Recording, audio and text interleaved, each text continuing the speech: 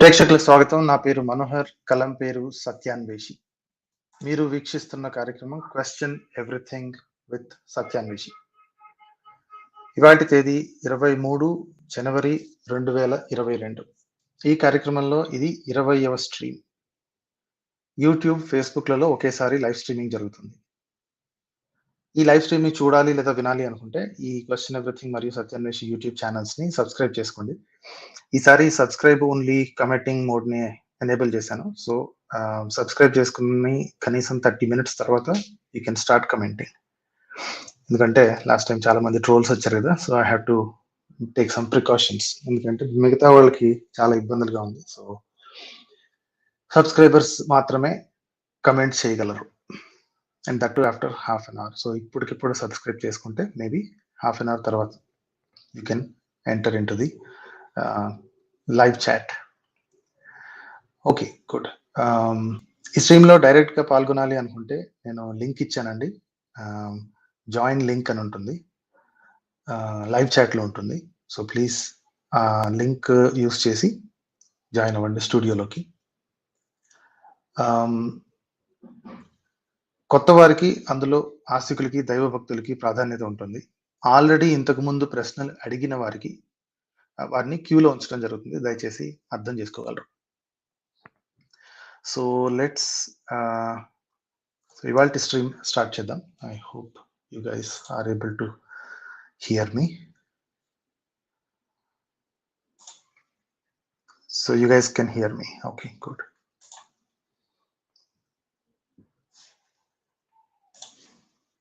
Okay, 23 members live. That's good. Okay, great. So last week homework చేసి ఉంటారని, at least కొంతమంది అయినా చేసి ఉంటారని ఆశిస్తున్నాను. కాన్ఫార్మిటీ అనేది చూస్తే, ఆ వీడియో కనుక చూస్తే లింక్స్ పాత స్ట్రీమ్లో ఉన్నాయి. QE19 స్ట్రీమ్లో ఉన్నాయి. The genius of Charles Darwin మరియు కాన్ఫార్మిటీ, ఈ రెండు చూడమని చెప్పాను. సో ఐ థింక్ కనీసం కొంతమంది చూసుంటారు. ఇవి చెప్పడంలో ఉద్దేశం ఏంటంటే, ఈ హోంవర్క్ కానీ ఇవి కానీ ఇవ్వడంలో ఉద్దేశం ఏంటంటే, కొన్ని ఇంపార్టెంట్ సైంటిఫిక్ వీడియోస్ కానీ, లేకపోతే at least one side of the perspective, human mind ఎలా పనిచేస్తుంది, ఇవన్నీ కనుక మీరు కొన్ని వీడియోస్ చూడగలిగితే మీ యూట్యూబ్ స్ట్రీమ్ స్క్రోల్ ఏదైతే ఉందో అవి కొంచెం సైంటిఫిక్ ఐటమ్స్ ఇంక్లూడ్ అవుతూ ఉంటాయి. ఎప్పుడు ఒకే రకమైన బావిలో ఇరుక్కుపోవడం కంటే వేరు వేరు రకాల ఆలోచనలు చూడటం జరిగితే మన బ్రెడ్త్ పెరుగుతుంది అనమాట, మన ఆలోచన పరిధి పెరుగుతుంది. ఓకే, ఈసారి ఒక కొటేషన్తో స్టార్ట్ చేద్దామండి. ఈ quotation interestingly it is coming from Hitopadesha. Okay, Hitopadesha అని సాధారణ శకం 800 నుంచి 950 మధ్యలో రాశారు అని చెప్పుకుంటారు. సో మనకి కరెక్ట్గా ఎగ్జాక్ట్ టైం తెలీదు. ఇంకా యాక్చువల్లీ దీని మీద రీసెర్చ్ బట్టి ఎవరు రాశారు అనే దానికి పర్ఫెక్ట్గా ఆన్సర్ లేదండి. ఇద్దరు పేర్లు వినిపిస్తుంటాయి, కానీ ఎగ్జాక్ట్గా తెలీదు. బట్ మనకి మనిషితో సంబంధం కంటే కూడా కంటెంట్తో సంబంధం, రైట్? సో ఇక్కడ చాలా చక్కగా రాస్తారు. విద్యా దదాతి వినయం, వినయాద్యాత పాత్రతాం, పాత్రత ధనమాప్నోతి, ధనాధర్మం తతః సుఖం. సో విద్య, ఎడ్యుకేషన్ కాదు, నాలెడ్జ్కి ఎడ్యుకేషన్కి చాలా తేడా ఉంది. మనకు తెలిసిందే కదా. ఎడ్యుకేషన్ అంటే సర్టిఫికేట్ ఉండటం, నాలెడ్జ్ అంటే చదువుకున్న దాన్ని ఎలా వాడుకోవాలో తెలియటం, అది నాలెడ్జ్. అది ఉంటే హ్యూమిలిటీ వస్తుంది, వినయం వస్తుంది, కొంచెం తగ్గి ఉంటారు. ఎడ్యుకేషన్ మాత్రమే ఉన్నవాళ్ళు, సర్టిఫికేట్లు మాత్రమే ఉన్నవాళ్ళు కళ్ళు నెత్తికెక్కుతాయి. ఎందుకంటే వాళ్ళకి వినయం ఉండదు, వాళ్ళకి హ్యూమిలిటీ ఉండదు. జస్ట్ వాళ్ళకి సర్టిఫికేట్ ఉందంటే, నేను ఫలానా యూనివర్సిటీ లేదా నేను ఫలానా గ్రూప్లోకి చెందిన వాడిని, రైట్? వినయం ఉంటే మెరిట్ ఆటోమేటిక్గా వస్తుంది. పాత్రతాం అంటే merit, you will be deserving, right? పాత్రతాం అంటే నీకు డిజర్వింగ్ వస్తుంది, యూ విల్ బి డిజర్వింగ్. దేనికి డిజర్వింగ్? వెల్త్. ఇక్కడ పాత్రత ధనమాప్నోతి అనగానే డబ్బులు వస్తాయి అనుకుంటారు. ధనం అంటే డబ్బులు మాత్రమే కాదు కదా, వెల్త్. ఓకే, సంపద. అది జ్ఞాన సంపద కావచ్చు, గౌరవం అనే సంపద కావచ్చు, నిజంగానే ధనం కూడా కావచ్చు.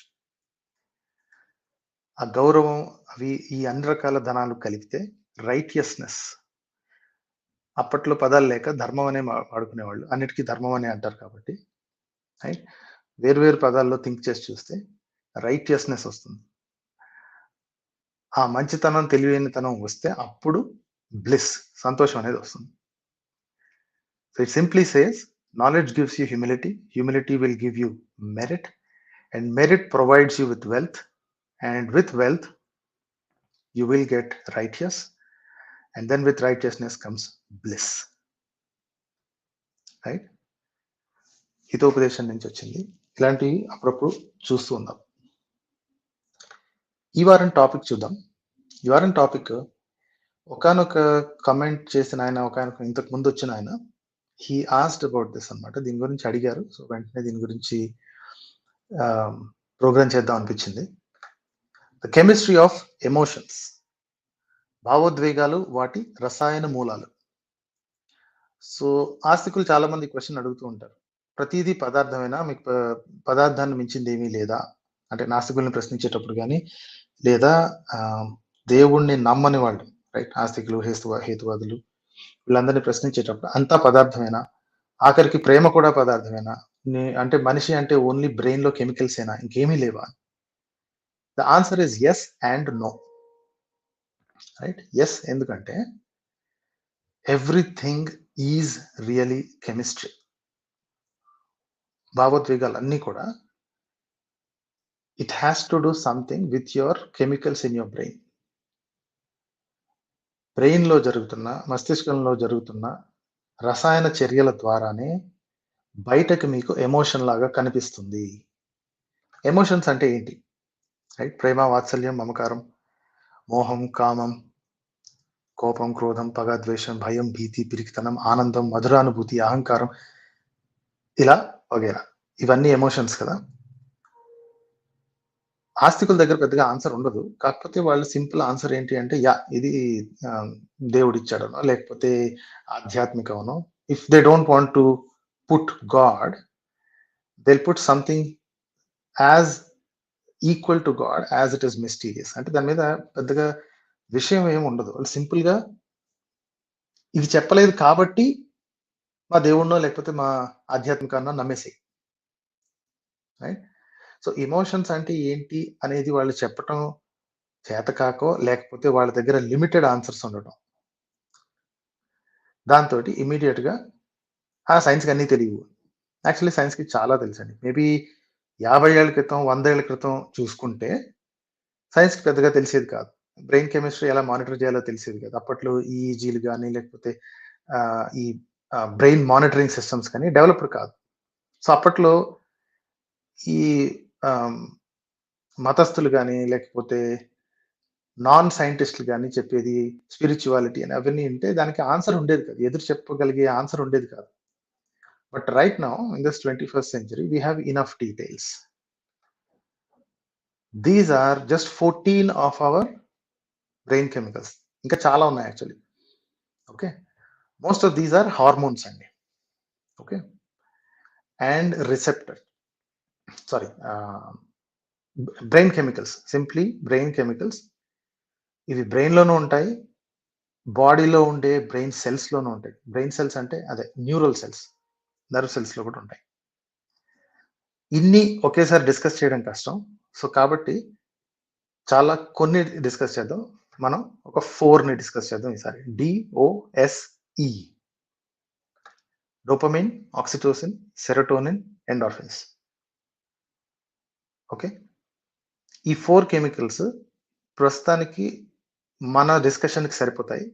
ఫ్యూచర్లో మళ్ళీ మనం కొంచెం డిస్కస్ చేద్దాం అనుకుంటే చేద్దాం. ఈ 4 కెమికల్స్ని చూద్దాం, మీకు కంప్లీట్ క్లారిటీ వస్తుందని ఎక్స్పెక్ట్ చేస్తున్నాను. రాకపోతే మరోసారి మనం డిస్కస్ చేద్దాం. డోపమిన్, ఈ డోపమిన్ అనే కెమికల్ షార్ట్ టర్మ్ ప్లెజర్స్కి కనిపిస్తుందండి.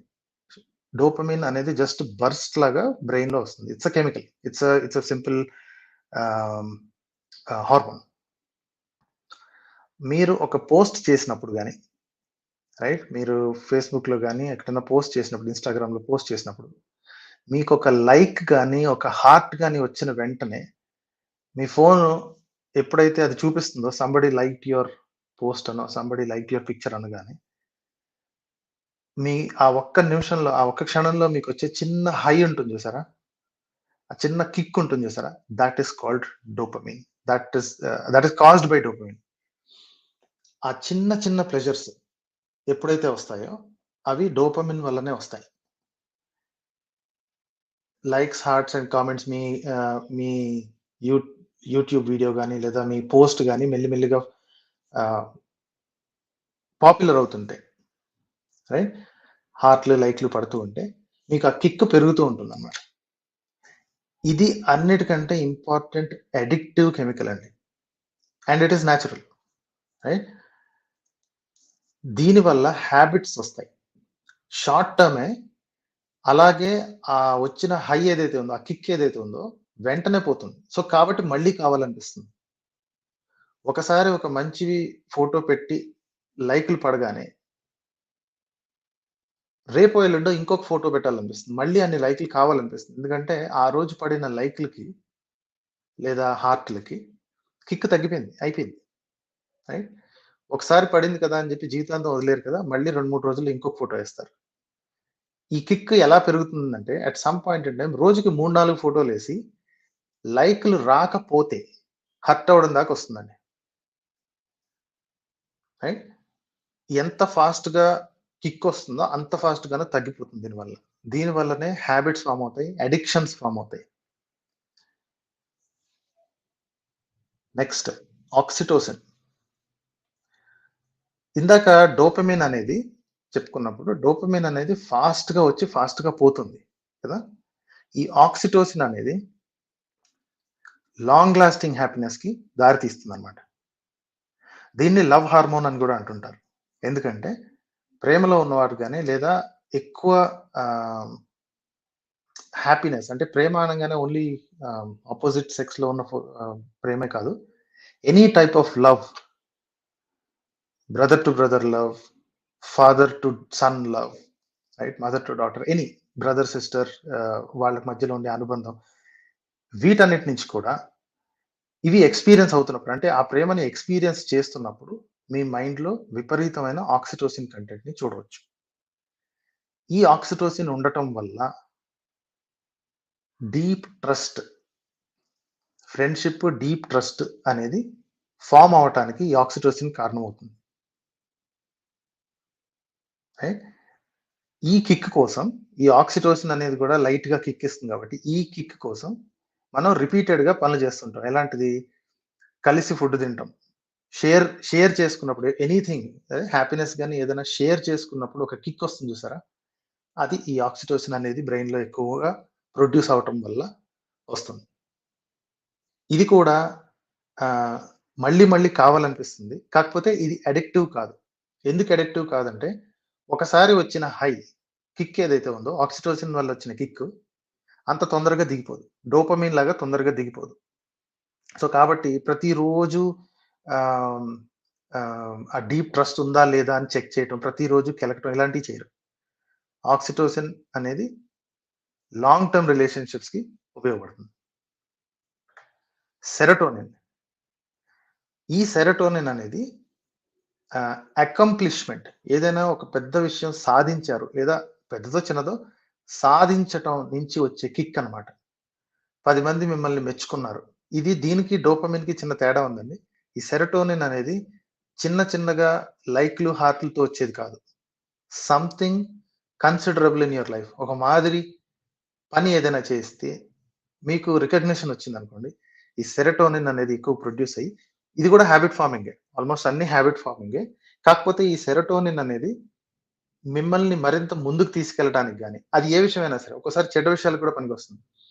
మీరొక తప్పు పని చేస్తే రికగ్నిషన్ వచ్చిందనుకోండి కొంతమంది నుంచి, మరోసారి ఆ కిక్ కోసం మరో తప్పు పని చేసే అవకాశం ఉంది. రైట్? పాపులర్ అవ్వటానికి అది ఏ విధమైన పాపులర్ అయినా అవ్వచ్చు. మంచికి గాని, చెడుకి గాని. ఈ సెరటోనిన్ అనేది వచ్చేది only with sense of accomplishment or recognition. Right? లీడర్‌గా మిమ్మల్ని మీరు లీడర్‌గా చూసుకుంటారు. ఎండార్ఫిన్స్. ఇవి ఎండార్ఫిన్స్ అని ఎందుకన్నాం అంటే it's not one chemical, it's a group of chemicals అన్నమాట. ఇవి న్యాచురల్ పెయిన్ కిల్లర్స్ అండి. పెయిన్ కిల్లర్స్ అనగానే అది ఇంకో రకంగా తీసుకోవద్దు. ఇది ఎప్పుడప్పుడు వస్తుందంటే మీరు జిమ్‌లో బాగా వర్కౌట్ చేస్తే మీ కాళ్ళు చేతులు పీకేస్తుంటాయి. కానీ అయిపోంగానే మీకు ఒక రకమైన హై వస్తుంది. అందుకే జిమ్‌కెళ్ళే వాళ్ళకి వచ్చే కిక్ ఏదైతే ఉందో అది రిపీట్‌గా కోరుకుంటారు. రైట్? ఒకసారి ప్లస్ సెరోటోనిన్ 2 కలిసి పనిచేస్తూ ఉంటాయి. కడుపు నొప్పి వచ్చేంత వరకు నవ్విన తర్వాత కూడా ఆ కడుపు నొప్పిని ఎంజాయ్ చేస్తూ ఉంటారు. ఏరోబిక్స్, యోగా చేసేవాళ్ళు, స్ట్రెచ్‌లు చేసేవాళ్ళు కాళ్ళు చేతులు పీకేస్తాయి. అయినా సరే ఆ కిక్‌ని ఎంజాయ్ చేస్తూ ఉంటారు. ఆ పెయిన్‌ని, ఆ నొప్పిని ఎంజాయ్ చేస్తూ ఉంటారు. Reason is this endorphins. Next parent child రిలేషన్‌షిప్‌లో గూడా ఈ బ్రెయిన్ కెమిస్ట్రీ చూడగలుగుతామండి. రైట్? ప్రేమ, ఆప్యాయత అనే దానికి మెజర్‌మెంట్స్ ఏముంటాయని? యెస్, మెజర్‌మెంట్స్ ఉంటాయండి. ఇందాక కెమిస్ట్రీ ఆఫ్ ఎమోషన్స్ అనగానే అది హ్మ్, జస్ట్ పదార్థమేనా ఇంకేమైనా ఉందా అంటే యెస్ అండ్ నో అన్నాను కదా! యెస్ అన్నది ఎందుకంటే yes we can measure the amount of అంటే ఏం జరుగుతుంది అనేది తెలుసుకోవడానికి ఉపయోగపడుతుందండి. ఎవరిని ప్రేమిస్తారు? ఎంత ప్రేమిస్తారు? ఆ ప్రేమకి ఆహ్, బరువెంత? వెడల్పెంత? దాని పొడుగెంత? ఇలాంటి మెజర్‌మెంట్స్ లేవు గానీ, అలాంటివి ఉండే అవకాశం లేదు. ఎందుకంటే ఇట్ ఈస్ పర్సనల్ ఎక్స్‌పీరియన్స్. ఆ పర్సనల్ ఎక్స్‌పీరియన్స్ పార్ట్ ఉంది గదా! అది పదార్థం మాత్రమే కాదు అనే పీస్‌కి సపోర్ట్ చేస్తుంది. ప్రేమంటే ఏంటో తెలీదు, లేదా ఆప్యాయత అంటే అసలు సైన్స్‌కేంటో తెలీదు అనే మాట కంప్లీట్‌గా రాంగ్. ఎటువంటి హ్యూమన్ ఎమోషన్ అయినా ఒక మనిషి ఎక్స్‌పీరియన్స్ చేస్తుంటే, అనుభూతి పొందుతుంటే, అతని బ్రెయిన్‌లో ఏం జరుగుతుంది? ఏదెక్కువుంది? ఏది తక్కువుంది? ఏ పార్ట్స్ ఆఫ్ ద బ్రెయిన్ మెదడులో ఏ మూల వెలుగుతుంది? ఏ మూల పనిచేస్తుంది? అనేది తెలుసుకునే అంత సఫిషియంట్ టెక్నాలజీ మన దగ్గరుంది. ఇది ఎందుకు పనికొస్తుంది? దీనివల్ల ఏంటి ఉపయోగం? అనేది మనం మెల్లిగా డిస్కస్ చేద్దాం. కానీ తెలుసుకోవడం అనేది ఫస్ట్ ఇంపార్టెంట్ స్టెప్. ఒక మదర్, ఒక బేబీ పుట్టిన తర్వాత యాక్చువల్లీ భయంకరమైన నొప్పులతో పుట్టిన తర్వాత కూడా అంత నొప్పిని అంత నొప్పికి కారణమైన బిడ్డను కూడా మామూలుగా అంత నొప్పికి ఇంకెవరైనా కారణమైతే వాళ్ళ మీద జీవితాంతం పగ పెంచుకుంటాం. కానీ ఇన్‌స్టంట్‌గా ఆ బిడ్డ మీద ప్రేమ పుట్టుకొస్తుంది. దానికి కారణం oxytocin flood. Actually there are many other chemicals. Right?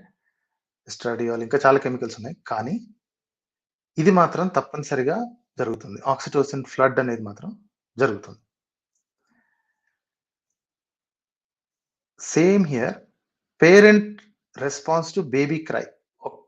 మీరొకసారి గమనిస్తే మీరు ఎలాంటి సౌండ్‌నైనా సరే కంటిన్యూయస్‌గా వింటూ ఉంటే మీ బ్రెయిన్ దాన్ని ఇగ్నోర్ చేయటం, రైట్? దాని గురించి పట్టించుకోకపోవడం గమనిస్తారు.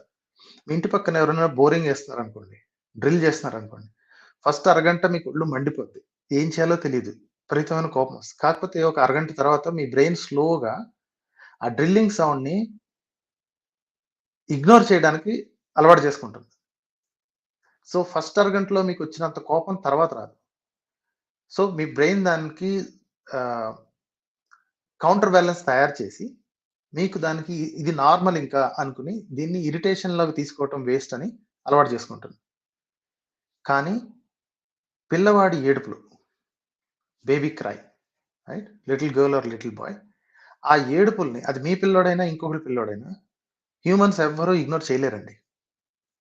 Right? Unless I don't know maybe if you are a psychopath or something. Normal humans ఎవ్వరు కూడా ఒక ఏడుస్తున్న బిడ్డ ఏడుపుని ఇగ్నోర్ చేయటం అనేది జరగదు. వెంటనే మీ బ్రెయిన్‌లో యాక్టివేట్ అవుతుంది. మీరు దాన్ని ఫిజికల్‌గా ఇగ్నోర్ చేయొచ్చు. అంటే మైండ్ రిజిస్టర్ చేసినా సరే మీరేం అటు ఇటు తిరగకుండా, చూడకుండా ఉండొచ్చు. ఎనక బిడ్డ ఏడుస్తుంటే మీ పాటికి మీరు చదువుకోవటమే చేయొచ్చు. కాకపోతే మీ బ్రెయిన్‌ని మ్యాపింగ్ చేస్తే ఎవ్రీ టైమ్ ఒక బిడ్డ ఏడుపు వినగానే మీ మైండ్ ఎట్టి పరిస్థితుల్లో యాక్టివేట్ అవుతుంది. యాక్టివేట్ అయితే ఏమవుతుంది అనేది ఈ పర్టిక్యులర్ లింక్ లో రాసి ఉంది. ఈ లింక్స్ అన్నిటిని నేను కింద డిస్క్రిప్షన్ లో పెడతాను, మీరు తప్పనిసరిగా చూడండి. రైట్, చూసిన తర్వాత మేబీ నెక్స్ట్ వీక్ మళ్ళీ మనం ఉన్నప్పుడు వీటి మీద ఏమైనా ప్రశ్నలు ఉంటే అడగచ్చు. నేను చెప్పొచ్చేది ఏంటంటే there is chemical basis for hour emotions. అవి జస్ట్ గాల్లోంచి పుట్టి, లేకపోతే దేవుడు ఇచ్చిందో, లేకపోతే అనిర్వచనీయమైనది. అనిర్వచనీయం అంటే ఎక్కడ పుడుతుంది, ఎవరి మీద ప్రేమ పుడుతుంది, ఎంత పుడుతుంది అనేది చెప్పలేము, కానీ అది పర్సనల్ ఎక్స్పీరియన్స్ కాబట్టి, పర్సనల్ చాయిస్ కాబట్టి. కానీ ఆ పర్టికులర్ ఎమోషన్ జరుగుతున్నప్పుడు మీ మైండ్లో ఎలాంటి ఏరియాస్, ఎలాంటి కెమికల్స్ కనిపిస్తాయి, ఎలాంటివి మన మెజర్మెంట్స్కి దొరుకుతాయి, రైట్, ఇవన్నీ తెలుసుకోవచ్చు. సో అదండి, these are the fundamental chemicals. మీరు తర్వాత ఇంకొకసారి వీటి గురించి జస్ట్ పైన చదివినా సరిపోతుంది, తెలుసుకోవడంటే మంచిదే కదా. That is the chemistry of our emotions అని. హోంవర్క్ చూద్దాం.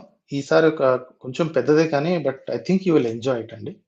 ఈ హోంవర్క్ మీరు నెక్స్ట్ వీక్ లోపల చేసుకోవచ్చు. సైకాలజీ అనే ఒక క్రాష్ కోర్స్ ఉందండి. 40 ఎపిసోడ్స్ ఉంటాయి. జస్ట్ 10 నిమిషాలు, 8 నిమిషాలు, 12 నిమిషాల కంటే ఎక్కువ ఉండదు. కాకపోతే 40 ఉంటాయి. అన్ని చూడటం ఇష్టం లేకపోతే మనం కొన్ని ఎపిసోడ్స్ చూడండి. ఈ ఎపిసోడ్స్ నంబర్స్ నేను రాశాను ఇక్కడ, 3, 7, 8, 13, 25, 37 అండ్ 40. వీటన్నిటికీ సబ్ టైటిల్స్ ఉన్నాయి. సో మీరు సబ్ టైటిల్స్ ఆన్ చేసుకుని ఎల్లిగా చూసిన, ఇతను కొంచెం స్పీడ్ గా మాట్లాడతాడు. ఈ హ్యాంక్ గ్రీన్ అనే అతను కొంచెం స్పీడ్ గా మాట్లాడతాడు. మీరు స్పీడ్ తగ్గించుకోవచ్చు, మీ యూట్యూబ్ లో స్పీడ్ తగ్గించుకోవచ్చు. రైట్, 0.75 పెట్టుకుని చూడండి తప్పనిసరిగా. Okay, so that is today's introduction. So 39 members live లో ఉన్నారు. సో విల్ స్టార్ట్ అండి, విల్ స్టార్ట్ టేకింగ్ కాల్స్.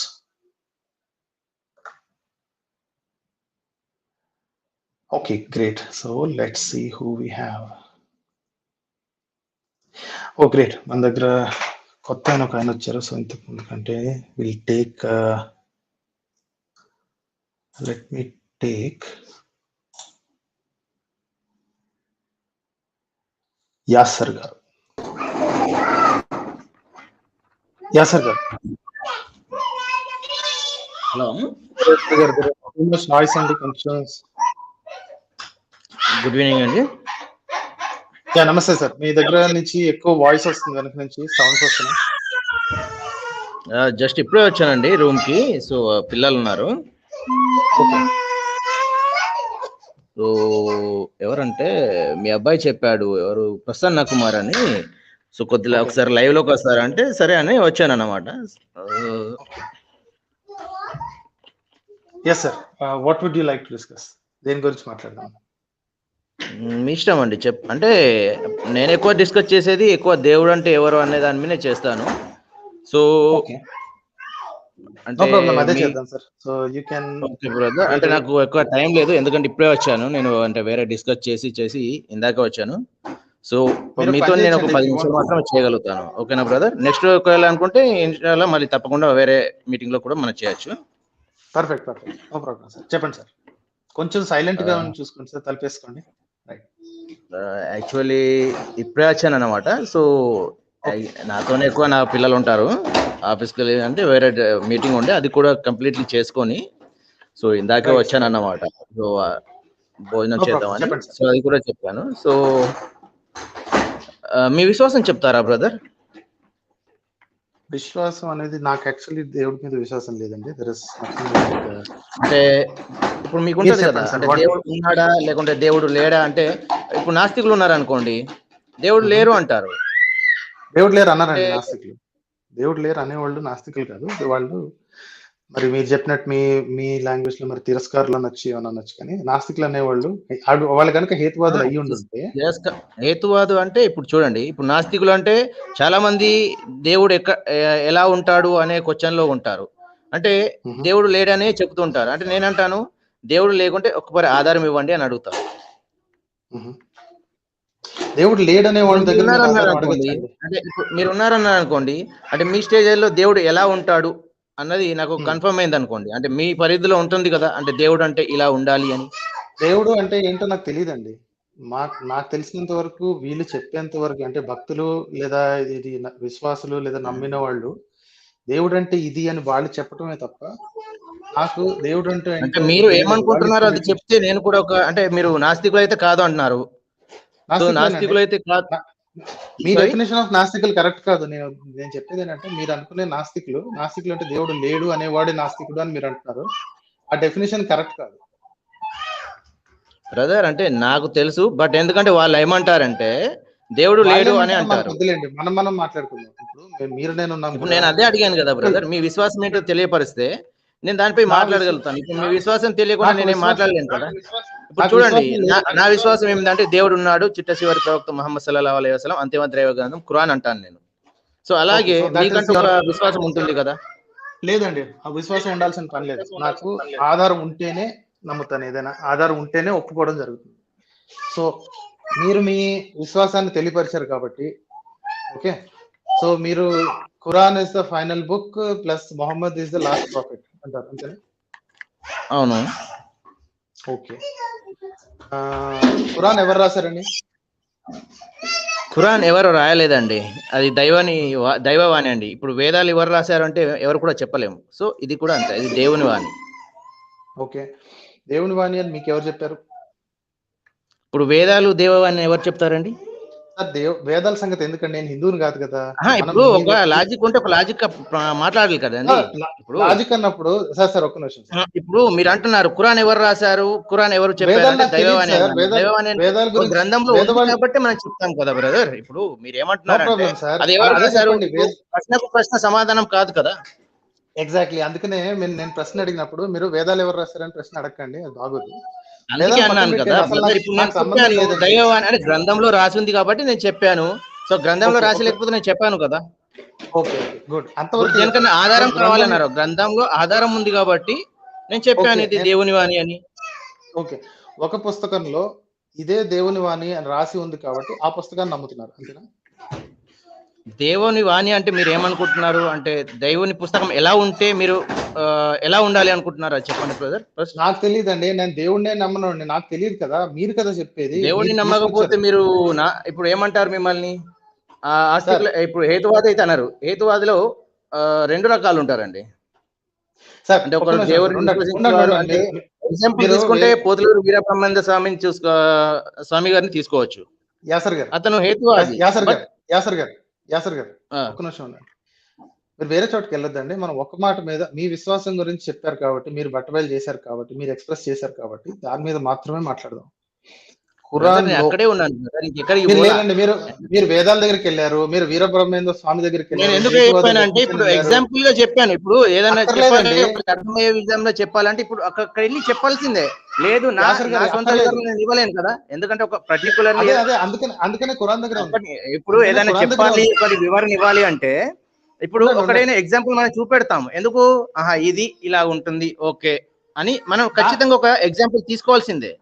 లేదు నా పాట నేనే పాడతాను, మీ పాట మీరే పాడతాంటే అది వాదన అవుతుంది కానీ చర్చ ఎలా అవుతుందండి? మీరు చెప్పారు ఇప్పుడు వీరబ్రహ్మేంద్ర స్వామి మొహమ్మద్ ఒకలేనా?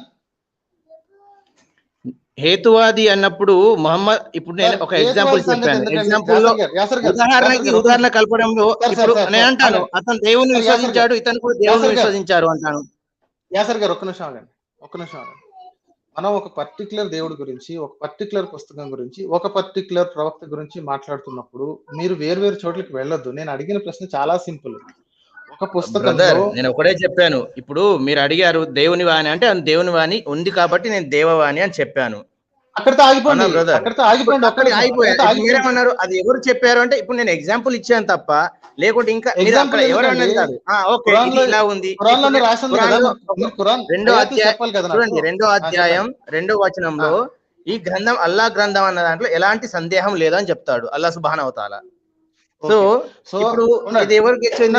ముహమ్మద్ సల్లల్లాహు అలైహి వసల్లం గాని హృదయ పలకం మీద వచ్చినప్పుడు అతను విని వాళ్ళ అనుచరులు దాని ఆయన కంఠస్థం చేశాక అతని అనుసరులు రాయడం జరిగింది, అది లిఖించడం జరిగింది. ఎందుకంటే ఇతరులకి గ్రంథ రూపంలో రావడానికి. ఎగ్జాక్ట్లీ. సో ఇప్పటికి ఇక్కడికి అయిపోయింది, ఇది ఇక్కడికి అయింది. తర్వాత మీరు ఏం క్వశ్చన్ అడగాలనుకున్నారు అదే అడగండి. దాన్ని కాంట్రవర్సీ చేసినప్పుడు నేను కూడా వేరే దాన్ని వెళ్ళడం జరుగుతుంది కదా. సో మీరు చెప్పేది మీకు అర్థమయ్యే ధోరణిలో నేను చెప్తున్నాను, నాకు అర్థమైంది కాబట్టి నా ప్రశ్న. యాసర్ గారు ఎక్కడికి వెళ్తున్నాము నేను డైరెక్ట్ క్వశ్చన్ అడుగుతున్నాను. ఎక్కడికి వెళ్ళలేదు, నేను ఇక్కడే కూర్చున్నాను. Sir please hold on sir. అల్ బకరాలో రెండో అయాత్లో రాసి ఉంది, అవునా? అల్ బకరా ద కౌ, అందులో ఇదే పుస్తకం, ఇందులో అనుమానం లేదు అని రాసింది, అంతేనా? సారీ, ఖురాన్ లో 2వ అధ్యాయం అల్ బకరాలో వర్స్ నంబర్ 2 అందులో ఇది రాసింది, అవునా? ఎందులో? నేను ఖురాన్ నుంచి ఓపెన్ చేశానండి, quran.com ఓపెన్ చేశానండి, అందులో అల్ బకరా అని రాసింది. సూరా 2వ అధ్యాయంలో 2వ వాక్యం అదే కదండి. నేను అదే చెప్తున్నాను, అవునా అని అడిగాను సార్. ఎస్ ఆర్ నో అంటే ఎస్ అని చెప్పండి, సరిపోతుంది. ఓకేనా? అదే చెప్తున్నాను కదా, 2వ వాక్యంలో 2వ అధ్యాయం 2వ వాక్యం అని చెప్పాను కదా.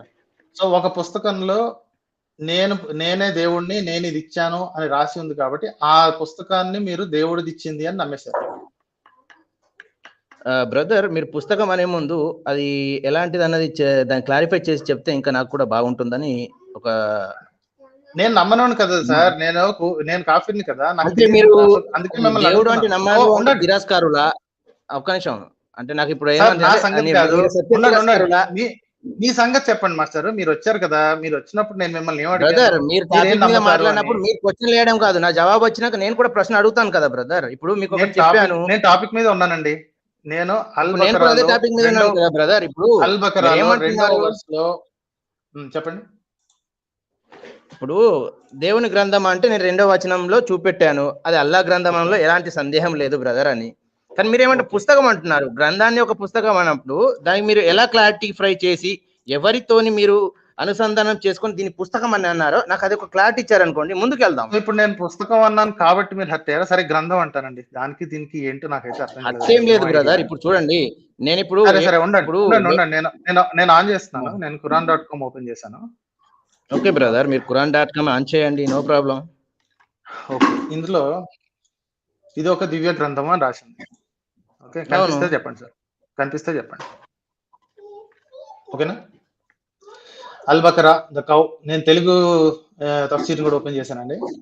ఓకే బ్రదర్, నాకు అరబీలో చెప్పమని చెప్తాను, మీకు అర్థమయ్యేలా తెలుగులోనే మాట్లాడతాను. నేను తెలుగు ఓపెన్ చేశాను కాబట్టి మీరు ఆగండి. ఓకే, సో ఇందులో రాసి ఉంది కాబట్టి ఈ గ్రంథం అనేది ఇదేంటి సందేహం లేదు అని ఈ గ్రంథంలోనే రాసి ఉంది కాబట్టి మనం ఈ గ్రంథాన్ని ఒప్పుకోవాలి, అంతేనా? అవును, ఇదే మాట భగవద్గీతలో కూడా రాసి ఉంది, ఇదే మాట బైబిల్లో కూడా రాసి ఉంది. బ్రదర్ భగవద్గీత ఎవరు రాశారు బ్రదర్? రాసి ఉంది కదండి, ఎవరు రాస్తే ఉంది ఇక్కడ కూడా మీకు తెలియదు కదా ఎవరు రాశారు అంటే. ఇప్పుడు నేను రాసి, ఒక నిమిషం వినండి, నేను రాసి ఇది ఒక గ్రంథం, ఇది దైవుని గ్రంథం అంటే సరిపోతుందా? దానికి ఒక క్వాలిఫికేషన్ ఉంటాయి కదా. మొహమ్మద్ అదే కదా. ఎవరు చెప్పారు? మొహమ్మద్ రాశారని మీరు చూపెట్టాలి కదా, ప్రూఫ్ చూపెట్టి అడగండి. మొహమ్మద్ సల్లల్లాహు అలైహి వసల్లం గారు స్వతహాగా రాశారని మీరు ప్రూఫ్ చూపెట్టి అడగాలి. ఎప్పుడు ఒక నిరక్షరాసుడు ఎలా రాశాడు అన్నది ఇప్పుడు నాకు చెప్పండి. అతనికి ఆల్రెడీ మీకు ముందే చెప్పాను, వివరించాను. ఏమన్నాను? అతని హృదయ పలకం మీద అవతరించింది.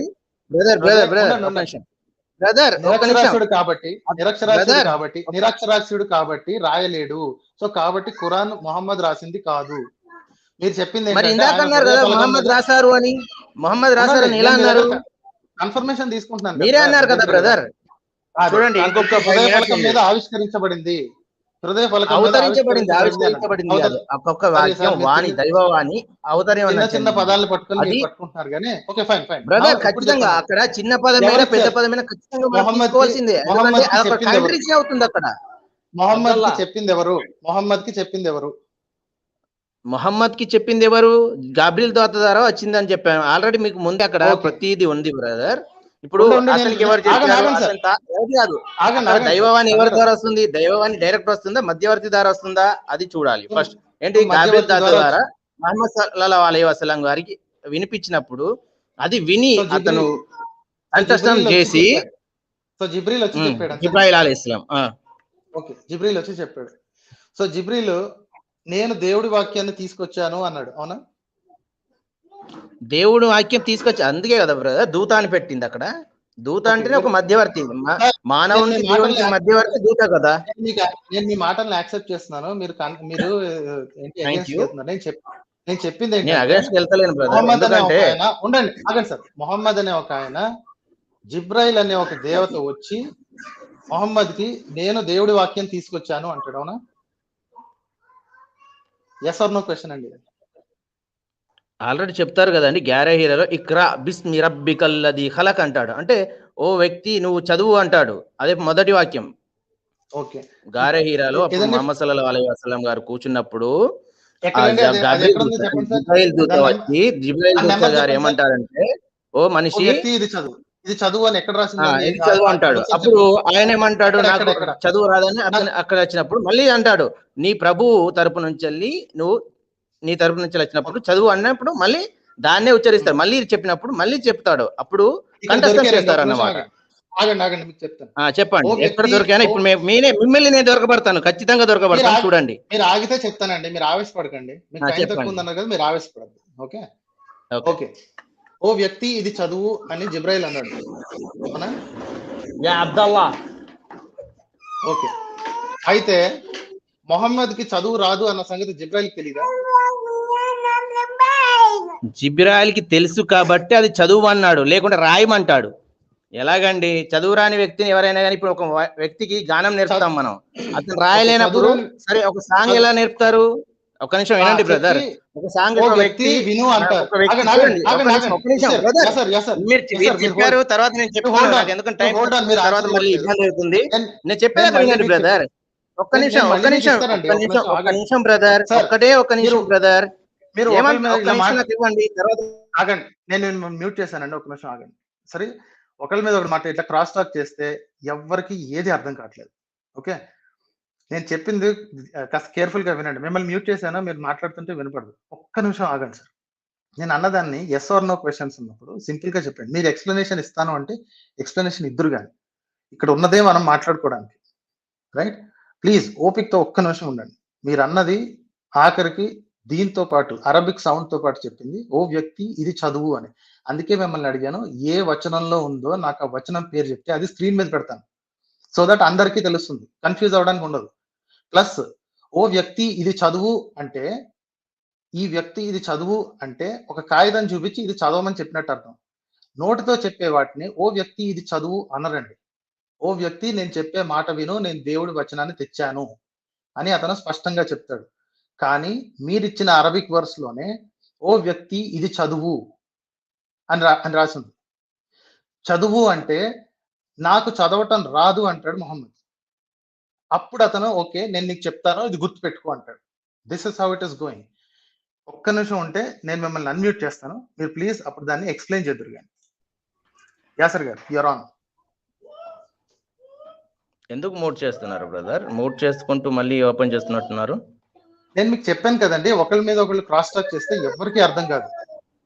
ఇప్పుడు నేను అందుకే అంటున్నాను కదా బ్రదర్, మీరు ఒక చెప్పినప్పుడు నేను ఒకటి చెప్తున్నాను, మీరు అక్కడ మనకి ఎందుకంటే వాయిస్ అనేది సరిపడదు. చెప్పండి సార్, ఇప్పుడు చెప్పండి. నేను అడిగాను కదా క్వశ్చన్, అది చెప్పండి సార్.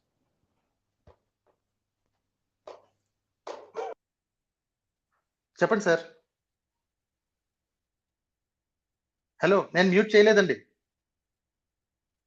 యాసర్ గారు. వచనం నంబర్ చెప్పండి సార్. ఏ వచనంలో ఓ వ్యక్తి ఇది చదువు అని అన్నాడు కదా జిబ్రాయిల్, ఆ జిబ్రీల్ ఎక్కడన్నాడు? ఆ వచనం పేరు చెప్పండి, ఆ వచనం నంబర్ చెప్పండి. యాసర్ గారు, మీరు మ్యూట్ అయినట్టున్నారు. యాసర్ గారు, నేను మ్యూట్ చేయలేదు ఇక్కడ.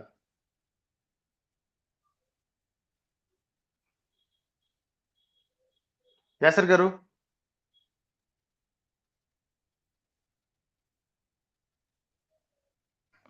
యాసర్ గారు. హలో, ఎస్ సార్, చెప్పండి సార్. వినిపిస్తుంది, చెప్పండి సార్. సార్ మీరు ఇప్పుడే అన్మ్యూట్ చేశారు, వినపడింది. Okay, I think he's joining again. Ya Yasir గారు, you join back, thank you. ఒక్క నిమిషం అండి. ఇప్పుడు చూడండి, సూర్య అలక్ లో ఇక్రా అలక్ అంటాడు, చదువు నీ ప్రభు. నంబర్ చెప్పండి సార్. సూర్య అలక్ బ్రదర్ నంబర్ చెప్పండి సార్. 96వ సూర. 96. Okay, very good. 96. ఇందులో నంబర్ చెప్పండి. చదువు నీ ప్రభు పేరుతో ఉంటుంది అక్కడ. ఇక్రా. ఓకే, ఇక్రా బిస్మి రబ్బికల్లది ఖలక్ అని ఉంటుంది. ఎక్సలెంట్. ఓకే, సో ఇక్కడ చదువు అంటాడు, చదువు అంటాడు అంటే ఇన్సాన్ అలక్, ఆయన మనిషిని నెత్తుటి ముద్దతో సృష్టించారు. అంటే ఎలాగో మనిషి ఎలా జన్మిస్తాడు అదన్నీ తెలిసిన విషయమే, కానీ అది వేరే టాపిక్ కాబట్టి అంత దూరం మనకు అవసరం లేదు. ఓకే, సో జిబ్రాయిల్ వచ్చి ఓ ప్రవక్త ఇది చదువు అన్నాడు, అవునా? చదువు నీ సృష్టించిన నీ ప్రభువు పేరుతో అంటాడు అక్కడ. Excellent, no problem. నేను ఇంతవరకే మాట్లాడండి, నాకు మొత్తం అయితే అవసరం లేదు. మొహమ్మద్ కి చదవటం రాదు అన్న సంగతి జిబ్రాయిల్ కి తెలుసా తెలియదు? బ్రదర్ అప్పుడే అందుకే అంటున్నాడు కదా, చదువు నీ ప్రభు పేరుతో అని. ఎందుకు అంటున్నాడు? ఒక చదువు రాని వ్యక్తిని మొదట స్టార్ట్ చేయి నీ ప్రభు పేరుతో అంటున్నాడు. అంటే అక్కడ ఏమంటున్నాడు? దేవుణ్ణి స్మరించుకొని నువ్వు చదువు అంటున్నాడు. చదువు రాని వాళ్ళకి చెప్పండి. ఇప్పుడు ఒక చదువు రాని పిల్లాన్ని మనం స్కూల్ పంపిస్తాం బ్రదర్, వాళ్ళు ఏం చేస్తారు? చదువు నాయన అని చెప్తారు. వాళ్ళు చదువుతారు చెప్పండి, నేను చెప్పింది రిపీట్ చేయి అంటారండి.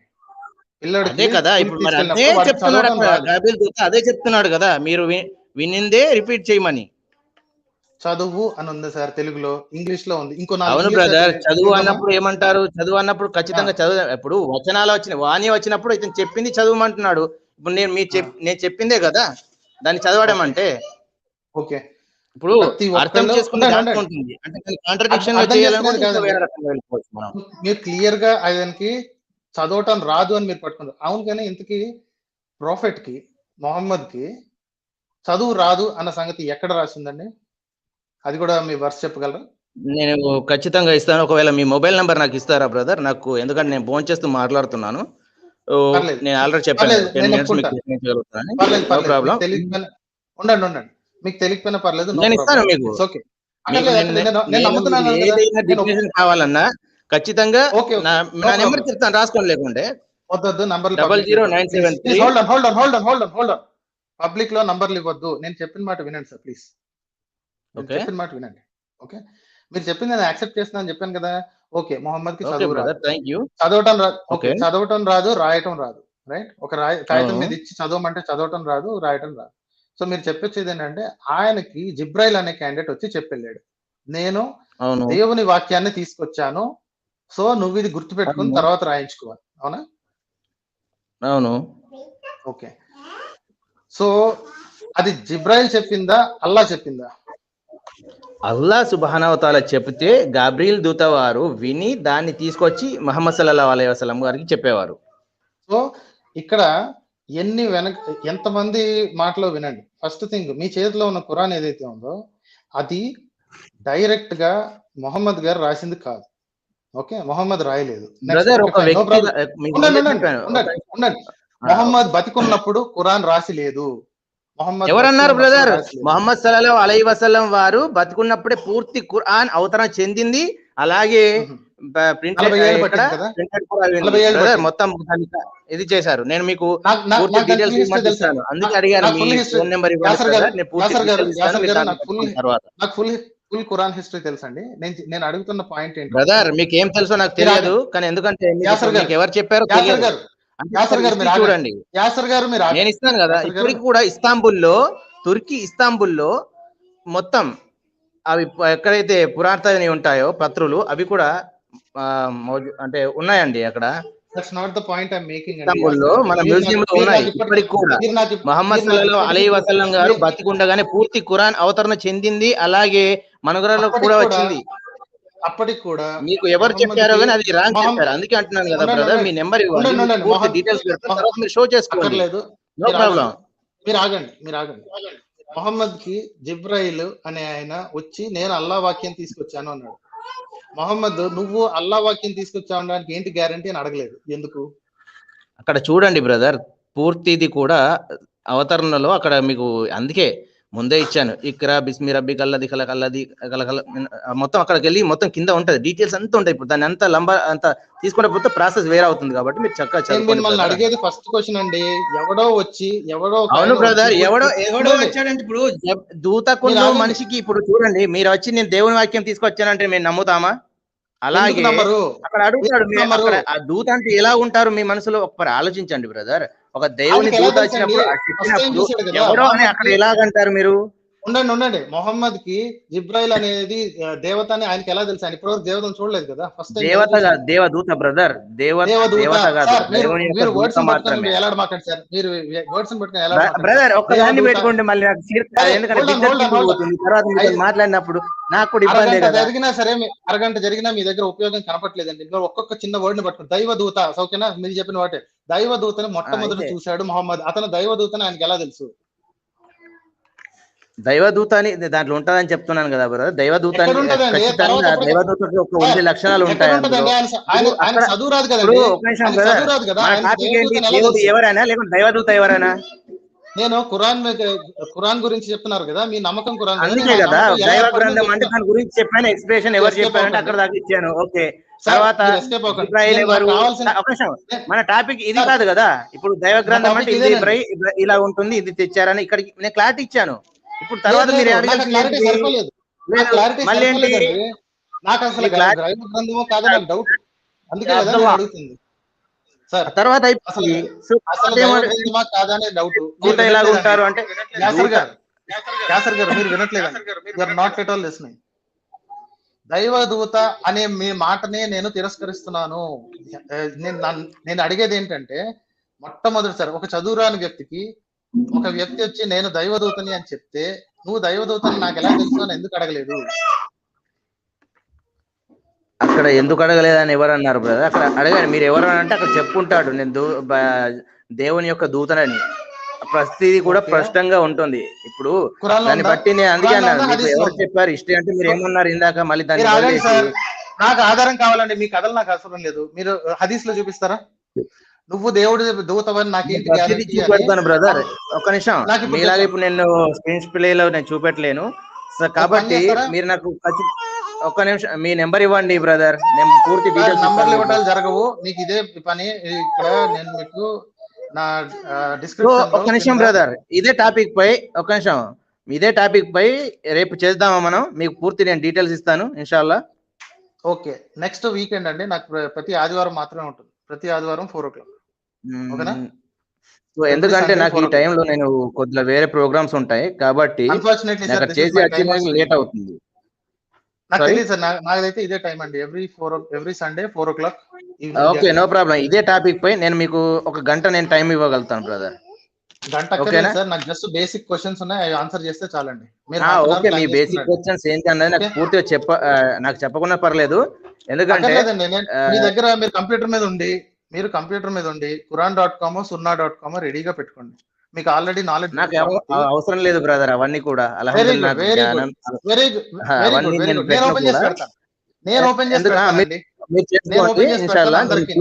పూర్తిగా మీరు ఏమంటారు ఏమడుగుతారు పూర్తిగా. I think we're done. ఎందుకంటే right now you could not establish. You said next week మీరు తప్పనిసరిగా తీసుకొస్తారని. సో నెక్స్ట్ వీక్ కలుద్దాం, ఓకేనా? Okay brother, thank you. Okay, thanks a lot అండి. Okay brother. Okay, that was great. Thanks for joining అండి యాసర్ గారు. Next week మనం తప్పనిసరిగా మళ్ళీ కలుద్దాం. I hope you will bring all your details. మరి quran.com ఓపెన్ అవసరం లేకపోయినా మనం మీకు చెప్పు ఉండాల్సింది, ఎందుకంటే యూ సెడ్ అన్ని మీకు గుర్తుంటాయని. But anyway, that's okay. Next okay, join link మళ్ళీ ఇస్తానండి. జాయిన్ అవ్వదలుచుకునే వాళ్ళు మళ్ళీ జాయిన్ అవ్వండి please. Let's do this. Okay, join link YouTube chat లో ఇచ్చానండి. అన్ఫార్చునేట్లీ యూట్యూబ్ చాట్ నుంచి మాత్రమే జాయినింగ్ ప్రస్తుతానికి ఎలా చేద్దాం అనుకుంటున్నాను. ట్రోల్స్ బాగా ఎక్కువైపోయారు. ఎనీవే, థ్యాంక్స్ అండి తెలుగు కార్టూన్ హబ్ గారు, మీరు యాసర్ గారిని పరిచయం చేశారు. ఐ హోప్ నెక్స్ట్ టైం మళ్ళీ ఆయన వస్తారు. సో జాయిన్ అవ్వండి. లింక్ యూట్యూబ్ లైవ్ చాట్ లో ఇచ్చాను. Very good. సో నెక్స్ట్ మనకి లైన్ లో డిఎస్ గారు ఉన్నారు. ఐ విల్ టేక్ డిఎస్ గారు ఇంటూ లైన్. ఓకే, డిఎస్ గారు యూఆర్ ఆన్లైన్ అండి. హలో ఎస్ సార్, డిఎస్ గారు. సార్, రీసౌండ్ ఏమైనా ఉంటుందా? కొంచెం రీసౌండ్ ఉంది సార్ నేను చెప్తుంది. Okay, thank you sir. Sir DS అంటే ఎవరో కాదు సార్, Durga Santosh. Thank you sorry. అండి. లాస్ట్ టైం లైన్లో ఉండి మా నాయనమ్మ గారు చనిపోవడం వల్ల ఆ రోజుల్లో అలా స్టక్ అయిపోయాను. సారీ. డిఎస్ అని ఎందుకు మార్చానంటే జస్ట్ కొత్త నేమ్తో మీరు అట్లీస్ట్ ఒక ఛాన్స్ ఇస్తారేమో మళ్ళీ అని లైన్లో ముందుగా అందుకు ఇచ్చాను. ఏం పర్లేదు, చెప్పండి. లేదండి, అంటే లాస్ట్ టైం వీడియో సొల్యూషన్ ఇచ్చారు. నాలాంటి రేషనలిస్ట్స్ ఎథిస్ట్లకి ఫ్యామిలీలో ప్రెజర్స్ వల్ల చాలా రిచువల్స్లో మీరు ఎలా చెప్పారంటే నార్మల్ టెంపుల్ విజిట్స్కి ఓకే, జస్ట్ వెళ్ళండి, దాంట్లో అక్కడ క్రతువులు కానీ రిచువల్ కానీ చేయించుకోకుండా మీ మటుకు మీరు చూసుకుని ఆ శిల్పాలు గట్రా చూసుకుని ఎంజాయ్ చేస్తూ వచ్చేయండి. కానీ వెరీ హార్డ్ హిట్టింగ్ రిచువల్స్ అనేవి కొన్ని ఉంటాయండి. అట్లా తప్పనిసరిగా పార్టిసిపేట్ చేయమని ప్రెజర్స్ అనేవి బాగా వస్తుంటాయి. వాటికి మనకి రిఫ్యూజ్ చేసి నేను చేయను అని కరాఖండిగా చెప్పేయడం ఎంతో కరెక్టా, లేకపోతే వీళ్ళకి ఎమోషనల్ బ్లాక్మెయిల్ లాంటిది చేస్తూ ఉంటే ఎలా వాటిని ఫేస్ చేయాలి కొద్దిగా చెప్పగలరు? అట్ ది సేమ్ టైం ఈ సొసైటీలో సైన్స్ని ఒక సబ్జెక్ట్ లాగా డీల్ చేస్తున్నారు. ఎల్కేజీ నుండి పీజీ వరకు. Yes sir. ఫస్ట్ ఆన్సర్ చేద్దాం. Okay sir. Heavy sound, resound వస్తుంది మీ దగ్గర. మ్యూట్ చేసుకోండి. Okay, fine. Okay, last time నేను చెప్పినట్టు బంధాలని తెంచేలాగా ఉన్న పట్టుదలలో అవసరం లేదండి. కానీ ఆ పట్టుదల ఎక్కడ ఉండాలంటే వాళ్ళు మీ మనోభావాల్ని ఏమాత్రం గౌరవించకుండా, మీకు అది ఏమాత్రం ఇష్టం లేని క్రతువు అని తెలిసి కూడా మీ చేత చేయించాలని పట్టుబడుతుంటే మీరు నో అని చెప్పే అవకాశం ఉందండి. నేను చెప్పినట్టు చిన్నవి అయితే పట్టించుకోవద్దు. ఇప్పుడు ఒక అరగంట పాటు ఒక హరికథ విందామనో, లేకపోతే ఒక ప్రవచనం విందామనో కూర్చొని మాట్లాడకుండా అంటే మీరు కూర్చుంటే మీకు మాక్సిమం నష్టం హాఫ్ అన్ అవర్, రైట్? లేదు ఇది ఏంటి 12 రోజుల వ్రతం లేదా 16 రోజుల నోము అని చెప్పి మీరు 16 రోజులు బ్లాక్ చేయడం అంటే దట్ ఈస్ మీ హక్కుల్ని ఇంకొంచెం ఎక్స్ట్రా లాక్కుంటున్నట్టు అనమాట, మీకు ఇష్టం లేదని తెలిసి కూడా, రైట్? లేదా పూర్ల దండాలు పెట్టడం. సో అలా పొర్లు దండాలు పెట్టడం, లేకపోతే ఇంకేదన్నా విపరీతమైన విషయం, something that you don't like, right? చిన్న విషయం పెద్ద విషయం అనేది మనకే తెలుస్తుంది. ప్లస్ నేను బ్లాంకెట్ గా చెప్పలేనండి. It should not be done like that. ఎవరి సిచ్యువేషన్ లో వాళ్ళకే తెలుస్తుంది ఏది చిన్న విషయం ఏది పెద్ద విషయం అనేది. మీరు హర్ట్ అవుతారని తెలిసి కూడా మీ ఇంటి వాళ్ళు మిమ్మల్ని ప్రెజరైజ్ చేస్తూ ఉంటే దాని అర్థం మీ మనోభావాలకి వాళ్ళు రెస్పెక్ట్ ఇవ్వట్లేదు, రైట్?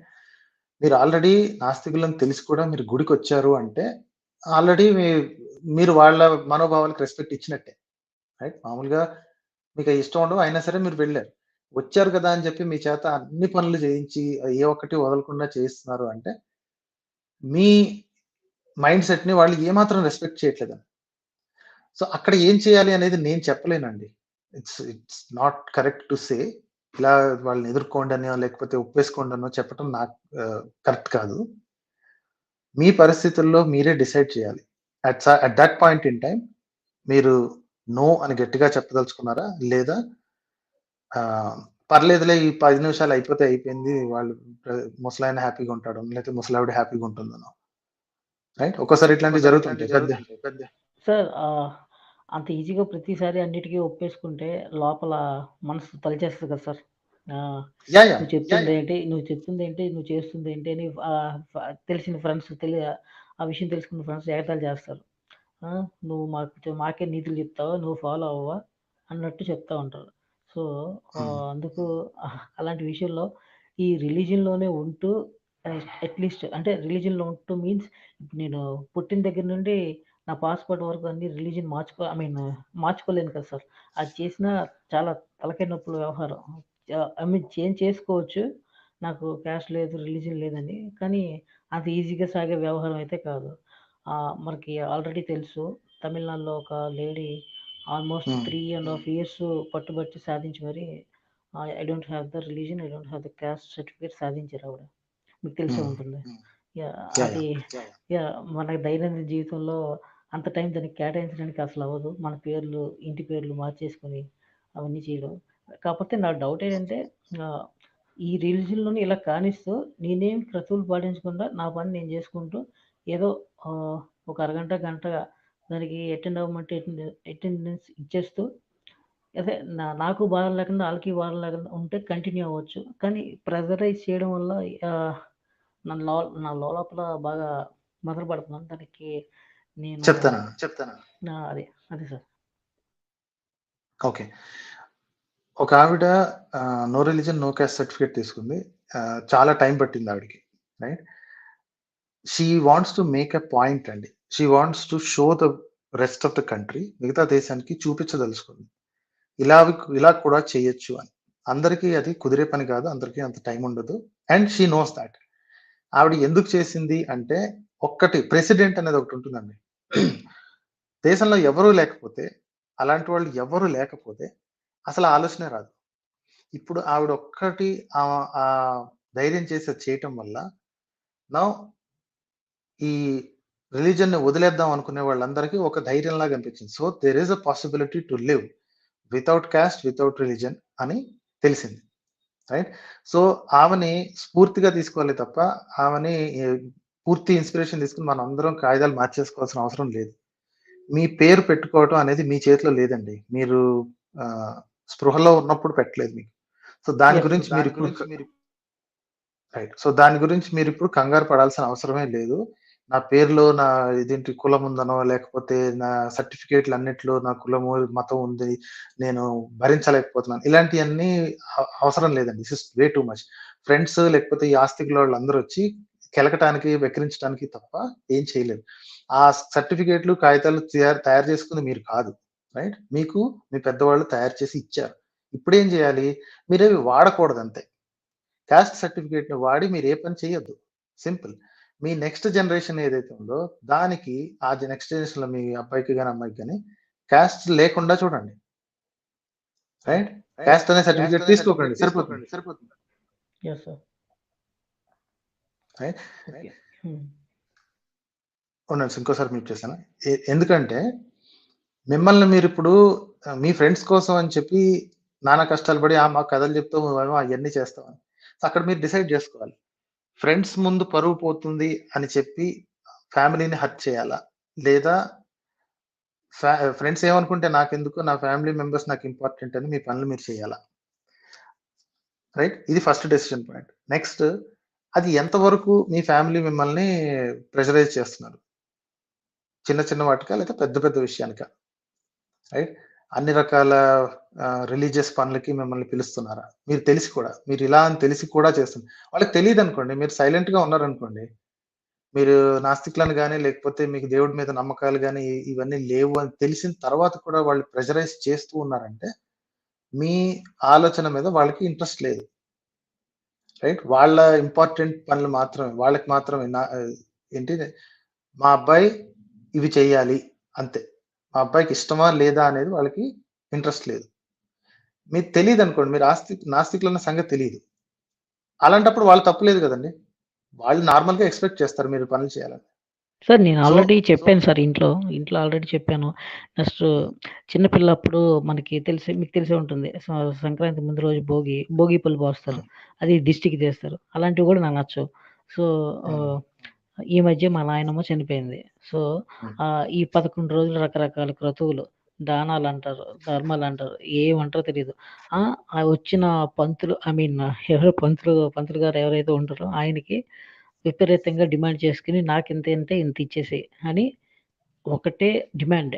ఇప్పుడు వాళ్ళు చేస్తున్న క్రతువులకు కూడా అంతే ఇవ్వడం ఎందుకు? అసలు ఇవ్వాల్సిన లేదు కదా. మీకు కావాలంటే బాడీని ఏదో కార్నియా కంటి కార్నియా ఉంటుంది కదా, అదేవో అది ఎవరికైనా హాస్పిటల్ కానీ ట్రస్ట్ కానీ డొనేట్ చేసేవచ్చు కదా. నెక్స్ట్ బాడీని నార్మల్గా మెడికల్ హాస్పిటల్ కూడా ఇచ్చేస్తే అయిపోతుంది కదా. కానీ వీళ్ళు వినరు. గతులు కావాలి వీళ్ళకి, స్వర్గం నరకం కావాలి, ఇంకా ఇంకా వదలరు, ఇంకా సంవత్సరం అని ఇంక వేరే ఉంటాయి, చాలా ఉంటాయి సార్. అందుకే నా బాధ అంత ఇది. చాలా సారీ సార్, మ్యూట్ చేశాను. No problem. అది చెప్పాను కదండి, పాత తరం వాళ్ళని ఇప్పుడు మార్చాలని ప్రయత్నిస్తే మీకు మనోవేదన తప్ప ఇంకేం మిగలదు సార్.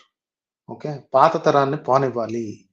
ఫస్ట్ నుంచి చెప్పాను, 50-60 ఏళ్ల పాటు భక్తిలో ఉండిపోయి వాళ్ళకి ఈ సీక్వెన్స్ అంతా ఫిక్స్ అయిపోయి మైండ్లో ఇప్పుడు మారమంటే, ఇప్పుడు స్వర్గం లేదు నరకం లేదు అంటే వాళ్ళకి అర్థం కాదండి.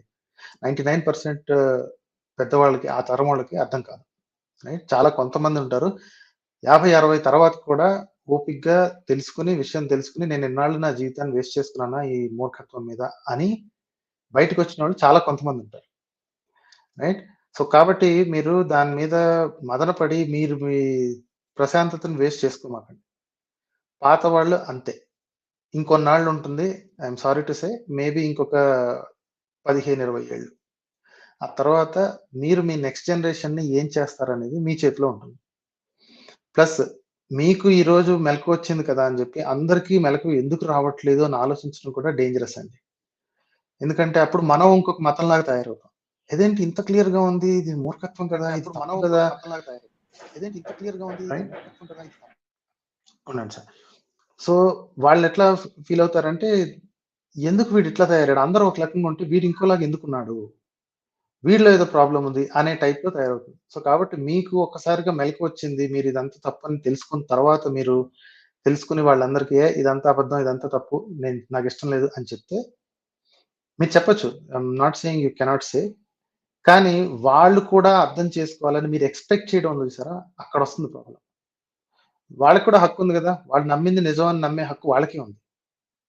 మీ దగ్గరకు వచ్చేసరికి మీ పర్సనల్ లైఫ్ లో వాళ్ళు గనక ఇబ్బందులు పెడితే మీ మెజర్మెంట్, మీరు ఎంతవరకు సహించగలరు అనేది మాత్రమే మీ చేతిలో ఉంది. లేదు పెద్ద సార్, మీరు నన్ను కరెక్ట్గా అర్థం చేసుకోవట్లేదు. నేనేమంటున్నానంటే వాళ్ళ ఫ్రీడమ్ వాళ్ళకి ఇచ్చాను, వాళ్ళని నా దారిలోకి రమ్మని చెప్పలేదు, కానీ నన్ను వాళ్ళ దారిలోకి రావద్దని చెప్పమంటున్నా. అది చెప్తుంటే వాళ్ళకి అర్థం కావట్లేదు. ఇది నాకు అర్థమైందండి. వాళ్ళకి డెఫినెట్లీ అర్థం కాదు. చెప్పాను కదా, 60 ఏళ్ల పాటు ఒక మైండ్ సెట్ లో ఉన్నవాళ్ళు ఇప్పటికి వెంటనే లేదు మావాడు నాస్తికుడు, సో కాబట్టి వాడికి పని చేయవు అది ఇది అంటే వాళ్ళ మనసులో ఏమనిపిస్తుంది అంటే, తెలియక వాడు తప్పు చేస్తున్నాడు, పాపం మూటగట్టుకుంటున్నాడు, వాడు తర్వాత నరకానికి పోతాడు, నా కొడుకు నేను కాపాడుకుంటున్నాను అనేది వాళ్ళ ఉద్దేశం. రైట్, సో అవును సార్, అవును. సో వాళ్ళది తప్పు అని మనకు మాత్రమే తెలుసండి, వాళ్ళకి తెలియదు. సో మీరు మళ్ళీ నేను ఇందాక చెప్పినట్టు, I should not say what you should, మీరు ఏం చేయాలని చెప్పి నేను చెప్పకూడదండి, ఎందుకంటే పరిస్థితి నాది కాదు కాబట్టి.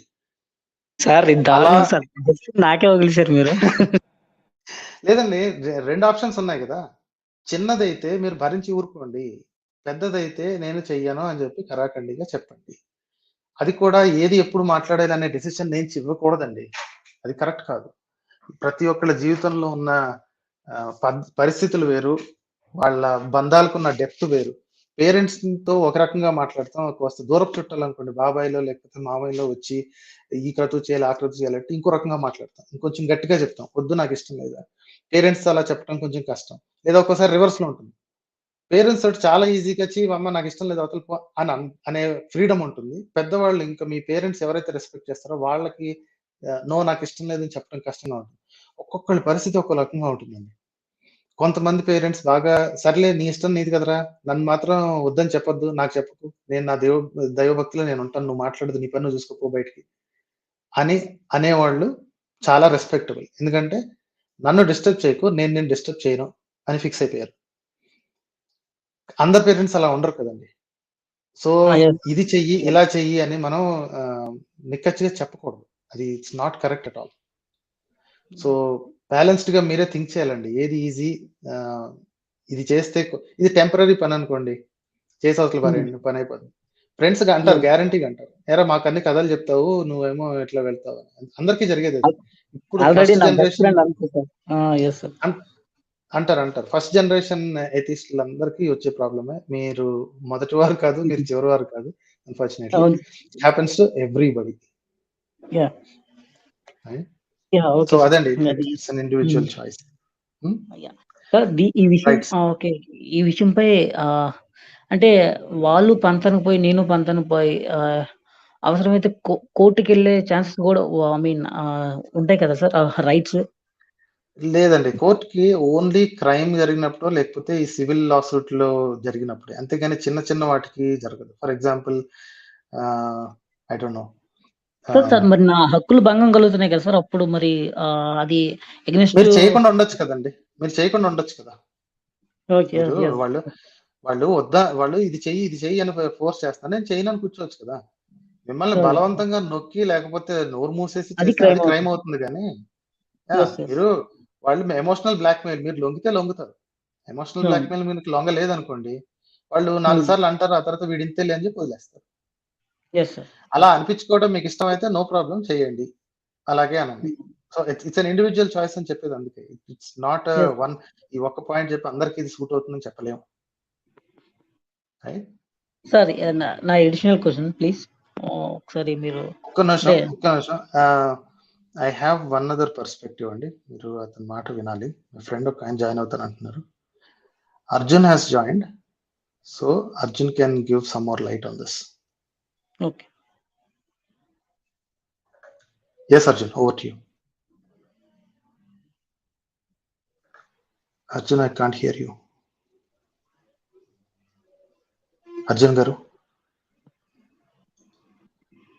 Can you hear me now? Yes. Cheppandi Arjun. Sorry, I hope you don't mind me speaking English. This is a very common problem, as you say. My perspective on this is, going off what you said last time, is that the relationship should be a priority, right? And as we change our mindsets about whether it be about God or religion or whatever, we need to adapt and find new ways of having that relationship. So for DS's parents, for example, part of being a family is about doing rituals together. That's how they feel connected with their child, and that's how they know it. They're not going to change their mind on it.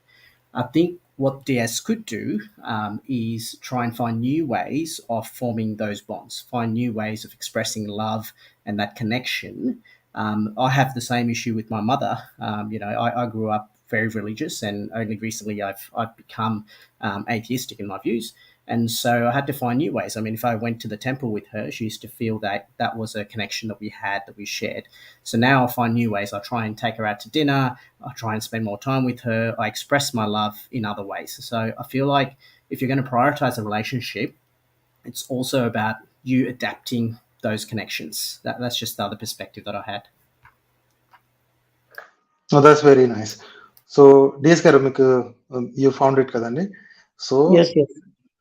వాళ్ళు మిమ్మల్ని ఒక క్రతువుకి తీసుకెళ్ళి, ఇది నాకు ఇష్టం నువ్వు చెయ్యి అంటే, మీకు నచ్చిన ఇంకో పనికి మీరు వేరుగా తీసుకెళ్ళండి. మీరు వెళ్ళినా వెళ్ళకపోయినా సరే, అదొక్కటే మన బాండింగ్ కాదు, మనకి వేరేగా ఉంటుంది అని చెప్పి you need to find different ways.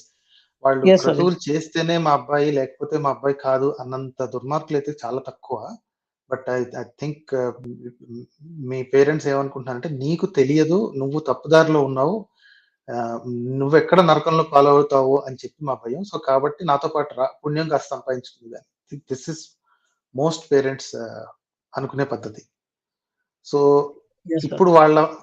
ఇప్పుడు వాళ్ళ మనసు తుంచేసి మనం బాపుకునేది ఏం లేదు, రైట్? మహా అయితే ఫ్రెండ్స్ ఎలాగో అంటారు, వాళ్ళు మీరు తిన్నగా ఉన్నా అంటారు, తిన్నగా లేకపోయినా అంటారు, రైట్? మీకు ఇక్కడ ప్రయారిటీస్ ఏంటి? ఫ్యామిలీ హై ప్రయారిటీ, ఫ్రెండ్స్ అనుకుంటే అనుకున్నారు అంటే మీ పద్ధతి మీది. లేదు, at some point in time నేను మాత్రం నా మనస్సాక్షికి నేను ద్రోహం చేసుకోలేను, ఇన్ని పనులు చేస్తే నన్ను నేను అద్దంలో చూసుకోలేను అనుకుంటే మీరు చెప్పొచ్చు, no I can't do this అని. ప్లస్ ఇందులో లీగల్ సిస్టమ్కి ఎటువంటి ఇది లేదండి, అన్లెస్ క్రైమ్ జరిగితే తప్ప ఇటువంటిలో లీగల్కి అస్సలు సంబంధమే లేదు. వాళ్ళు అడిగితే వద్దు నాకు కుదరదని చెప్పేయటమే, that's all. It's a simple matter of yes and no. Emotional blackmail గ్యారంటీగా ఉంటుంది, అది ఎప్పుడు ఉంటుంది. సార్ వన్ థింగ్, నాకు ఈ ప్రెషరైజ్ ఎక్కువైపోవడం వల్ల నాకు ఒకసారి థాట్ వచ్చింది, అంబేద్కర్ గారు ఏ విధానాలు నచ్చి బుద్ధిజంలోకి వెళ్ళారా అవి చూసుకుని నేను కూడా బుద్ధిజంలోకి వెళ్ళిపోతే బెస్ట్ ఏమో అనిపిస్తూ ఉంటుంది కొన్నిసార్లు. అది ఐ మీన్ నాకు తెలుసు దానివల్ల మతం అనేది అల్టిమేట్ రాంగ్ థింగ్ అని నాకు తెలుసు. కాకపోతే ఉమ్. ఇన్ని రకాల యాగీలు ఐ మీన్ ఇన్ని రకాల చేష్టలు అందులో ఉండవు కాబట్టి లేదు, కొంతైనా దానివల్ల మీకు ఉపయోగం ఏం లేదు. ఎందుకంటే మీ పేరెంట్స్ మారరు కదా. మీరు నాస్తికులుగా ఉన్నా, మీరు బుద్ధిస్టులు వాళ్ళు అయినా, మారుతారు లేకపోతే ఇంకో కరెక్ట్. మతం తీసుకున్నా వాళ్ళు మారరు. సో మీకు ఇంకా తేడా ఏముందండి? మీకున్న ప్రాబ్లం వల్ల ఓన్లీ ఈ మతమే కదా. సో వీళ్ళు కానీ అడుగుతున్నారన్న సార్ ప్రాబ్లమే కదా. సార్ సార్ నేను హ్యాపీగా ఉంటాను కదా సార్ అట్లీస్ట్.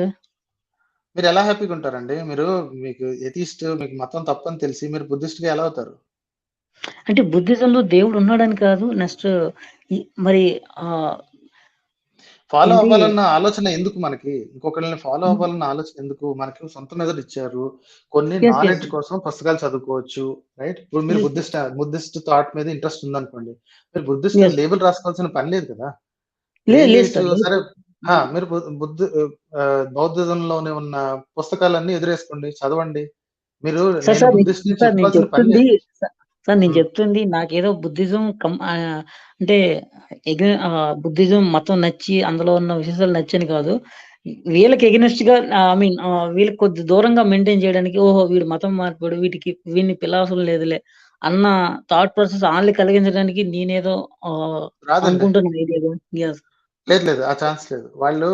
మీరు వాళ్ళ దారిలో లేనంత వరకు మీరు ఏదో పాపం చేస్తున్నట్టే వాళ్ళ ఉద్దేశంలో. సో మీరు నాస్తికులుగా ఉన్నానని చెప్పినా, మీరు బౌద్ధం పుచ్చుకున్నా, క్రైస్తవం పుచ్చుకున్నా, ఇస్లాం పుచ్చుకున్నా, ఏది చేసినా సరే వాళ్ళ దారిలో లేరు కాబట్టి మీకు ప్రెషర్‌లో ఏ తేడా ఉండదు. సేమ్ అదే ఉంటుంది. మీరు Yes, yes. చెప్పారనుకోండి ఈరోజు ఇప్పుడు నేను దేవుడిని నమ్మట్లేదు అంటే వాళ్ళు సగం కష్టపడతారు. మీరు ఇంకో మతం మారేసాను అంటే ఇంకొంచెం ఎక్స్‌ట్రా కష్టపడతారు. ఇంకా దూరం వెళ్ళిపోయారని. అవును sir. Right? So Yes. Don't worry about it. You are on the right direction. Don't worry Yeah. About it. Yeah. Thank you. Handle చేసుకోండి. Yeah, right? thank you. Sir, yeah. Another question, right. please. Yeah, sir. ఇప్పుడు మన ఉండండి sir. Yes okay. Right sir, చెప్పండి. Yeah ఇప్పుడు మన social structure లో schools ఉన్నాయి. Schools, colleges, universities ఉన్నాయి. కానీ వాళ్ళంతా సైన్స్ ని ఒక సబ్జెక్ట్ లాగా డీల్ చేస్తున్నారు తప్ప అది మన దైనందిన జీవితంలో ఎలా ఉపయోగపడుతుంది, ఐ మీన్ మనం వేటికి భయపడని అవసరం లేదు, వీటికి మనం వాల్యూ ఇవ్వాలి, వీటిని వాల్యూ ఇవ్వకూడదు అన్న థాట్ ప్రాసెస్ స్కూల్స్ కూడా ఎందుకు అసలు అట్లీస్ట్ 21st సెంచరీలో నైనా కూడా స్కూల్స్ ఇంకా చెప్పడం స్టార్ట్ చేయట్లేదు సార్. అంటే నా నా ప్ర- నా తా- ఇది నా నా కామెంట్ క్వశ్చన్ ఏంటంటే క్వశ్చన్ కాదు ఇది నా బాధ. ఆ ఇప్పటికీ పిల్లలు ఎక్లిప్సెస్ అంటే వాళ్ళ పెద్దవాళ్ళు చెప్పినట్టు భయపడుతూ ఉంటారు. అట్లీస్ట్ స్కూల్స్ లో సార్ కూడా చెప్పరు. ఉమ్, ఆ ఏంటిది నేను గూగుల్లో చూస్తే ఇప్పుడు మీకు తెలిసి ఉంటుంది నాసా 101 ఎక్లిప్స్ ఏంటిది బ్లైండ్ బిలీఫ్స్ అన్ని కొడితే 101 వస్తుంది. నాసా లింక్ ఒకటి వస్తుంది. అది అందులో 101 పాయింట్స్ ఉంటాయి. ఎక్లిప్సెస్ ఎలా అవుతాయి ఏంటి అని సంబంధించిన విషయాలకి ఏ మాత్రం ప్రభావితం చూపించదు. ఐ మీన్ ప్రెగ్నెంట్ లేడీస్ కి ఏం కాదు, చూసినా ఏం కాదు. సోలార్ ఎక్లిప్స్ అయితే విత్ ఫిల్టర్ సహాయంతో చూడాలి. అర్థమైంది. మధ్యలో బ్రేక్ అవుతుందండి మీరు చెప్పేది. బట్ నాకు అర్థమైంది మీరు చెప్పాలనుకుంది. డిస్కనెక్ట్ అయితే అవుతారేమో, ఎందుకంటే కనెక్షన్ వాల్యూమ్ ఆగిపోయింది మీ దగ్గర నుంచి. ఓకే. సో అర్థమైంది నాకు. సో మన ఎడ్యుకేషన్ సిస్టమ్ అంటే మన దగ్గర ఉన్నది ఎడ్యుకేషన్ సిస్టమ్ కాదు, ఎగ్జామినేషన్ సిస్టమ్ అని ఒక ఆయన అన్నారు. రైట్? అది కరెక్టే. ఎందుకంటే మన దగ్గర చదువుల్ని అప్లికేషన్ కోసం వాడటం కంటే ఎగ్జామినేషన్ కోసమే వాడతారు. ఇది గత 70s, 80s నుంచి స్టార్ట్ అయిందండి. గత జస్ట్ 30-40 ఇయర్స్ నుంచి ఈ రోగం వచ్చింది. అంతకు ముందు ఇలా ఉండేదో కాదో నేను లేను కాబట్టి నాకు పెద్దగా తెలీదు. పరీక్షలు రాయాలి, మన పిల్లలు ఫస్ట్ 10 ర్యాంకుల్లో ఉండాలి, ఏది చేసినా భయంకరమైన మార్కులు రావాలి, అంతే తప్ప వాళ్ళకి జ్ఞానం పెరిగిందా, వాళ్ళ వల్ల ఉపయోగాలు ఏంటి అనేది కాకుండా బాగా చదువుకొని పెద్ద ర్యాంకో పెద్ద ఇదో తెచ్చుకుని ఒక మంచి కంపెనీలో ఉద్యోగం చేయాలి. సో అంత తెలివి పెట్టుకొని, అంత సైన్స్ చదువుకొని ఇంకోటి కింద ఉద్యోగం చేయటమే తప్ప, సొంతంగా ఒక ఐడియా పెట్టి, ఒక రీసెర్చ్ గ్రాంట్ గాని ఏదన్నా చేసి చేద్దాం అన్న ఆలోచన మన పిల్లలకి లేదు. అది వాళ్ళ తప్పు కాదు. మన సిస్టమే అలా ప్రెజెంట్ చేయలేదు. ఇంకొకటేంటి, ఎవరైనా వచ్చి కొన్ని ఐడియాస్ ఉన్నాయి, కొన్ని బేర్ మినిమమ్ ఫండింగ్ ఇస్తే నేను సో అండ్ సో చేస్తాను అని చెప్తే ఆదరించేవాళ్ళు కూడా చాలా తక్కువ. ఓకే. వరంగల్‌లో నాకు తెలిసిన one of the famous colleges, I think NIT అనుకుంటా. అందులో కొంతమంది చాకులు లాంటి కుర్రోళ్ళు డ్రోన్స్, రైట్, డ్రోన్స్ మీద రీసెర్చ్ చేసి అగ్రికల్చరల్ డ్రోన్స్ తయారు చేయడానికి సిద్ధపడ్డారు. కానీ వాళ్ళకి ఓకే. ఫండింగ్ లేదు, రైట్. వాళ్ళకి ఫండింగ్ లేదు. వాళ్ళు వాళ్ళ పేరెంట్స్ వాళ్ళందరూ మిడిల్ క్లాస్ నుంచి లోవర్ క్లాస్ బ్యాక్‌గ్రౌండ్ నుంచి చదువుకున్నారండి. ఓన్లీ చదివే వచ్చు. వాళ్ళకి డబ్బులు, బ్యాక్‌గ్రౌండ్ ఏమీ లేదు పాపం, రైట్. అలాంటి వాళ్ళ దగ్గరికి కొన్ని కంపెనీస్ వచ్చి 80% నాకు, 20% నీకు, ఇది గాని పాపులర్ అయితే అనే టైప్‌లో వాళ్ళకి బిజినెస్ డీల్స్ పెట్టి వాళ్ళనే లాక్ చేస్తారు. ఇప్పుడు వాళ్ళకి ఆ మోటివేషన్ చచ్చిపోతుంది. వాళ్ళు ఏంటంటే ఇదొక సైన్స్ ప్రాజెక్ట్ గానే చూస్తారు కానీ, ఇదొక ప్రోగ్రెస్ లాగా మన దగ్గర డ్రోన్స్ కావాల్సిన అవసరం చాలా ఎక్కువ ఉంది. మన దగ్గర ఎక్కువ కదా అగ్రికల్చరల్ ల్యాండ్ ఎక్కువ. ఒక మనిషి ఒక ఎకరాన్ని చేసే పని ఇది 10 నిమిషాల్లో చేసి పారేస్తుంది, రైట్. అది 10-15 ఎకరాలు ఒకేసారి చేస్తుంది. అలాంటి డ్రోన్స్ తయారు చేయడానికి అతను ఆల్రెడీ ప్రోటోటైప్స్ తయారు చేసుకున్నాడు. ఓకే. beterindia.com అనే ఒక బ్లాగ్ ఉంటుందండి. beterindia.org, beterindia.com ఉంటుంది. అందులో ఇలాంటి అద్భుతమైన విషయాలు ఇండియాలో మన వాళ్ళు చేసే చిన్న చిన్నవే గాని ప్రోగ్రెసివ్ విషయాలన్నీ లిస్ట్ రాసి ఉంటుంది. ఎవ్రీ డే అట్లీస్ట్ కొన్ని స్టోరీస్ యాడ్ అవుతుంటాయి. I like that blog lot, right. అలాంటి వాళ్ళని ప్రమోట్ చేయకుండా జస్ట్ మన పిల్లలు బాగా చదువుకోవాలి, మార్కులు రావాలి, జ్ఞానం ఉందా లేదా అనవసరం. ఎందుకంటే మన దగ్గర తెలిసిపోతూనే ఉంది. ఐఐటీల్లోనూ, ఐఐఎంలోనూ, ఎన్ఐటీల్లోనూ, ఆఖరికి యుఎస్ యూనివర్సిటీస్‌లోనూ చదువుకుంటూ ఇంకా మూఢనమ్మకాలు, పిచ్చి నమ్మకాలు పెట్టుకొని అలాగే ఉన్నారు. సో అక్కడికి చదువు రాలేదా అంటే చదువు బ్రహ్మాండంగా వచ్చిందండి. కాతే ఎందుకు ఉపయోగపడలేదు అంతే. మూఢనమ్మకాలు నమ్ముకుంటూ ఇంకా అలాగే ఉన్నారు. ఎక్కడ ఉద్యోగం వస్తా, ఎవరి కింద పనిచేయాలన్న ఆలోచనే తప్ప, కొత్తగా మూఢనమ్మకాలను పక్కన పెట్టి సైన్స్ మీద వాడుకొని కరెంట్ ప్రాబ్లమ్స్‌కి సొల్యూషన్స్ ఎలా చేయాలి? ఇలాంటి ఆలోచన మన దగ్గర చాలా తక్కువైపోయింది. బాల నాయిని అని ఒక ఆయన వచ్చారు మన దగ్గరికి కొన్నాళ్ళ క్రితం ఒక స్ట్రీమ్‌లో. ఆయన అందులో ఒక మాట చెప్పారు. ఇండిపెండెంట్ రీసెర్చ్ అన్న విషయంలో మన దగ్గర ఇండియాలో ఆల్మోస్ట్ జీరో అండి. చాలా చాలా తక్కువ. ఇండిపెండెంట్ రీసెర్చ్ అంటే కొత్తగా ఒక విషయం కనిపెట్టడం, బ్రాండ్ న్యూ. Yes sir. మన దగ్గర అంతా అగ్రిగేటెడ్ రీసెర్చ్, సప్లిమెంటరీ రీసెర్చ్ మాత్రమే ఉంది. అంటే ఆల్రెడీ మెయిన్ ఐడియా ఇంకెవరో తీసేసి ఉంటారు. దాని మీద ఎవిడెన్స్ సంపాదించడమో, లేదా దాని మీద ఇంకొక అప్లికేషన్ చేయడం. అంటే ఆల్రెడీ ఒక ఆయన సగం పని చేసి పెడితే మిగతా పని మనోళ్ళు చేయడానికి కష్టపడుతుంటారు. గత 15 ఏళ్లలో చైనా ప్రపంచంలో అన్ని దేశాల కంటే ఎక్కువ పేటెంట్‌లని అప్లై చేసిందండి. వాళ్ళు ఈ విషయం కనిపెట్టేశారు. ఏదన్నా ముందుండాలి, మన దేశంలో, ప్రపంచంలో ముందుండాలి అంటే ఫస్ట్ టెక్నాలజీలో మనం ఇన్వెస్ట్ చేయాలి. కోట్లకి కోట్లు టెక్నాలజీలో ఇన్వెస్ట్ చేశారండి. రీసెర్చ్ మీద. ప్రైమరీ రీసెర్చ్, సెకండరీ రీసెర్చ్ కాదు, సప్లిమెంటరీ రీసెర్చ్ కాదు. ప్రైమరీ రీసెర్చ్ మీద వాళ్ళు చేశారు. సోలార్ ప్యానెల్స్‌లో ప్రపంచంలో హైయెస్ట్ వాళ్ళే. అసలు ఫస్ట్ సోలార్ ప్యానెల్ బిల్డింగ్‌ని కమర్షియలైజ్ చేసింది. అంటే construction of solar panels commercialize చేసి ఎంత చీప్‌గా తయారు చేస్తున్నారంటే వాళ్ళిప్పుడు. మనం సొంతంగా ఇండియాలో కూర్చొని ఇప్పుడు సోలార్ ప్యానెల్స్ తయారు చేసుకోవాలి అంటే 3 ఇంతలు ఖర్చవుతుంది. ఇంకా అన్నిటికంటే ఈజీ చైనా నుంచి ఇంపోర్ట్ చేసుకోవడం. మన దగ్గర కదండీ ఎక్కువ మంది యువత ఉన్నది. మన దగ్గర కదా అందరూ ఉన్నది. మనకి మనకి చైనా కంటే ఎక్కువ సన్ మనకొస్తుంది. మనం ట్రాపిక్స్ మీద ఉన్నాం. ట్రాపికల్ మన ఈక్వేటర్‌కి దగ్గరగా ఉన్నాం. జోన్. డైరెక్ట్ సన్‌లైట్ మనకెక్కువ, రైట్. అయినా సరే మన దగ్గర రీసెర్చ్ కాకుండా వాళ్ళు రీసెర్చ్ చేసి ఎఫిషియన్సీ పెంచారండి. విపరీతంగా పెంచారు. సోలార్ ప్యానెల్ ఎఫిషియన్సీ పెంచారు. ఏది మన దగ్గరేది. అత్యధికమైన యూత్ ఇంజినీర్స్ మన దగ్గర ఉన్నారు. ప్రపంచంలోకెల్లా హైయెస్ట్ ఇంజినీర్స్ ఏ కంట్రీ నుంచైనా వస్తున్నారంటే అది ఇండియా. కానీ మన దగ్గర ప్రైమరీ రీసెర్చ్ లేదు. ఎందుకంటే మన దగ్గర ఉంది ఎడ్యుకేషన్ సిస్టమ్ కాదు, జస్ట్ ఎగ్జామ్లు రాయటం, మార్కులు తెచ్చుకోవటం, ఆ మార్కులు చూపించి ఇంకో కంపెనీలో ఉద్యోగం ఇంకోటి కింద పని చేయటం, ఆ పని చేసి జీతం తీసుకుని ఇంటికి వెళ్ళడం, that's all. Just comfort zone. అంతే, కంఫర్ట్ జోన్. నేను అది తప్పు అని అనట్లేదండి, తప్పు అని ఎందుకు తప్పు అని అనట్లేదు, కానీ పాయింట్ ఏంటంటే తర్వాత ఏడవకూడదు. వాళ్ళు ఏదో లాగేస్తున్నారు, వాళ్ళు ప్రపంచంలోకి ఇలా ముందుకెళ్ళిపోతున్నారు. ఇప్పుడు చూడండి, వాళ్ళు లేట్గా వచ్చారు, ఇంకా తర్వాత వచ్చారు, కానీ మన ఇస్రో కంటే వాళ్ళు ఎప్పుడూ ఒక అడుగు వెనకుండేవాళ్ళు, రైట్? ఇప్పుడు చూడండి, వాళ్ళు సొంతంగా ఒక ఇంటర్నేషనల్ స్పేస్ స్టేషన్ కట్టేద్దామని ప్లాన్ చేస్తున్నారు. రైట్. సో వాళ్ళు అంత ముందుకి వెళ్ళిపోతున్నారు.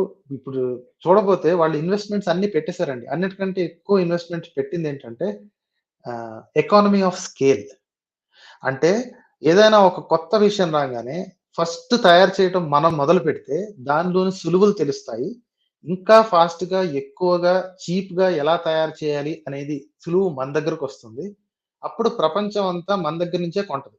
ఎందుకంటే వాళ్ళు ఇప్పుడు తయారు చేశారు అనుకోండి, వాళ్ళకి కాస్ట్ ఎక్కువ అవుతుంది. అప్పుడు ఏం చేస్తారు, ఇండియా నుంచి తెచ్చుకోవడం ఈజీ రా బాబు, వాళ్ళు చాలా. మన దగ్గర టెక్స్టైల్ ఇండస్ట్రీ అలాగే ప్రపంచంలోకెల్లా టాప్ 3లో, ఐ థింక్ ఈవెన్ నంబర్ 1 కూడా ఉండొచ్చు, బట్ టాప్ 3లో డెఫినెట్ గా ఉంది. ఎందుకంటే వాళ్ళు సొంతంగా కూర్చుని వాళ్ళు బట్టలు తయారు చేసుకోవడం కంటే, టెక్స్టైల్ ఇండస్ట్రీ పెట్టుకోవడం కంటే ఇండియా నుంచి ఇంపోర్ట్ చేసుకోవడం చీప్. సో అక్కడ ఆ విషయంలో మనం గెలిచి అలాంటి చాలా ఉన్నాయి, రైట్? కాకపోతే ఈ శతాబ్దాన్ని, ఈ పర్టికులర్ సెంచరీని రూల్ చేసేది టెక్నాలజీ అండి, right? Emerging technologies, energy based ఈ టెక్నాలజీస్, దాని మీద ప్రైమరీ రీసెర్చ్ మన దగ్గర జరగట్లేదు. సైన్స్ ని ఎప్పుడు అదేదో ఒక ఎక్స్పెరిమెంట్ లాగానో, సైంటిస్టులను తెక్కలోళ్ళ లాగానో చూపించుకుంటూ, అదంతా వాళ్ళు ఏదో చేసే పనులు అంతా మన దగ్గరే ఉంది, వాళ్ళంతా మన దగ్గర కాపీ కొట్టిన వాళ్ళు, ఈ మాటలు చెప్తా ఉంటే కొత్తగా రేపు పొద్దున సైంటిస్ట్ అవుదాం అనుకునేవాడు ఎలా అవుతాడండి? వాళ్ళంతా మన దగ్గర నుంచి దోచుకెళ్ళిన వాళ్ళే కదా, వాళ్ళు చెప్పింది మనం వింటాం ఏంటి, మనోళ్ళు చెప్పింది విందామని సన్నాసులు చెప్పే మాట వింటారు, అక్కడ వస్తుంది ప్రాబ్లం.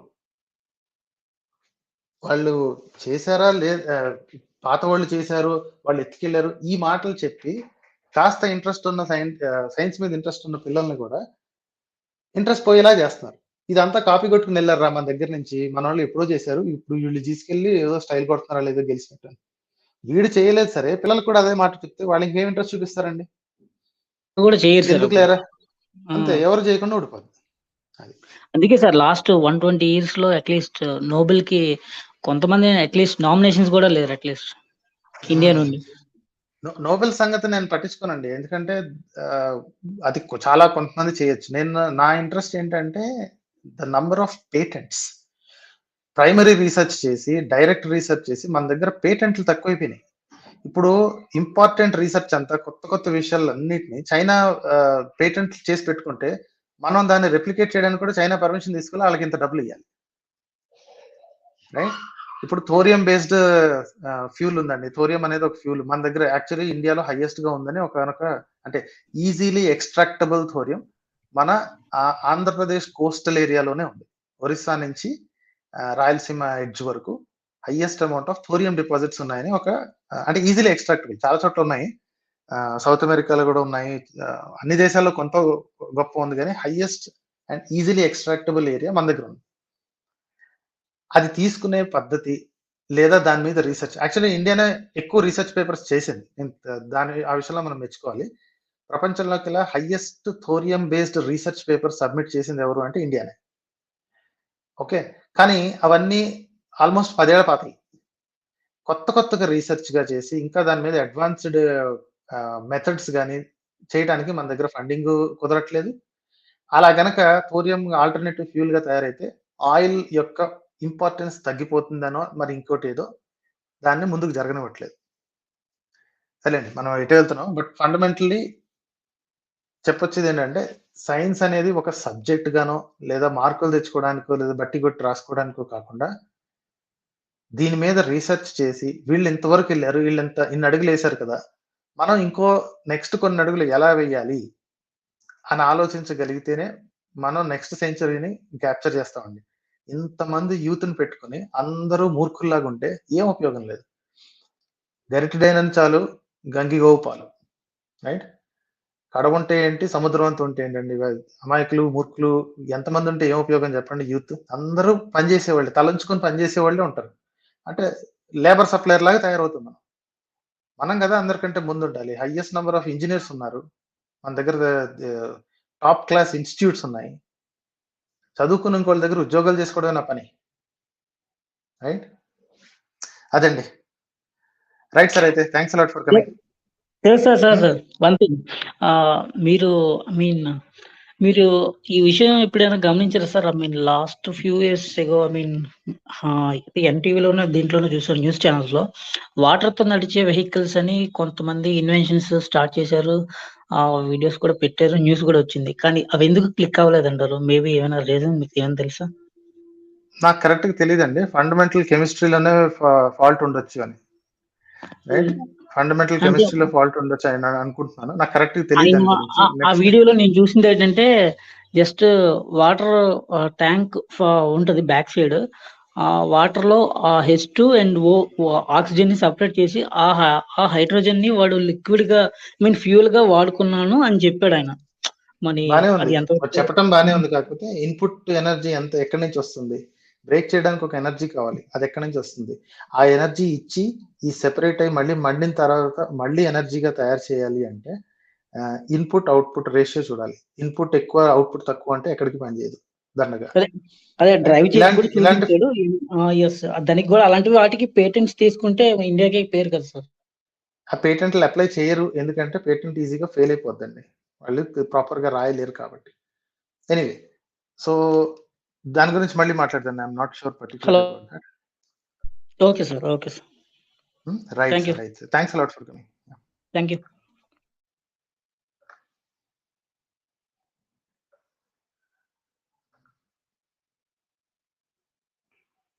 ఓకే, సో నెక్స్ట్ మనం శ్రీమాన్ గారు ఉన్నారు. Let me take Shriman.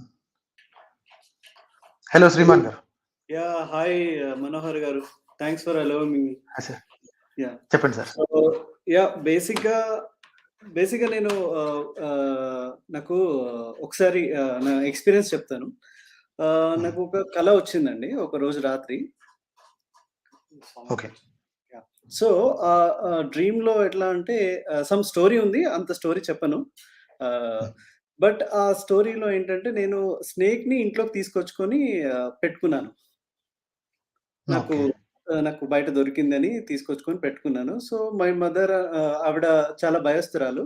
So ఆవిడ కంటిన్యూస్ గా నన్ను అంటే కొంచెం తిడుతూ, నువ్వు స్నేక్ ని తీసుకొస్తే నేను ఎట్లా ఉంటా ఇంట్లో, సో తొందరగా తీసుకెళ్లి దాన్ని బయట పారేసే అనేసి నన్ను చాలా అంటే ఆల్మోస్ట్ కొడుతున్నట్టుగా చేస్తున్నారు. సో ఆ ప్రెషర్ కి నేను ఒక్కసారిగా కళ్ళు తెరిచి చూసేసరికి అది కళ. సో నేను అది నిద్రలో అన్నమాట. Mid night 2:30 around. సో ఏంటి, నాకు ఎప్పుడు ఇలాంటి కళలు రావే అనుకుంటా వచ్చి హాల్లో కూర్చున్నాను. కూర్చొని సరే కాసేపు రిలాక్స్ అవుదామని, అంటే అప్పటికి చెమటలు పట్టేసినాయి నాకు.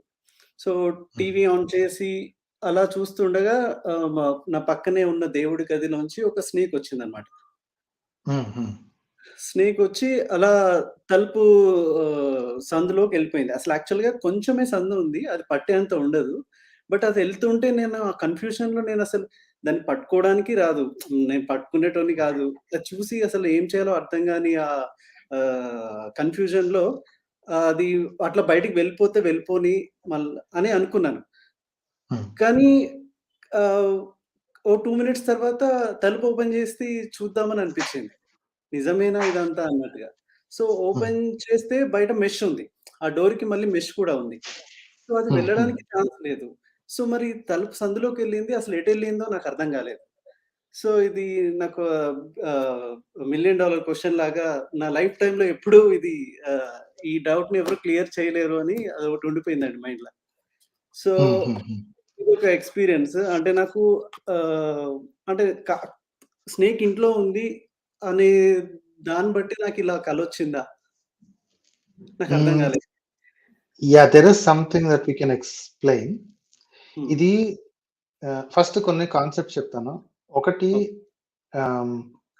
డేజా వూ అని ఒక కాన్సెప్ట్, జామే వూ అని ఒక కాన్సెప్ట్, రెండు ఉంటాయి. ఓకే, అంటే మన బ్రెయిన్ మన మీద చేసే కొన్ని మ్యాజిక్ ట్రిక్స్ అనుకోండి, ఏదైనా అనుకోండి. అదేంటి మన బ్రెయిన్ అంటే మనం కదా అని. Let me explain. డేజా వూ అంటే మీరు కొత్త ప్లేస్ కి ఒక చోటకి వెళ్ళారు అనుకోండి. This is the first time you been there. Okay, అది ఒక కొత్త కాలేజ్ కానివ్వండి, లేదా ఒక కొత్త ఎగ్జాక్ట్లీ. సో మీరు మీకు పక్కాగా తెలిసి ఈ జన్మలో మీరు ఎప్పుడు వెళ్ళలేదు. From the time you're born you ఆ ప్లేస్ కి వెళ్ళలేదు, but you seem familiar with it instantly. Okay, ఇంకొకటి దానికి ఎగ్జాక్ట్ ఆపోజిట్ జామే వూ అని ఒకటి ఉంటుంది. అంటే మీరు ఆల్రెడీ రెగ్యులర్ గా వెళ్ళే ప్లేస్ ఒక్క క్షణం పాటు దిస్ ఇస్ కంప్లీట్లీ న్యూ అనిపిస్తుంది. ఓకే, ఈ రెండేది మీకు ఎందుకు చెప్తున్నానంటే మన మైండ్ మన మీద ఒక్కొక్కసారి ట్రిక్స్ ప్లే చేస్తున్నట్టు అనిపిస్తుంది. ఓకే, ఒకసారి థింక్ చేయండి, మీరు నిజంగా చూసింది స్నేకా, లేకపోతే మీరు already your mind is primed for that. మీరు అప్పుడే కలలో పామును చూసి వచ్చారు కాబట్టి మీకు మాత్రం ఎక్స్పీరియన్స్ పర్ఫెక్ట్ గా అనిపిస్తుంది. నేను పక్కాగా చూసాను, మై ఐస్ కెనాట్ డిసీవ్ మీ అనిపిస్తుంది. రైట్, నా కళ్ళు నన్ను మోసం చేయలేదు, నేను పామును చూశాను, తప్పనిసరిగా అందులోంచి వెళ్ళటం నేను చూశాను అనిపిస్తుంది. కానీ మీరు కలలో ఉన్నప్పుడు అది కూడా మీకు అంత నిజంగానూ అనిపిస్తుంది. ఎందుకంటే మీరు ఆల్రెడీ చెప్పారు, మీ మదర్ మీ మీద చెయ్యెత్తినంత పని చేశారు అని మీకు ఫీల్ అయ్యి ఆ భయంతో మీరు ఒక్కసారిగా కళ్ళు తెచ్చుకున్నారు. Right, so in that second that was true to you. మీ మైండ్ కి అది నిజం అనిపించే భయం వేసి లేశారు. Right, so these are hallucinations. అంటే బ్యాడ్ వర్డ్ అనుకోకండి, everybody has that. But correct, కానీ నేను కూడా అంత ఈజీగా ఇది నమ్మను. బట్ ఆ మూమెంట్ లో నేను కాళ్ళు కూడా పైకి ఎత్తి పెట్టుకున్నాను భయంకి. సో అది అంటే నా వైపు వచ్చేది కాస్త డైరెక్షన్ చేంజ్ చేసుకుంది నేను కాళ్ళు లేపడంతో.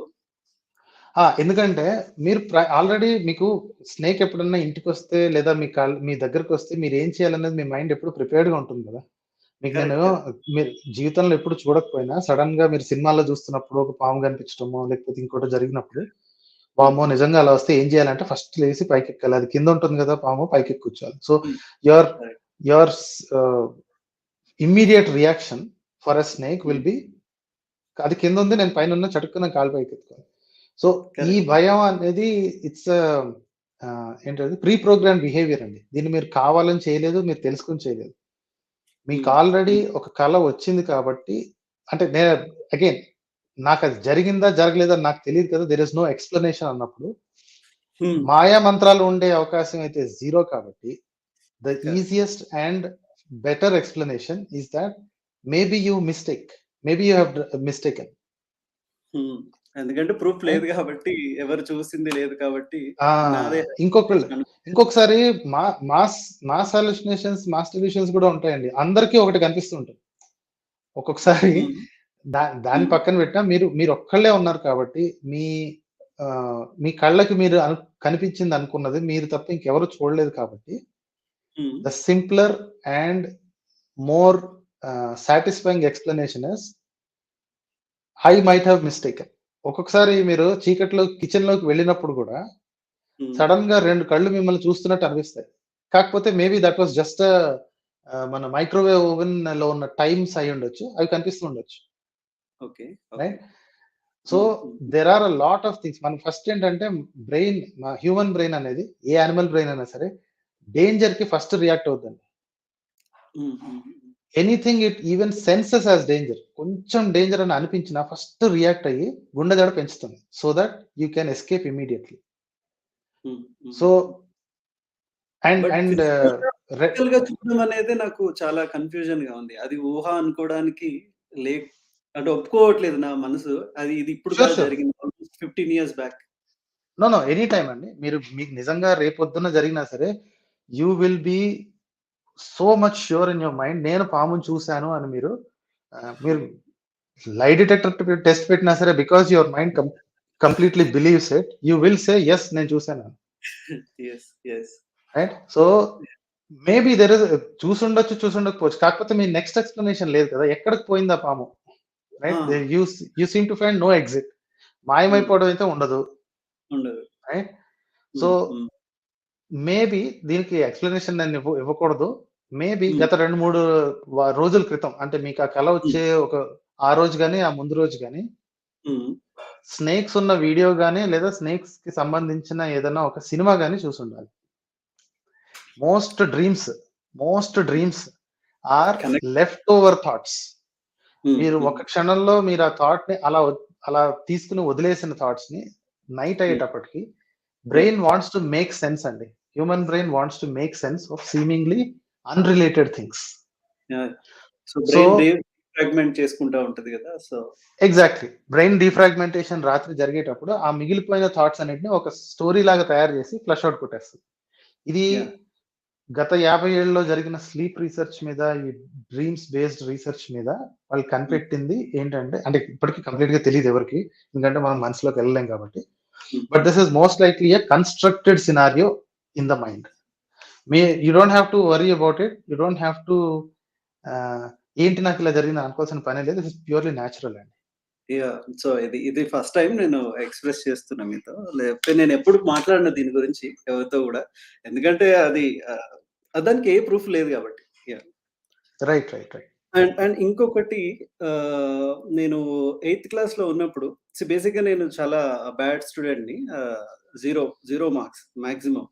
సో అసలు నేను చాలా బ్యాడ్ అన్నమాట. సో మా అక్కయ్య తన కాలేజ్ లో చదువుతున్నప్పుడు వాళ్ళ తెలుగు పండిట్ ఒక ఆయన, అంటే కొంచెం మంచి రిలేషన్ ఉండి, ఆయన మా ఊరికి వచ్చినప్పుడు ఆయన మా ఇంటికి వచ్చారనమాట. పెద్ద ఆయన, ఒక 45 years ఉంటది.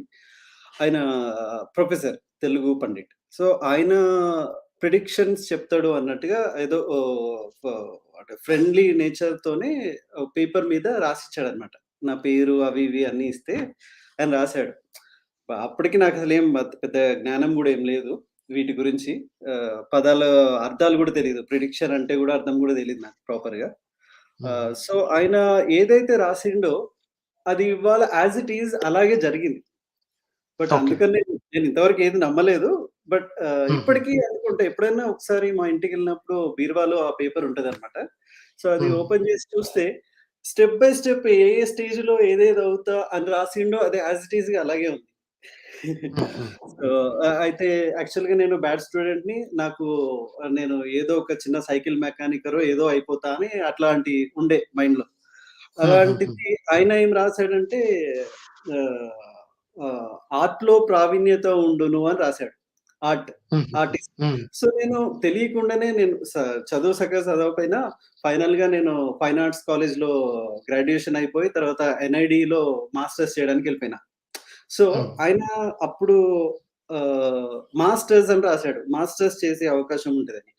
మాస్టర్ అంటే సినిమా పేరు చిరంజీవి సినిమా మాస్టర్, అది టీచర్ అని అనుకునేది. నాకు తెలియదు అసలు మాస్టర్ కి అర్థం.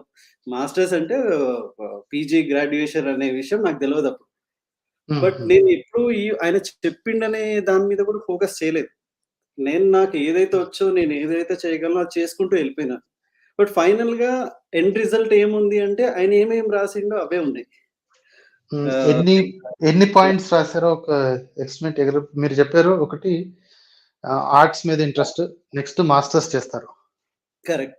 సో వాయిస్ బాగుండును అని రాశాడు. అంటే నేను పాటలు కూడా బాగా పాడుతాను. సో అండ్ బ్యాడ్ హ్యాబిట్స్ ఉంటాయి అని రాసిండు. ఓకే. నిజంగానే బ్యాడ్ హ్యాబిట్స్ నాకు చాలానే ఉన్నాయి. అంటే లైక్ తాగుతాను, స్మోక్ చేస్తాను, ఇట్లా అన్ని చాలా అల్లరి చిల్లర అన్ని ఉన్నాయి. అండ్ మ్యారేజ్ లైఫ్ లో కాన్ఫ్లిక్ట్స్ ఉంటాయి అని కూడా రాసిండు. అది కూడా ఉంది. ఓకే, నేను ఈ 5 గురించి చెప్తాను. మీరు పర్సనల్ డీటెయిల్స్ ఏం చెప్పొద్దు. వన్ మోర్ పాయింట్, ఆయన రాసింది 2023 వరకే రాసిండు. ఎందుకో రాసిండు నాకు అర్థం కాలే. ఆ తర్వాత నేను ఉండనా లేకపోతే ఏంటి అనేది నాకు తెలియదు. ఈ 5 పాయింట్స్ నే చూద్దామండి.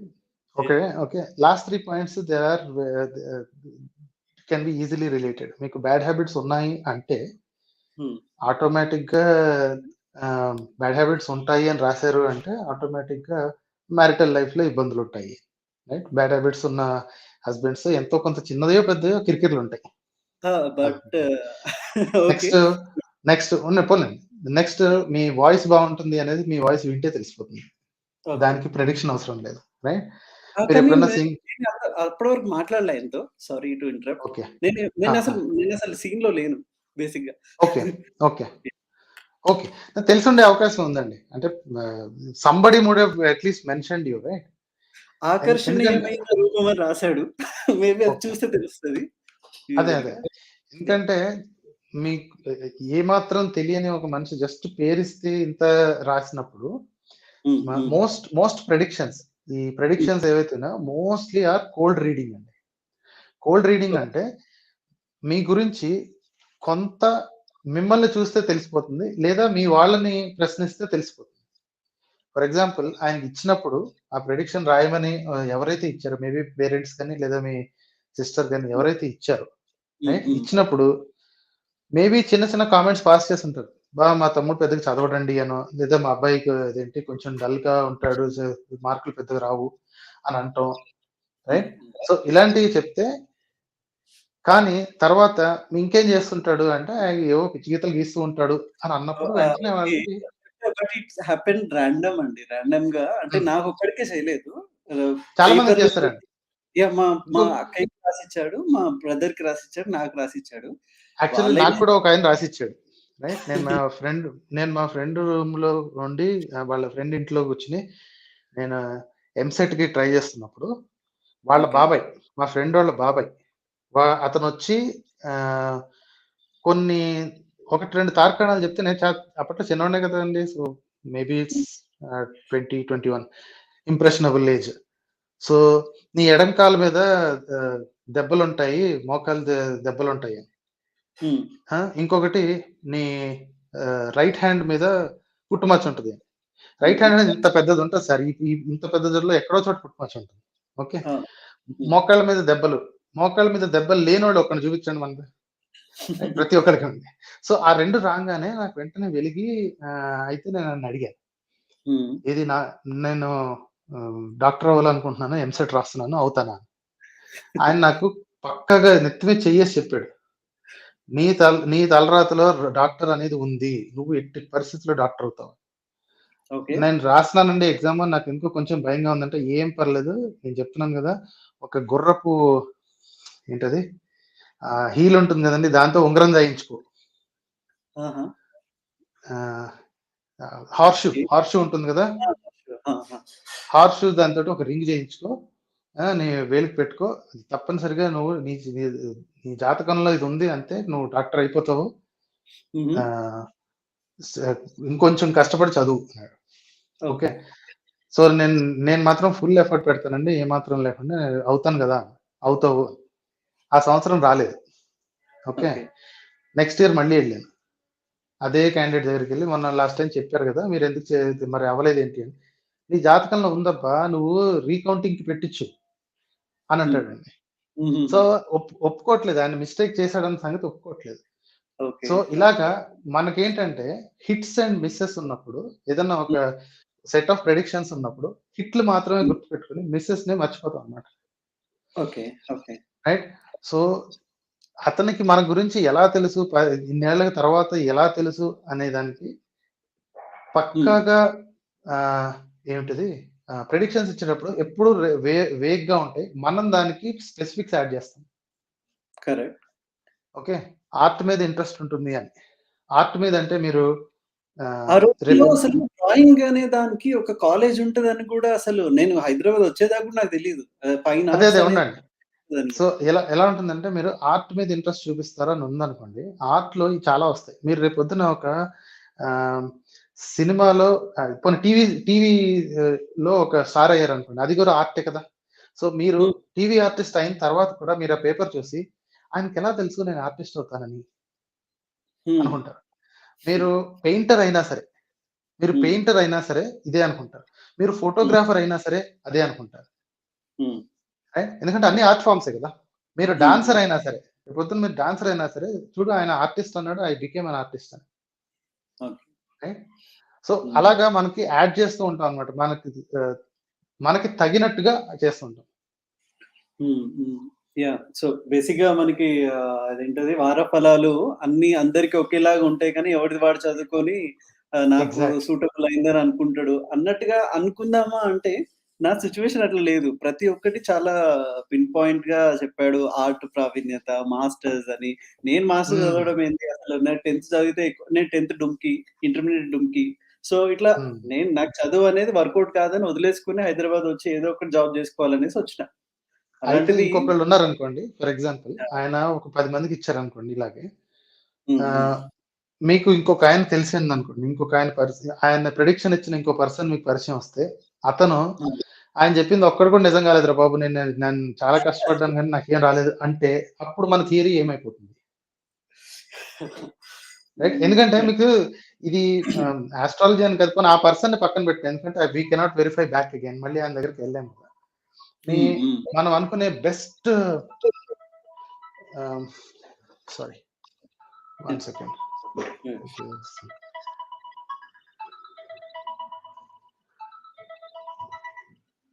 సారీ కాల్ వస్తుంది. ఓకే, ఎనీవే, సరే, మన బెస్ట్ ప్రెడిక్షన్ చేసే ఒక ఆస్ట్రాలజర్ని తీసుకున్నాం. ఆ ఆస్ట్రాలజర్ గత కొన్ని సంవత్సరాలుగా ప్రెడిక్షన్స్ ఇస్తూ ఉంటారు కదా, రాశి ఫలాల బుక్కులు పీడిఎఫ్లుగా చేసో లేకపోతే వీడియోలు చేసో వాళ్ళ వెబ్సైట్లోనూ యూట్యూబ్లోనూ పెడుతుంటారు. ఓకే, సో ర్యాండమ్ గా ఒక పాత సంవత్సరపు ఇది తీసుకుని, పీడిఎఫ్ తీసుకుని, ఫర్ ఎగ్జాంపుల్ ములుగు సిద్ధాంతి అని ఒక ఆయన ఉన్నారు, గార్గే అని ఒక ఆయన ఉన్నారు, ప్లస్ తిరుమల.org వాళ్ళు కూడా ప్రతి ఉగాదికి రాశి ఫలాలు రిలీజ్ చేస్తారు. ఓకే, మీరు అంటే మీ గురించి మీరు తెలుసుకుంటున్నారు కాబట్టి యూ వుడ్ బి బయాస్డ్.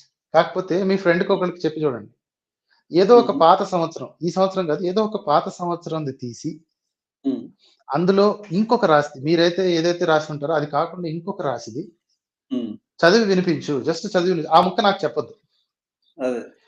ఇది ఒక సెల్ఫ్ డిఫీటింగ్ ప్రాబ్లం అండి. ఎందుకంటే మీరే అలా చెప్తే మీకు తెలుసు ఇది నాకు కాదు అని. సో నేను ఈ టెస్ట్ చేశాను అనుకోండి, బాస్ మీది మేషరాశి కదా, నేను మేషరాశిది ఈ సంవత్సరం ఎలా ఉంటుందో ఈయన రాశారు, నేను చదివి వినిపిస్తాను అని అన్నా అనుకోండి. కానీ నేను చదివేది 2018 కి సంబంధించింది, ప్లస్ అది కూడా ధనుసు రాశికి సంబంధించింది. ఓకే, నేను ఇంత పెద్ద సెట్ ఆఫ్ స్టేట్మెంట్స్ చదువుతుంటే మీకు అందులో అట్లీస్ట్ 15 తగులుతాయి. This is exactly about me, I know this is he's talking about me అంటారు. మీరే కాదు, ఏ రాశిలో ఉన్న వాళ్ళైనా ఏదైనా సరే అదే మాట అంటారు. సో ది అమౌంట్ ఆఫ్ వేగ్నెస్ ఈ ప్రెడిక్షన్స్ లో కానీ వీటిలో అమౌంట్ ఆఫ్ వేగ్నెస్ బట్టి ఇది జస్ట్ ఒక కోల్డ్ రీడింగ్, జస్ట్ అదేంటి కాస్త ప్రెడిక్ట్ చేయగలిగిన వాళ్ళు. ఇప్పుడు మీకు ఉన్నాయి రెండే దారులు సార్, బాగా చదువుతారు లేదా బాగా చదవరు. కాయిన్ టాస్ కంటే దీనికి బెటర్ కాదు. ఓకే, కాయిన్ అంటే అర్థం కాలేదు. కాయిన్ టాస్ కాయిన్ టాస్ కంటే ఇది బెటర్ ఏం కాదు అని. ఉన్నవి రెండే. ఇప్పుడు కొంతమంది చెప్తారు మీకు అబ్బాయి పుడతాడు అని, రైట్? మీ వైఫ్ ప్రెగ్నెంట్, మీకు అబ్బాయి పుడతాడు. ఉన్నాయి రెండే జెండర్లు సార్ అక్కడ, రైట్? సో అక్కడ ఒక 15 జెండర్లు ఉంటే మీకు ఈ జెండర్ పుడతాడంటే అబ్బా అందులో 1 in 15 chance, this is very nice అని అనుకోవచ్చు. ఉన్నాయి రెండే, పుడితే అబ్బాయి లేకపోతే అమ్మాయి, రైట్? అతను అబ్బాయి పుట్టినప్పుడు చాలా సంతోషించి ఈగో ఈ సిద్ధాంతి గారు చెప్పింది పర్ఫెక్ట్ గా జరిగిపోయిందంట. కానీ ఇంకొంతమందికి అదే రాశిలో ఉన్న వాళ్ళకి, లేకపోతే అదే నెక్స్ట్ వచ్చిన వాళ్ళకి, ఆ లైన్ లో నెక్స్ట్ వచ్చిన వాళ్ళకి అబ్బాయి పుడతాడని చెప్తే అమ్మాయి పుడితే what happens then, right? So ఈ ప్రెడిక్షన్ బిజినెస్ అనేది it works on random observations అండి. ర్యాండమ్ కాదు, sometimes it is cold reading. But ఆయన బిజినెస్ కాంటెక్స్ట్ లో అయితే చేయలేదు, జస్ట్ ఫ్రెండ్లీగా వచ్చారు కాబట్టి రాశాడు. ఆయన చేస్తాడు, బాగా ఉంది ఆయనకి టాలెంట్ అన్నట్టుగా ఆయన పక్కన వచ్చిన ఇంకొక ప్రొఫెసర్ చెప్తూ అట్లా జరిగిందనమాట. ఇప్పుడు చెప్పాలి అంటే 10 కి 9 పాయింట్స్ ఆయన చెప్పిన కరెక్ట్ అయింది. ఈ 2023 అనేది అప్పుడు తెలుస్తుంది. 2023 తర్వాత ఏంటి అనేది రాయలేదు ఆయన. ఇది మీరు మళ్ళీ నెక్స్ట్ ఇయర్ తప్పనిసరిగా నా స్ట్రీమ్ కి వచ్చి మీరు ఇదే మాట చెప్తారు, నో ప్రాబ్లం. అసలు ఏంటో తెలియదు నాకు అసలు. అది అంటే నేను ఉండనా ఏంటనే అప్పుడు ఒక్కొక్కసారి అనుకుంటూ ఉంటా, ఓ ఏమన్నా అవుతుందేమో నాకు అని. లేదు మీరు అలా టెన్షన్ పడుతుంటే అనవసరం స్ట్రెస్ వస్తుంది, మీరు లైట్ తీసుకోండి. ఇట్స్ జస్ట్ ఎప్పుడు గుర్తురాదు, ఎప్పుడో ఇట్స్ వెరీ లక్కీ గెస్ అంతేనండి. It's just very lucky guess. So so మీరు దాని గురించి సీరియస్ గా తీసుకోవద్దు. అండ్ నేను okay sir. 2000 one more point. 2018లో నాది మాస్టర్స్ అయిపోయింది ఎన్ఐడిలో. సో బ్లైండ్ బిలీఫ్ మీదనే నేను నా ఫైనల్ ప్రాజెక్ట్ చేసి ఉండే. సో ఫ్యాక్ట్స్ వర్సెస్ ఫెయిత్ అని. సో దాంట్లో అప్పుడు నేను బాబు గారిని కూడా కలవడం జరిగింది. కొంతమంది ప్రముఖుల్ని కూడా కలిసినాను. ఈ కాంటెక్స్ట్ మీద ఏది బ్లైండ్ బిలీఫ్స్ మీదనే ప్రాజెక్ట్ చేస్తుండే. అంటే నేను మన ప్రొజెక్షన్ మ్యాపింగ్ చేసి 2 వాల్స్ మీద ఒకవైపు బ్లైండ్ బిలీఫ్స్ కోట్స్ వస్తుంటే ఇంకో వైపు కౌంటర్ కోట్స్ వస్తాయి వాటికి.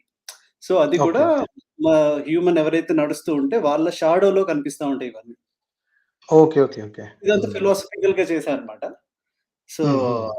సో అప్పుడు నేను నా థీసిస్ నాది వైవా ప్రెజెంటేషన్ జ్యూరీలో మీ కంటెంట్ ని నేను వాడుకున్నాను బేసిక్ గా 2018లో.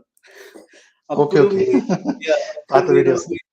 మీ పాత వీడియోలో ఇది బ్లైండ్ బిలీఫ్ 1% నుంచి 10% వరకు ఎట్లా ఉంటది అనేది మీరు ఒక వీడియో చేశారు. రాజు ఇది నమ్ముతాడు, రవి ఇది నమ్ముతాడు.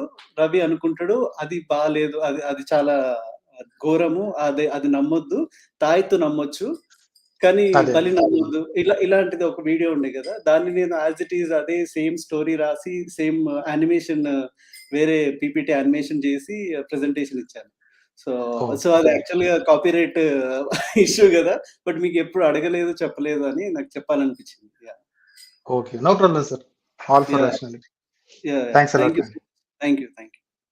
Thanks a lot.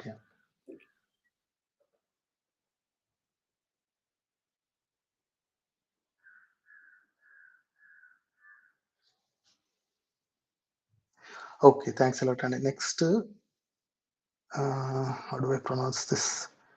Shiva అనుకుంటండి. శివతేజ. హాయ్ శివతేజ గారు. హాయ్ అండి, గుడ్ ఈవినింగ్. హాయ్ శివతేజ గారు, చెప్పండి సార్. వినిపిస్తుందా? ఎస్, చెప్పండి. ఎస్ సార్, చెప్పండి సార్. హలో, నేను ఒక రేషనలిస్ట్ అండి. ఎస్, చెప్పండి సార్. అయితే చాలా మంది భక్తులు ఏమని క్లెయిమ్ చేస్తారంటే ఇట్లా హనుమాన్ చాలీస భూమికి సూర్యునికి డిస్టెన్స్ కరెక్ట్ గా ఇట్లా గెస్ చేస్తారని ఇట్లా క్లెయిమ్ చేస్తారు. దాని గురించి ఒకసారి చెప్పండి. ఓకే, సో మీరు చెప్పేది యుగ సహస్ర పరభాను అదేనా? ఆ పర్టికులర్ స్టేట్మెంట్ ఏనా? అవునండి. ఓకే. యా, దాన్ని డిబంక్ చేయడం చాలా ఈజీ అండి. యాక్చువల్లీ వాళ్ళకి ఉద్దేశం ఏంటంటే యుగ సహస్ర పరభాను అంటే ఇక్కడి నుంచి ఫస్ట్ కాంటెక్స్ట్ ఏంటో చెప్పాలి కదా. కాంటెక్స్ట్ ఏంటి అంటే హనుమంతుడు చిన్నగా ఉన్నప్పుడు సూర్యుడిని పండు అనుకుని తినడానికి బయలుదేరతాడు. ఎంత దూరం లంఘించాడు అంటే ఎంత దూరం జంప్ చేశాడు అంటే యుగ సహస్ర యోజన పరభాను అంటే భానువు మీదకి, సూర్యుడి మీదకి యుగ సహస్ర యోజనాలు జంప్ చేశాడు అంటారు. రైట్. సో వాళ్ళ ఉద్దేశంలో ఎంత యుగం అంటే ఐ థింక్ 22,000, కరెక్ట్ గా నంబర్ తెలీదు, డోంట్ టేక్ మీ లిటరలీ.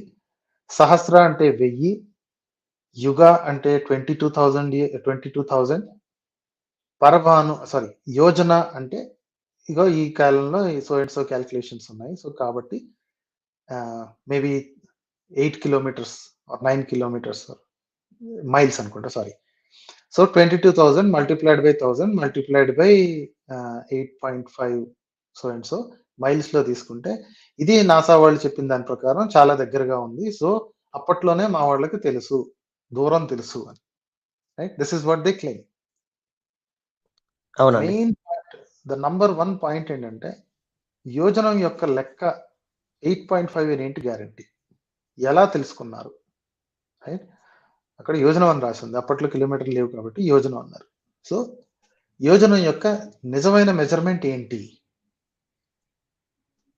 ఈ పర్టికులర్ వాట్సాప్ మెసేజ్ లోకి వచ్చేసరికి వాళ్ళు యుగం అంటే 8.5 నుంచి 9.5 మధ్యలో ఉంటుంది మైల్స్ లో చూసుకుంటే. కిలోమీటర్ లో చూసుకుంటే మేబీ 12-13 ఉండొచ్చు, ఎగ్జాక్ట్ గా తెలియదు కాబట్టి రఫ్ గా ఒక ఎస్టిమేట్ వేస్తారు. ఓకే, యోజనం అంటే అంత. ఓకే, ఇది యాక్చువల్లీ హనుమాన్ చాలీసాలో ఉంటుంది. హనుమాన్ చాలీసాని రాసింది తులసీదాస్ అంటారా? నాకు కరెక్ట్ తెలియదు, మీరు ఐడియా ఉంటే చెప్పండి. మేబీ తులసీదాస్. It's okay. విషయం ఏంటంటే యోజనం లెంగ్త్ కరెక్ట్ కాదండి అది. ఎందుకంటే అదే యోజనం 12 కిలోమీటర్స్ 13 కిలోమీటర్స్ అని కిలోమీటర్లో చూసుకుందాం. 12, 13 కనుక వాడితే రామాయణంలో వేరుగా ఉంటుంది. మరి మన రామాయణం ఒక 6 కిలోమీటర్స్ అట్లా యూజ్ చేస్తారు అనుకుంటా. 6 కూడా ఏ నంబర్ పెట్టినా పనిచేయదండి. ఎందుకంటే మన రామసేతు అనేది ఏదైతే ఉందో, రామసేతు అని పిలుస్తారు కదా, దాని లెంగ్త్ రామాయణం ప్రకారం శతయోజన విస్తీర్ణం, సారీ దశయోజన విస్తీర్ణం శతయోజన మాయతం. నేను ఇంగ్లీష్లోనే తెలుగులోనే చెప్తాను. 10 యోజనాల వెడల్పు, 100 యోజనాల పొడుగు. Did I make mistake? శతయోజన విస్తీర్ణం దశయోజన 100 యోజనమ్స్.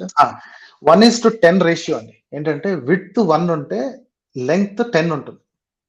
Okay, one of the other videos లో నేను చెప్పాను, ఇది నాసా నిరూపించేసిందా అని ఒక వీడియో ఏదైతే చేశానో అందులో రైట్ అందులో ఎగ్జాక్ట్ నంబర్స్ చూపించాను, శ్లోకంతో సహా చూపించాను. 1:10 రేషియో ఉందండి. అంటే విడ్త్ ఎంత ఉందో దానికి 10 పొడవు ఉండాలి. మీరు ఏ విడ్త్ పెట్టి చూసినా సరే, అంటే యోజనానికి ఏంటంటే 1 యోజన ఈజ్ టు 10 యోజనాస్ లో రేషియో ఉంది. వెడల్పు 10 ఉంటే ఐ థింక్ రాస్తున్నారు అన్నట్టు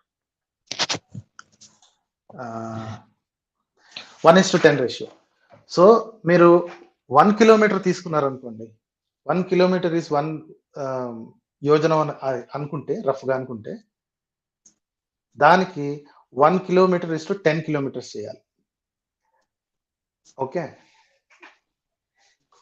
మనం దీన్ని క్యాల్కులేషన్ చేద్దాం ఉండండి, ఎందుకు ఊరికే కూర్చోవడం.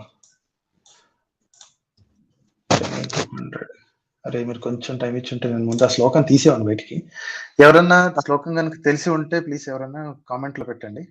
I try to explain this. Share చేద్దాం ఉండండి.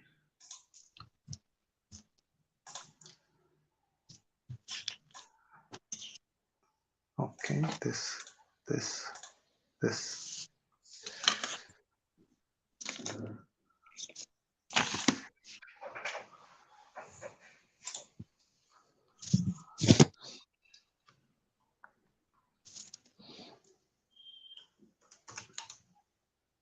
10 యోజన విడ్త్, 100 యోజన లెంగ్త్, ఇది ఇచ్చారండి. రామాయణంలో ఇది ఉంది. వాళ్ళు ఆ యోజనానికి యొక్క డిస్క్రిప్షన్ ఏదైతే ఉందో దాన్ని తులసీదాస్ యొక్క హనుమాన్ చాలీస్లో పెట్టడానికి ఉపయోగపడుతుంది. ఎందుకంటే వాళ్ళకి నాసా నంబర్కి దగ్గరగా రావాలి కాబట్టి అది పెడతారు. కానీ అదే యోజనం డిస్టెన్స్ ని తీసుకొచ్చి రామాయణంలో ఉన్న లెంగ్త్ కి చూపిస్తే అది పనిచేయదు. ఓకే, 13 కిలోమీటర్స్ అనుకోండి, 13 × 10 రైట్, ఎంత ఉండాలి? 130 కిలోమీటర్లు. ఏది జస్ట్ వెడల్పండి. ఓకే, అదే 1300 చేస్తే 1300 కిలోమీటర్స్ లేదు కదండి, 1300 కిలోమీటర్స్ లేదు. మహా అయితే 40 నుంచి 50 కిలోమీటర్లు పొడవు ఉందంతే రామసేతు. రైట్, సో ఇక్కడ మనం వాళ్ళని అడగాల్సింది ఏంటంటే తులసీదాస్ కరెక్టా, వాల్మీకి కరెక్టా? వాల్మీకే కరెక్ట్, ఆయనే కరెక్ట్ గా రాశాడు అంటే తులసీదాస్ రాంగ్ అయిపోతుంది. ఎందుకంటే మీరు లెంగ్త్ 30-40 కిలోమీటర్స్కే చెప్పాలి. అప్పుడు యోజన ఎంత అవుతుంది? 0.3 కిలోమీటర్స్ వేసుకుంటే బాగా పనిచేస్తుంది.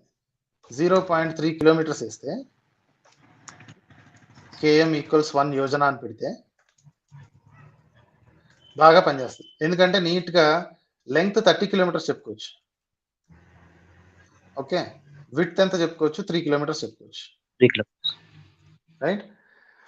సో 30 కిలోమీటర్స్ బ్రిడ్జ్ కట్టి 30 కిలోమీటర్స్ కనుక బ్రిడ్జ్ ఇది నిజమని వాళ్ళు కనుక చెప్తే, భక్తులు ఎవరైతే ఉన్నారో ఇది నిజము ఎందుకంటే రామాయణం కరెక్ట్ గా చెప్తుంది కాబట్టి అని ఇది కనుక చెప్తే, 303 కానివ్వండి 04 కానివ్వండి, దెన్ తులసిదాస్ చెప్పింది రాంగ్ అయిపోతుంది. సో అక్కడ సూర్యుడి డిస్టెన్స్ కాదు వాళ్ళు చెప్పింది, ఇంకోటి ఏదో చెప్పారు, వీళ్ళు దాన్ని సూర్యుడి డిస్టెన్స్ అని బలవంతంగా తోస్తున్నారు, రైట్. సో వాళ్ళ కోర్టులో ఉందండి, మనం చేసేది ఏం తప్పలేదు, నేనేం వంకటింకరగా చెప్పట్లేదు కదా, వాళ్ళు చెప్పే స్టోరీని మాత్రమే ఎదురు అడుగుతున్నాను. వాల్మీకి చెప్పింది కరెక్టా, తులసిదాస్ చెప్పింది కరెక్టా, చూజ్ యువర్ హీరో. ఇద్దరు కరెక్ట్ అయ్యే అవకాశమే లేదు, రైట్. యోజన ఒకటే కదా. అవును. సో వాళ్ళనే ఎదురు అడగాలి, మనం దీన్ని ప్రూవ్ చేయాల్సిన అవసరమే లేదు. What is your assumption? Valmiki correct చెప్పాడా, తులసిదాస్ కరెక్ట్ చెప్పాడా, రైట్.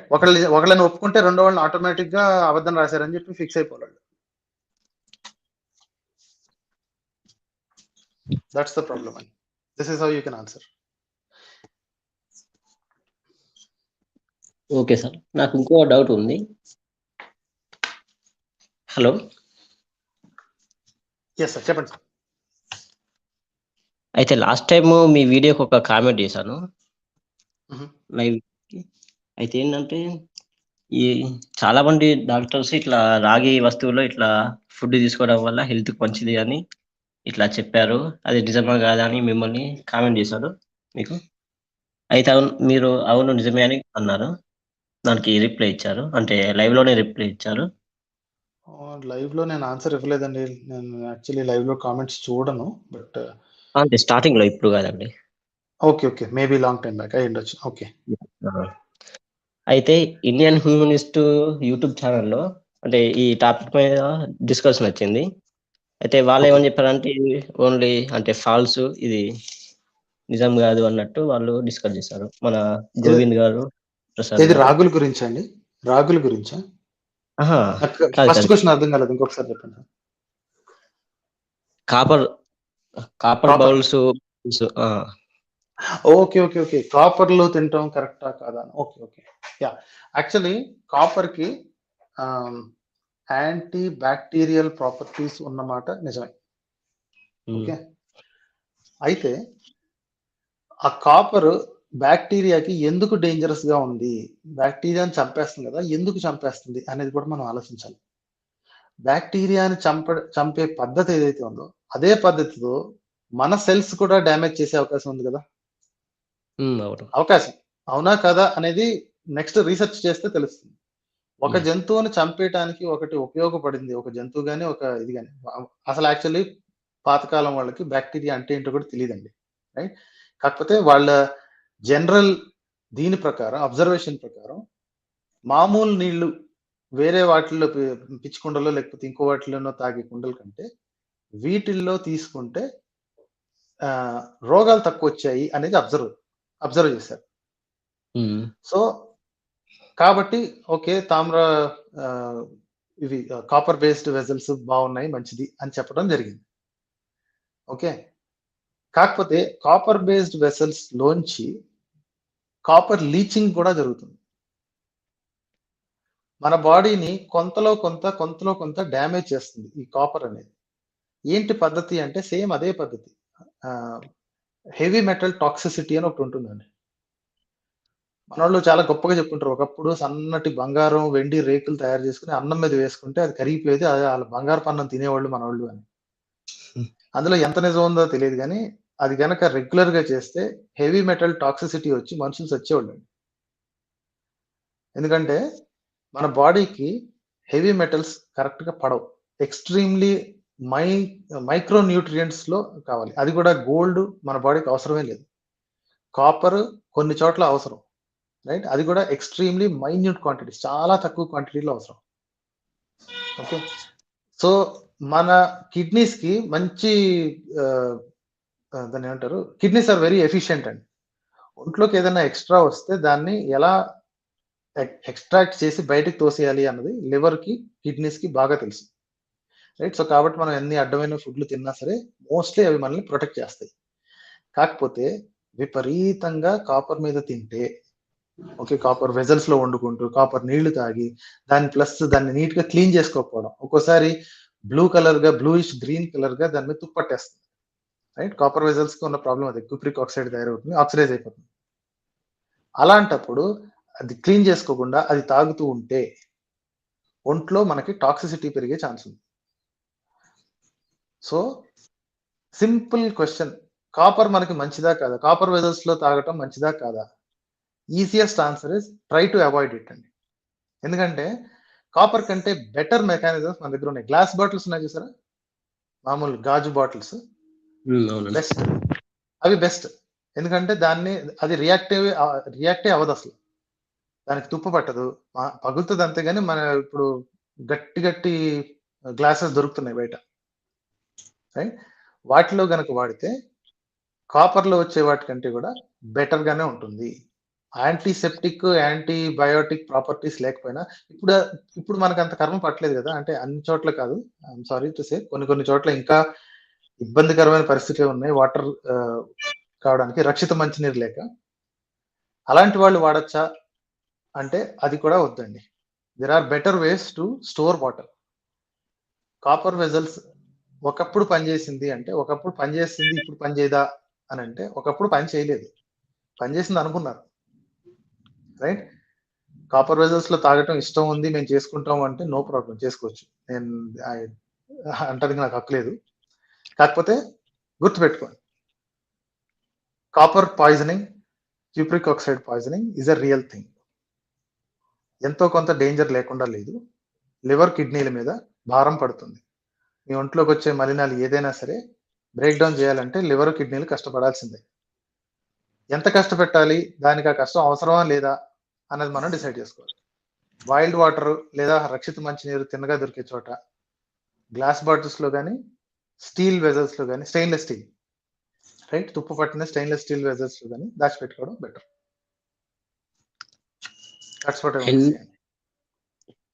మరీ ఎక్కువగా యూజ్ చేయడం వల్ల ఇండియన్ చైల్డ్హుడ్ సిరోసిస్ అనే డిసీజ్ ఇంకా వస్తుందని విన్నాను.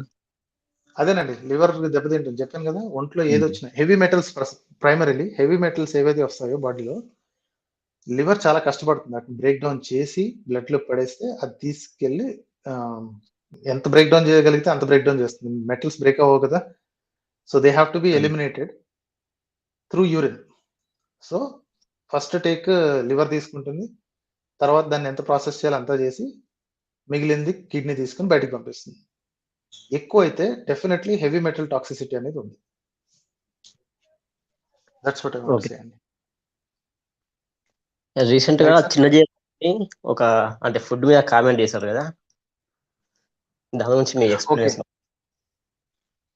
ఓకే, చిన్న జీరసాంగ్ తెలిసి తెలియని వాగుడు ఎవరన్నా వాగచ్చండి, దాని ఉంది. దాని పేరేంటి, వాక్ స్వాతంత్రం.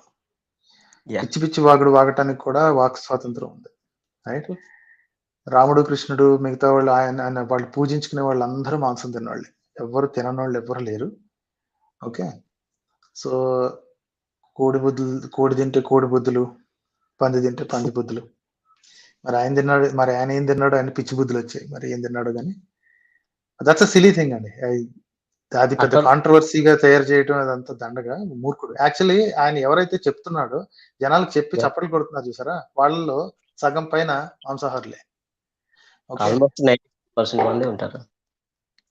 ఇప్పుడు India is the world's highest vegetarian country అని అనుకుంటాం, కానీ ఇండియాలో మాత్రమే చూస్తే 15% కూడా లేరండి. Not even 15% of our country is vegetarian. Okay, so ఆ క్యాండిడేట్ నోటిదోలు, ఆ క్యాండిడేట్ ఫస్ట్ నుంచి ఉంది. ఓకే, ఎప్పుడు పడితే అప్పుడు పిచ్చివాగుడు పిచ్చి కోతులు పూస్తూనే ఉంటాడు. నా ప్రాబ్లం ఆ క్యాండిడేట్ తో కాదండి, ఎందుకంటే చెప్పాను కదా, ఆ వాక్ స్వాతంత్రం ఉంది. ఎవడైనా ఏ పిచ్చివాగుడైనా వాగొచ్చు.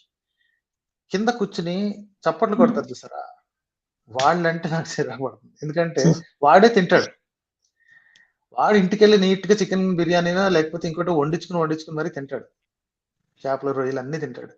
కానీ ఇక్కడికి వచ్చేటప్పుడు మాత్రం చప్పట్లు కొడతారు. ఆ హిపోక్రసీ మరి వాళ్ళు ఎలా బ్యాలెన్స్ చేస్తారు నాకైతే అర్థం కాదు. It's tragic thing. But anyway, so that's what, sir. So thank you for calling me. ఇంకో చిన్న డౌట్ అండి.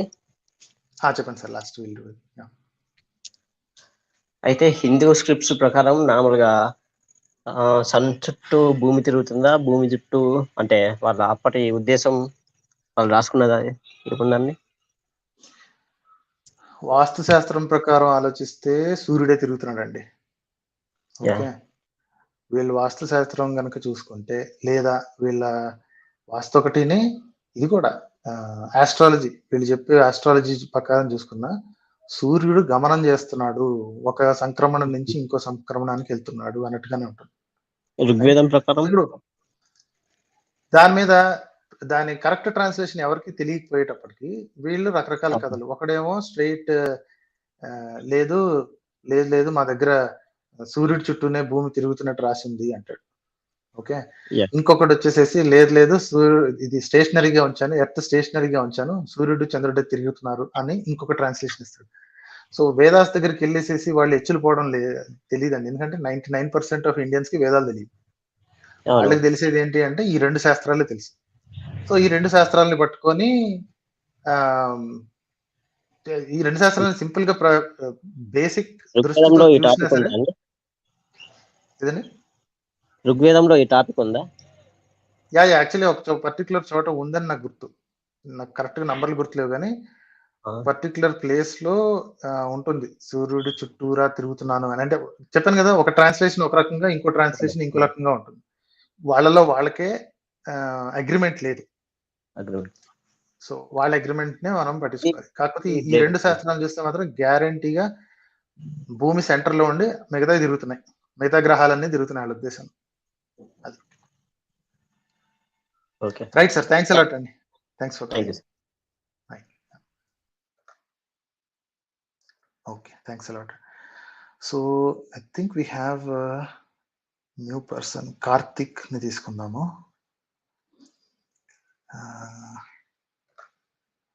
Hi Karthik garu. Karthik sir, you're online, you're on mute అండి. You can unmute yourself please. Hello Karthik garu, can you hear me?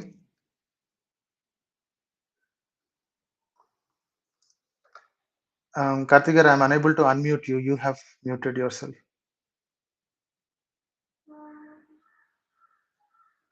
Okay. Right now, Karthik garu not available. So, manam Srivardhan garu తీసుకుందాం. Hi Srivardhan గారు. నమస్కారం sir.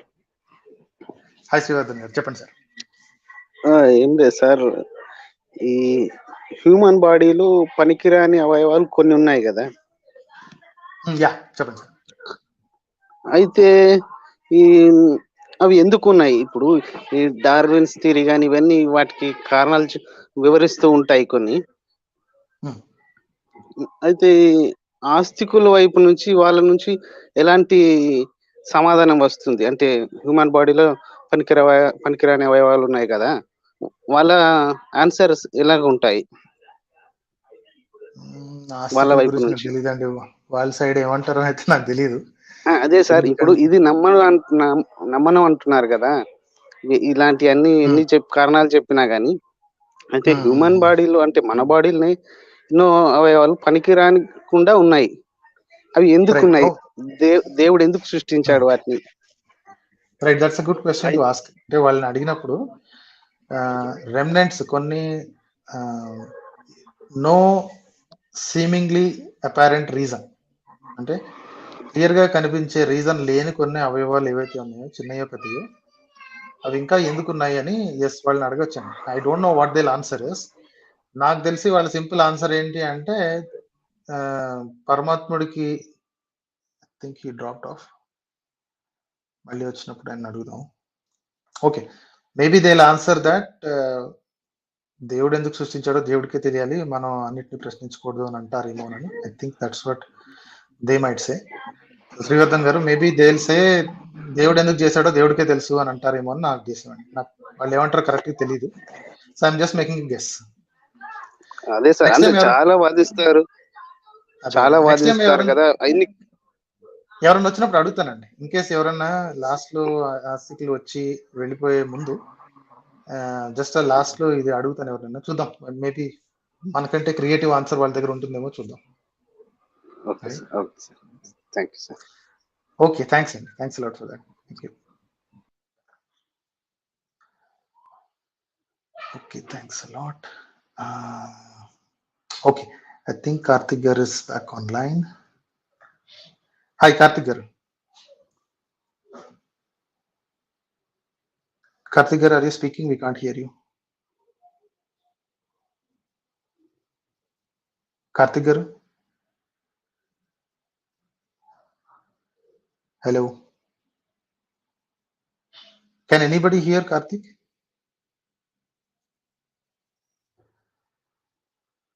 I have no idea, sir, what's happening. I can't hear you at all. Okay. By the time you resolve it, we'll take someone else. Okay, Srimanth garu unnaru. Let me take Srimanth garu. Hi, Srimanth garu. అన్న good evening అన్న. Good evening sir, చెప్పండి sir. అంటే నేను, నా పేరు శ్రీమంత్ అన్న. నాకు చిన్న డౌట్. అంటే బేసిక్లీ నేను అగ్నాస్టిక్ ని. అంటే నేను మతలా నమ్మను కానీ సంథింగ్ అంటే యూనివర్స్ అనేది సంథింగ్ అదంతా సపరేట్ టాపిక్. అయితే ఒకసారి నేను మీకు గరికపాటి నరసింహారావు ఐడియా ఉంటారు కదా, అదే పెద్ద అయినా చెప్తా ఉంటాను. ఒక వీడియోలో చూసానన్నా, అంటే లైక్ అది హిందూ మహాసభ కావచ్చు, అదే సంథింగ్ హిందూస్ రిలేటెడ్ మీటింగ్. అయితే ఆయన ఏం చెప్పాడంటే వైదిక ధర్మం గొప్పది అని చెప్పాడు సంథింగ్. అంటే వాళ్ళ రిలీజన్ ఆయన ప్రమోట్ చేసుకున్నాడు. అయితే నేను ఇంకో వీడియో చూసాను, ఆయన అదేంటి ఒక ఇంటర్వ్యూలో ఉన్నాడు. ఇంటర్వ్యూలో ఉండి ఒక ఇంటర్వ్యూ అతను అడిగాడు అనమాట, వీడియో చూపించాడు. అందులో ఏంటంటే ఒక ముస్లిమ్స్ కమ్యూనిటీ వాళ్ళు కరోనా పేషెంట్స్ కి హెల్ప్ చేస్తారు అనమాట. ముందు వీడియోలో చెప్పినట్టు ఆయన ఏం చెప్పాడంటే ఇదే గొప్పది, అందరు దేవుళ్ళు ఒకటే కాదని చెప్పాడు. ఈ నెక్స్ట్ వీడియోకి వచ్చేసరికి కదా ఏంటంటే దేవుళ్ళు అందరూ ఒకటే, మనుషులు ఒకటే అని చెప్తున్నా. అంటే వాళ్ళు అంత ఈజీగా మాటలు మారుస్తున్నారు. అసలు వాట్ ఈస్ దర్ మోటో అని డౌట్ ఉంది నాకు. వ్యాపారం సార్, ఇందులో వ్యాపారం తప్ప ఇంకోటి ఏం లేదు. ఒకటేంటంటే గరికపాటి గారిని at least I have some amount of considerable respect. Okay, I don't have complete respect on him because he's a హిపోక్రెట్. ఆయన ముందొకటి వెనకొకటి చెప్పుకునే రకం. ఎందుకు హిపోక్రెట్ అన్నాను అది కూడా ఎక్స్ప్లెయిన్ చేస్తాను. But I have decent amount of respect. ఎందుకంటే కొన్ని విషయాల్లో మాత్రం కరెక్ట్ గా పచ్చిగా నిర్మోహమాటంగా మిగతా వాళ్ళు ఏమనుకుంటారు, సాటి హిందువులు తిట్టుకుంటారన్న భయం లేకుండా ఆయన మనసులో ఉన్న చెప్తారు. Okay, but on the same hand ఇంకొన్ని చోట్ల మహామూర్ఖుడిలాగా కొన్ని చెప్తుంటారు అన్నమాట. ఆయనకి అంతవరకే తెలుసో లేకపోతే ఎందుకంటే ఆయన అవధానంలో నాకు ఏ మాత్రం ప్రవేశం లేదు. ఆయన కాళ్ళ మీద పడిపోవాల్సిందే. Okay, the amount of Telugu literature ఆయనకు తెలిసింది, సంస్కృత లిటరేచర్, వాటన్నిటిలో నాకేం తెలియదు. ఆయనకు తెలిసినంతలో 10వ వంతు కూడా తెలియదు, 1వ వంతు కూడా తెలియకపోవచ్చు. రైట్, బట్ ఏ పర్టికులర్ విషయాల్లో అయితే నాకు బాగా తెలుసో ఆ పర్టికులర్ విషయాల్లో ఆయన రాంగ్ చెప్తే మాత్రం I don't like him. Right, చాలా విషయాల్లో చెప్తారండి, వాస్తులు గీస్తులు నమ్ముకుంటూ కూర్చుంటారు, మీరు ఎట్లా నమ్ముతారు కాబట్టి మా ఇదేంటి ఇలాంటి కండువాగాళ్ళు వచ్చి మోసాలు చేస్తూ ఉంటారు అని అంటారు. రైట్, సో ఆయన వాస్తుని నమ్మొద్దు అంటారు. ఓకే, కానీ అలాగే ఇంకోటి కూడా, ఈ మా వాళ్ళు అందరూ వెజిటేరియన్స్ అది ఇది అని ఏం నమ్మొద్దు, రాముడు తిన్నాడు, కృష్ణుడు తిన్నాడు ఆయనే చెప్తారు.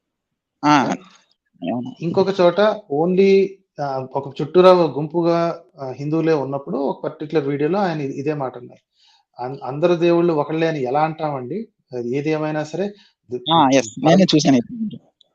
ఎలా అంటామండి, మా ఎట్టి పరిస్థితుల్లో మా ధర్మం గొప్పది, నేను ఎవరి ముందుకైనా వచ్చి మాట్లాడడానికి సిద్ధం అని అంటారు. రైట్, అయితే పక్క మతం వాళ్ళు చేసే మంచి పనులు ఏదన్నా కనిపించినప్పుడు దాన్ని వాళ్ళు ఈజీగా తీసవతలు పారేయటం ఇష్టం లేక అప్పుడు మనమంతా ఒకటే అంటారు. రైట్, కాకపోతే హీఈస్ నాట్ ఫండమెంటలిస్ట్ ఫెలో అండి. ఒకటేంటంటే ఆయన ధర్మం అంటే చాలా ఇష్టం, ఆయన ధర్మం గొప్పది, ప్లస్ చాలా అందరికంటే గొప్పది అనేది ఆయన ఉద్దేశం. Okay, so that is the fundamental right. ఆయన ఇష్టం. నేను నమ్మేదే కరెక్ట్, నేను నమ్మేది అందరికంటే గొప్ప అని అనుకోవడం ఫండమెంటల్ రైట్, ఆయన ఇష్టం. ఎప్పుడైతే యాంటీ సైంటిఫిక్ వంకర్ టింకర్ పిచ్చి మాటలు మాట్లాడి అది తెలిసిన తర్వాత కూడా ఆయన వెనక్కి తీసుకోకుండా ఉంటాడు మాటలు. రైట్, ఒకనొక వీడియోలో మనం చాలా సార్లు విన్నాం, ఏంటి నెమలి గురించి ఆయన చెప్తాడు, నెమలికి అన్నిళ్ళతోటి గుడ్లు పెడతాయి అని. తర్వాత కొన్నాళ్ళకి ఆయన తెలుసుకుని ఇంకోసారి అది మిస్టేక్ అని చెప్పినట్టు గుర్తు. I don't have a direct video, so అది అవునో కాదో నాకు తెలియదు. చాలా మంది చెప్పారు. కొన్నాళ్ళ తర్వాత ఆయన తెలుసుకుని అది తప్పు అని చెప్పి తర్వాత మళ్ళీ ఆ మాట మాట్లాడడం మానేశాడు, ఆయన ఒప్పుకున్నారు. రైట్, సో అలా ఒప్పుకుంటే I don't have any problem అండి. ఒకనొక రూమర్ ఏంటంటే, రూమర్ ఆయనే చెప్పారు, ఆయన ఎక్స్ ఏథియిస్ట్ అని చెప్పుకుంటారు. ఒకప్పుడు నేను దేవుడిని నమ్మలేదు, ఇప్పుడు నేను సనాతన ధర్మాన్ని పక్కగా నమ్ముతున్నాను అని ఆయన చెప్పుకుంటారు. ఓకే, ఇది రూమరో లేకపోతే, ఎందుకంటే నేను విన్నట్టు గుర్తు. ఐ కాంట్ హ్యావ్ చిన్న వీడియో ఎవిడెన్స్. నెక్స్ట్ క్వశ్చన్ ఉంది. ఇప్పుడు ఈ రిలీజియస్ ఇదంతా నేనైతే నమ్మను, దేవుడు ఒక్కొక్కరికి ఒక్కొక్క దేవుడు ఉండాలని నమ్మను. ఒక నాకు సింపుల్ నా థింకింగ్ ఏంటంటే, ఇప్పుడు సపోజ్ ఎగ్జాంపుల్ ఇప్పుడు క్రిస్టియానిటీని తీసుకుందాం.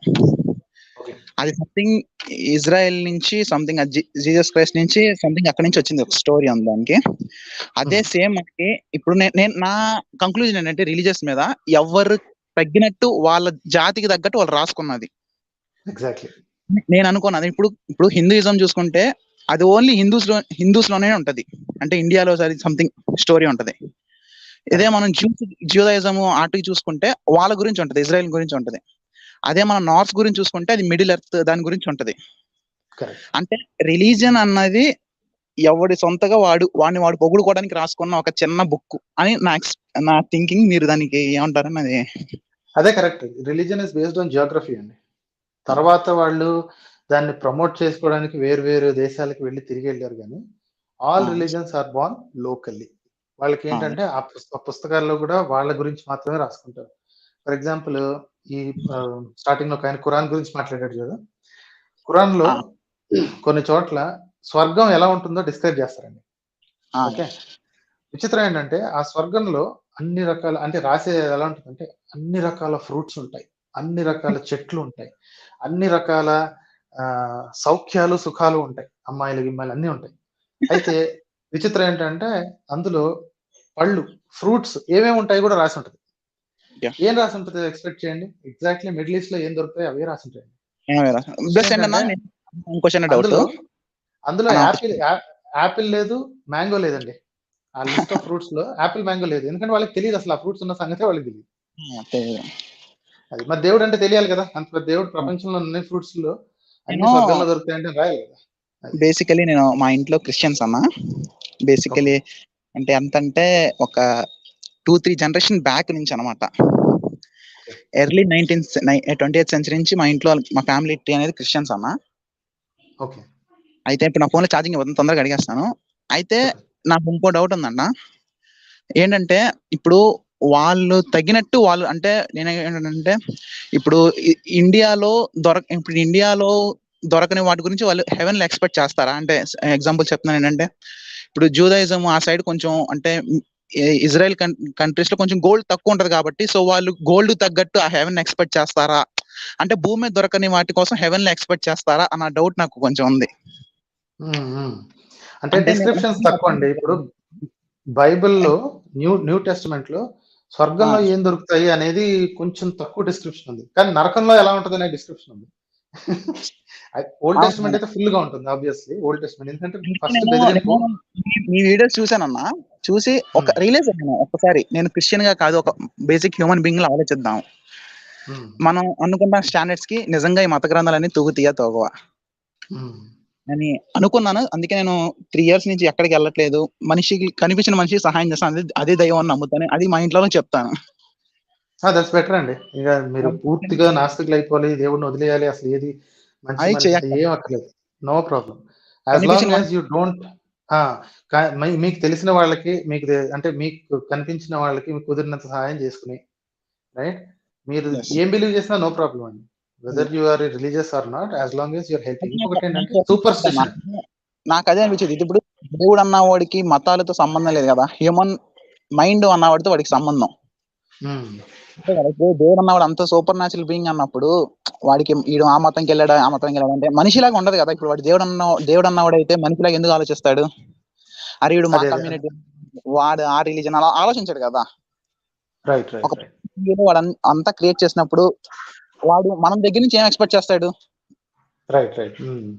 అది నేను ఇంట్లో వరకు చెప్తాను అంటే చాలా మంది బయట తెలియదు అన్న. ఇది చెప్తా ఉంటే ఎవరి మత గ్రంథం అనేది వాళ్ళకి జాతికి తగ్గించుకోవాలంటే అంటే నాకు కొంచెం right sir, thanks for their views అండి, thanks for that. Okay, thank you అన్న. ఫోన్ లో ఛార్జింగ్ అయిపోయింది, ఈసారి కలిసినప్పుడు. Sure, thank you, thanks for that.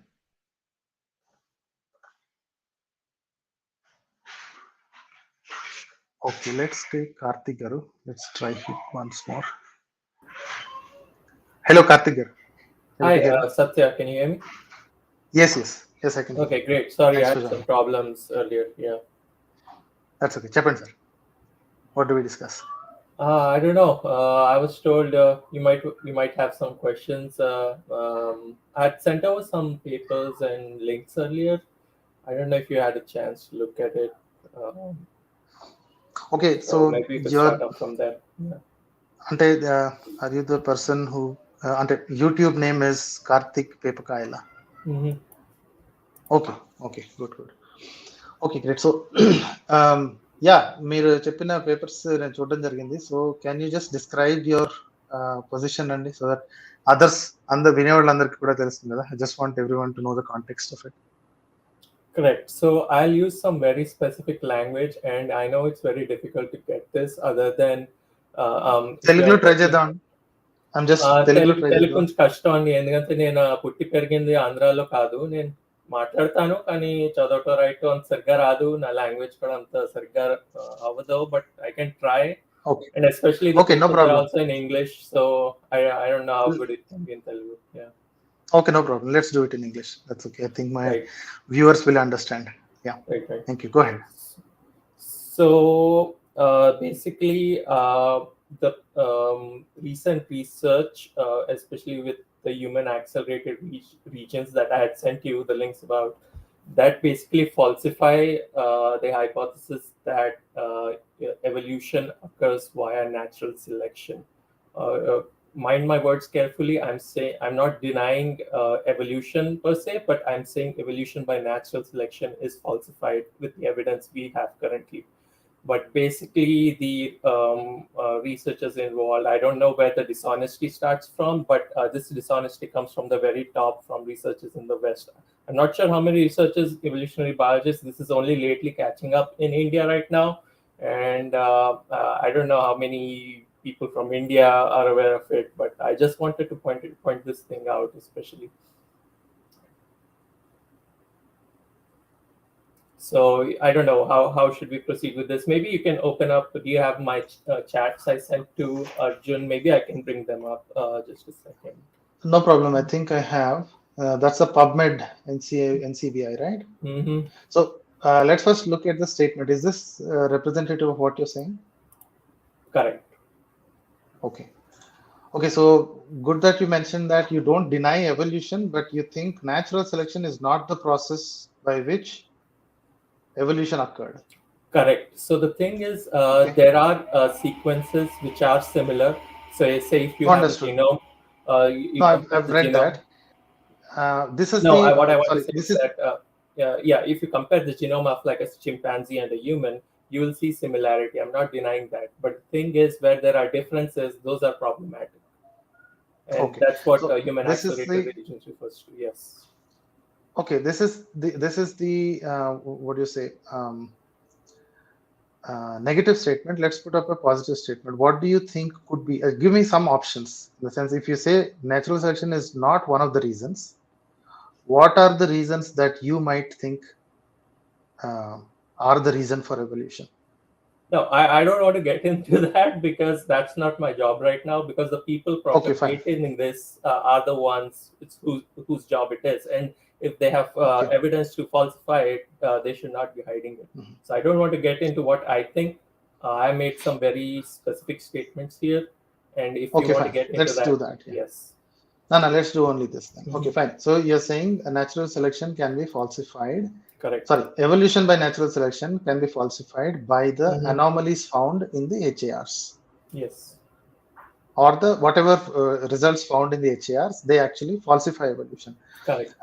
Is this the conclusion you reached, or is this what the papers actually say? Because I'll pick up the. No, I'll tell you what papers will. I asked this to a couple of evolutionary biologists on Quora. Their explanation is so the thing is, first of all, it's pretty circular logic. If you see the way human DNA is, every nucleotide has like 4 options, right? A, T, C, G, right? That's how the genetic code is written in those 4 letters, right? And even if a gene sequence, typically it's like a 100 nucleotide sequence coding DNA.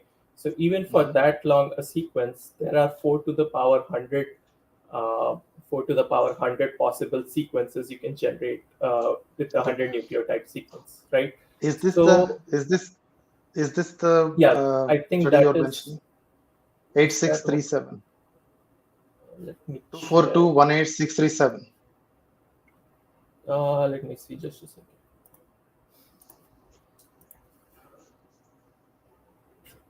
I'm not sure if that is one of the ones I sent. Let me see. Can you ping the link in the private chat in this? Oh yeah, that is one of them actually. Yes, correct. Okay. Is this good to go with? Yeah, go ahead. Yeah. Okay. In this study, the thing is, it is subtle.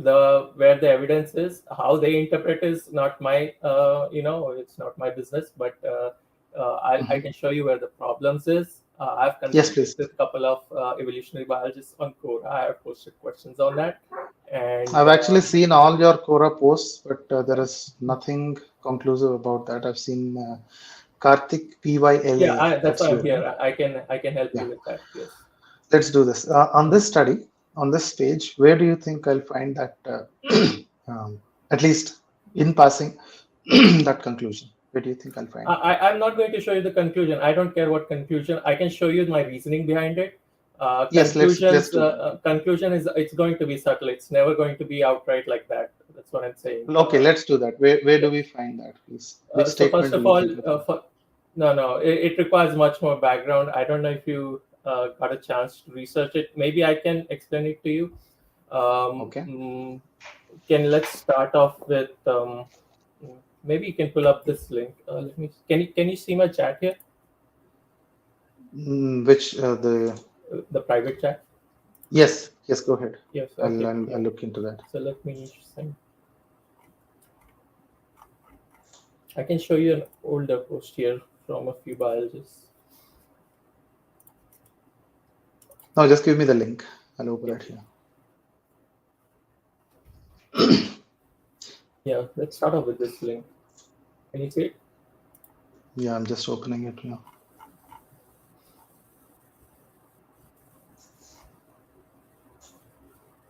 Okay. Right. So this article basically explains as to. Actually, there are a few quotes if you go down there. Let me ask you this: Are you aware? You're aware of? It seems like from your videos and everything, you are aware of natural selection, right? But are you aware of genetic drift? My graduation is in genetics. I'm an expert in that. Yes, let's go ahead. Okay, good. Okay. So in that case, can you scroll down? Read the very last comment. Read the very last comment. In this one? Yep. Maybe did you read the article first of all? Yeah. It basically says like genetic drift is not pointed out while teaching evolution, and genetic drift is right, not so there. It's he's not saying there that that we now recognize that random genetic drift is one of the main mechanisms of evolution. It's a question mark. Okay. I think the main reason we don't see such a description is because people like Whitefield are completely unaware of any mechanism other than natural selection, or at least unaware of the fact that it could be important. Modern synthesis need to be updated, but updated in the manner described by Stephen Jay Gould and not by Altenberg 16. let's forget about what Altenberg 16 were advocating. I don't think that pertains to us. Now my question is, so this is the guy called Larry Moran, right? Lawrence Moran. Correct. Instead of writing in a blog, does he have a published paper saying that this is the problem? It was 2008, right? So somebody might have picked his work up and at least made some observations about it. Did they do that? No, that's not what this is about. So if you scroll down, first of all, look at the description of modern synthesis. It has no mention of genetic drift at all. That is the first problem with how evolution is taught currently, and that's a major, big problem, I would say. So you think that Larry? Larry Moran? If you scroll up within the box, you'll see you see that box. That's basically, I think that's the official description of civil right, Ron R.A. Fisher, Haldane. These are the names? Correct. Yeah, all of them support natural selection. Natural selection is not dismissed. It's one of the many other types of processes that guide evolution. I'm not saying it's dismissed. That's what I'm here to help for. Your first statement was yes, natural selection is not. You said it falsifies, so it means that you don't believe natural selection is at work at all. No, that's not what it is. See, falsification of hypothesis just requires one data point. Do you agree with that? One data point? No, not necessary. You need to explain why that was successful in explaining other types. Let's say, for example, a particular data point X is taken as a truth, right? For whatever reason, they take it as an axiom, saying that, okay, it is true.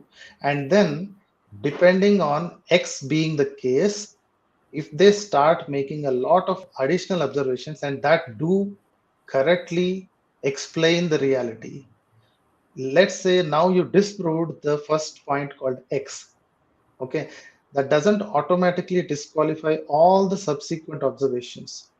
The same person who disproved X, or his followers, or someone who picked up the research, also has to help understand why did all the other observations explain reality correctly when X was wrong, right? So before disproving, see, let's say if somebody says light speed, now let me once more explain for everyone, right? Light speed is said to be some good number, right? 3 point something, I'm not sure, but light speed has a properly light speed in vacuum. Let's be very more specific, right? Light speed in vacuum is defined to be some X number. If the speed in vacuum is anything different, there are other observations, right? So because light speed is c is equal to so and so number, there are many other observations that prove that, okay, if you do this observation, you are going to get this amount of delay because light is traveling at a particular speed. And that has been proven over and over and over and over through hundreds of other observations. Now, somebody has come with a conclusive proof that no, light speed is not that, it is vastly different. Light speed in vacuum is vastly different. Let's say that someone has proposed with considerable amount of evidence saying light speed is different. Now, just because they said light speed is different and with one observation, we cannot throw the value of speed of light immediately. We have to explain, you have a good observation. Now explain us why all these things work as they do with the wrong number. If you put the right number in that, all the calculations go wrong and all the observations go wrong. So what do you believe? It's not that simple when it comes to when we are looking at DNA. I'll tell you why. So I had mentioned this earlier, right? Even if you have a 100 nucleotide sequence, it has 4 to the power 100 combinations, and to determine the fitness for each of that combination is literally impossible. There are way too many observations you need to make. I'm not looking at that. My point is, it is related because when you're talking about biology, you do not know that in physics, probably speed of light is constant compared to whatever data points you have looked at. So biology, you have these so many No, I have sequences. another observation. I'm going to make one more statement. See, first thing, nobody is, what do you say, married to the idea of natural selection, right? Darwin has started it, but even before that, Lamarck has started something else. Someone else has started something else. For the past 2000 years, somebody has been talking about evolution. So Darwin has said natural selection is the most likely explanation because that's what he saw, right? Fair. Whatever his observation is fine. Now, after so and so, when we come to the stage when we are able to investigate HARs, right?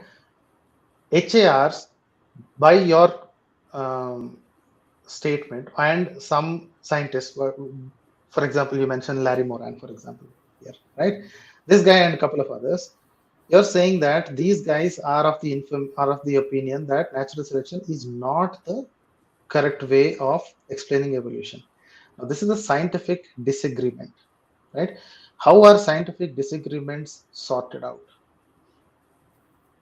This is not a fight between a religion or this thing, right? It's the at least Larry Moran is not. Let's yeah, no, one second. Yeah. So Larry Moran is not saying that no, this is not true. God created nothing. So he did not get into anything. He did not say that. I agree. So he simply mentioned that. I want you to move forward from here, and I want you to get to the actual reasoning, because you won't find anywhere saying that natural selection is falsified or anything. I want you to look at my line of reasoning, and let's get to that, and then we can decide whether natural selection. Okay, so here you found one data point. Let me just summarize this. Yeah.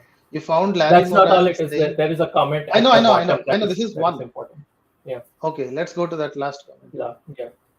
Okay. By any chance you didn't make this, right? It's anonymous. I didn't even start my undergrad back then. So it's 2008, and I'm like 30 years old right now. So I started my undergrad back in 2009. There's no way I could have made that. Just FYI. Okay, no problem. I'm not accusing you of that, so no worries. Okay, let's look at this anonymous. I just zoomed it in. Okay. What do you want us to take out of this? Did you read? So let me get this right. So it basically says, so when. No, let's read it out. Let's read it real fast. Just stumbled by because I was trying to find out more about the secret meeting. Interestingly, I agree with parts of just about everything said here. So I thought I'd add my 2 cents. The ENCODE project left many of us working in the human genome sciences thoroughly confused. If you read the ENCODE paper, so-and-so, on the surprising findings, in my opinion, is that functionally critical elements of the genome are not necessarily under selection pressure. They also find regions of the genome with no evidence of function that are also under selective pressure. The latter may be explained by simply not looking at the right cell type or development period. The former, however, necessitates that we broaden the evolutionary view, a bit more neutral view, as reported by ENCODE researchers. Kimuru and Gould would be pleased. I get frustrated because you can't even begin this discussion without accusation of believing in the tooth fairy or the flying spaghetti monster.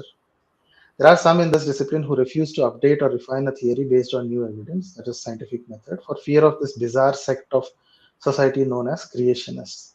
In an age where Vatican is studying evolution, I think we can do better. Just my 2 cents. So I'll tell you where let me tell you where hearts come in here, because you will jump to conclusions as to what I'm saying. So let me give you where hearts come into the picture in this statement. So the first statement, they also found regions in the genome actually no, not that one. If you read the first one, one of the most surprising findings is that functionally critical elements of the genome are not necessarily under selective pressure. That's where HARS come in. So that's the part I'm interested in. That's what HARS are, which were defined later, I think, after that. So let me get this straight. Yeah. So let me get this straight. So an anonymous comment on a blog got you thinking that in this particular statement disproves natural selection. No, it's not that simple. It is that simple. One quick second. Let me get to that, how we are getting to that. Let's go through the process first as to how it. Let's do it quickly, please. Yeah. So I mean, it's not. If you're, I mean, I don't know about how much the viewers will get this topic. You're saying you have a background. Hopefully, you get it. It's not. I'll get it quickly because okay. So let's see. So what it says is that first of all, I mean, as I had told you, like it's very difficult to know what's the fitness of a particular. I mean, there are so many sequences, so many data points. It's impossible to verify. But let's give that to the. Let's give it to your side. I'm ready to give it to you because I mean, otherwise we don't have anything to work with. So let's say natural selection, it can work wonders. I mean, it can generate gene sequences and it is circular logic, but let's leave that. I don't worry about that. So the main thing is that no, 1 second, Karthik. My fundamental problem is you have this amazing train of thought. At least that's what you think. I certainly respect that. Okay, and there is something written in an anonymous comment. I'm not gonna. Stop emphasizing on anonymous. Do you think I made that? If you think I'm not saying you did that. I'm not saying there could be a genuine other person. I'm not saying. I'm not accusing you. Please listen me out. Stop mentioning that. Yeah, I'm saying that I'm not going to cheapen this comment by ascertaining something else. I'm just acknowledging the fact. Okay, I'm not saying you did this, right? Somebody has done it. I genuinely expect that to be true. That's fine. My point is, you have made you have gotten into this deep into the internet and found this part. Now you prepare to commit in front of whatever number of viewers, saying that natural selection is falsified because of HARs. Okay. So first thing you made an assumption. 1 second. Can you go back to my comment? Yeah, Evolution by natural selection is falsified, not natural selection is falsified. I'm not denying natural selection happens. I'm saying evolution solely by natural selection is falsified. Isn't that the current state of the theory? It's always the case. Evolution by natural selection is never the sole driver of it. Nobody said it apart from Darwin. At that point in time, Darwin did not have any amount of evidence except for his own observations of finches and other animals. No. So he said it was natural selection. After him, there are a bunch of people, including all the names that you mentioned, and they said natural selection is not the only one. There are 100 other. There are species that have stagnated for thousands of years because there is no natural pressure at all. For them, there is absolutely nothing. Right. So, for example, crocodiles. 1 second. For example, crocodiles, they did not have any evolutionary pressure for whatsoever for almost 1 million years. So the change is extremely minimal. Right. That's for almost 1 million years. Is, right. So it's either natural selection or genetic drift, and neither of those. No, it's not. No, it's not either or. It's not either or. Then what's the? It's not either or. It's not one thing. It's not one thing. Every observation is individual. See, there is an evolutionary arms race between predator and prey. If what we are looking at in the African savanna, the prey animals are getting faster and faster, so are the predators. There, the evolutionary pressure is predator. Then, the peppered moth in the pre-industrialized London. The peppered moth has changed, or at least more number of dark moths were found because the evolutionary pressure at that point in time are again the predators, because the trees were blackened out. White moths are very easily visible for the birds, so they ate them up. The only thing that can breed now are black colored moths. So what you see suddenly in about less than 20 years, white colored peppered moths are almost vanished, and almost everything is a black colored peppered moth. That is natural selection. Yep. It's selected by the predators. I'm aware. Natural selection. Natural selection has never been falsified. It will never be falsified because the reason is there are way too many number of examples that provide explanation for it. I'm not denying the existing examples. I'm saying there are problematic sequences that will make you question it. So can we get to that first? I'll tell you what. Yeah.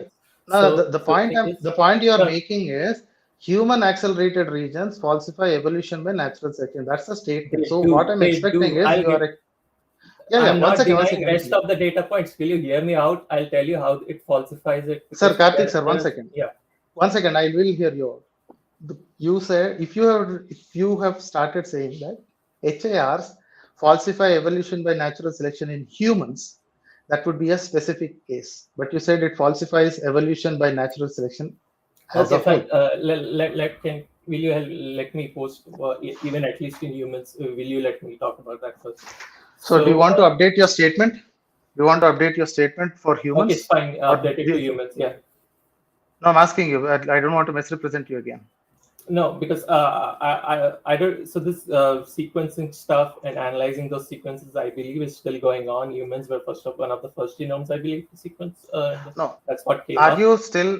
I still hold that. To this statement. Yep, I still hold that. Yep. Human accelerator regions are only for humans. You know that, right? Then how does it apply to everyone else? No, how did you come out with the? How did you come out with the reasoning? No, Karthik, 1 second. 1 second, let me ask you. No, hear me out first. You're not letting me speak, and you're not letting me get to my point. First of all, sir, the whole statement itself is based on humans, and you're saying it is falsifying natural selection. I'm asking you, is this statement still true? It is. Do you want to update it for humans also? No, you want to update it for humans? I want to hold it, but if you want to specifically keep it to humans, because we don't know it for the rest of the data points yet. If you want to keep it for humans, keep it for humans. Yes.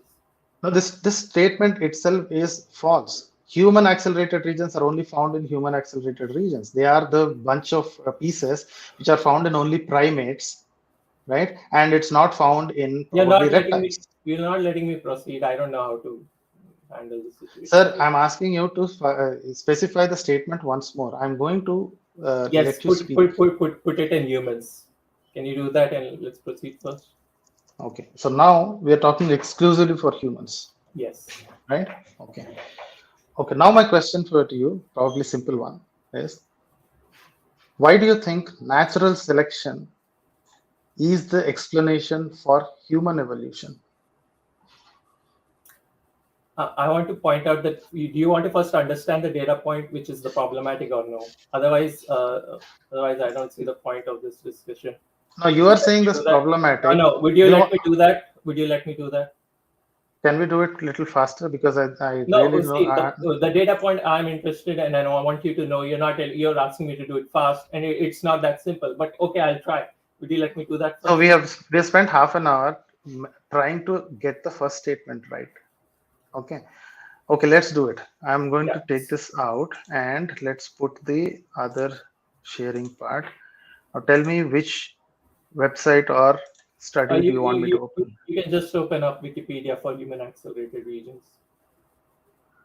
Human accelerated regions, Wikipedia. Yeah. And also the two other links I'd sent.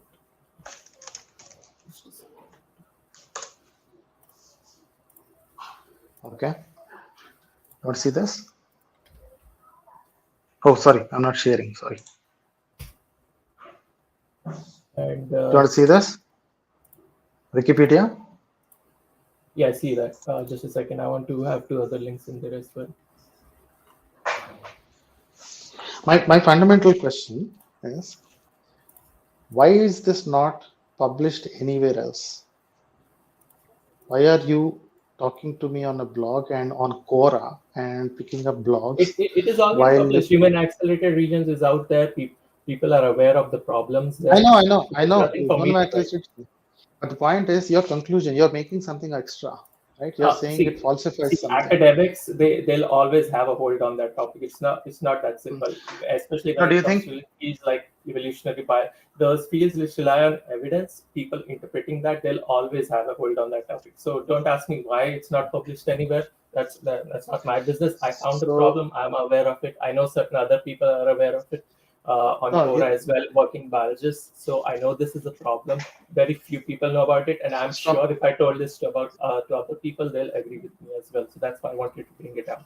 Yeah, in echo chambers they tend to agree, but my point is, why do you think it's kind of nobody is acknowledging it? Why I heard or at least I want to stick to the data point. I don't care about that particular per se, but I want to stick to the data point, and I want you to understand, hopefully, and the others if they're interested. Because no. See, the politics around it, I don't want to get into that because it gets ugly. Can we agree on that at least? See, this whole thing started with the comment, right? With saying that theory of evolution based on natural selection currently stands falsified because of HARs in the human genome, much of which has no known function.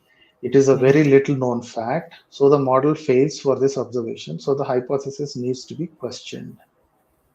Scientists chose not to question other hypotheses as you claim. So it keeps on going, saying that at least the way I understood it, you think there is a conspiracy with people trying it's not to suppress something. I wouldn't say it's a conspiracy. I'll say people are just, they want to stick to with their current line of thought, which is just natural. I mean, that's fine. But the problem comes in not the in place science. where it gets propagated around the world and at school level, that too, without giving like complete picture.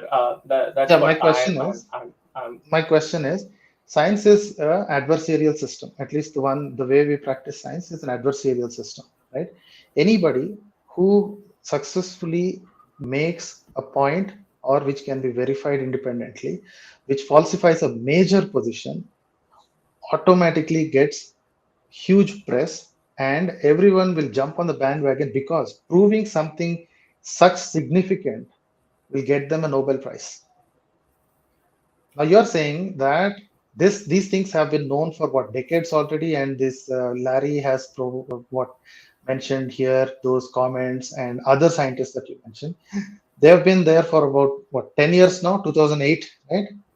2008, 2013, 2014, whatever number of years. From, let's say it started in 2008, somebody has made an observation.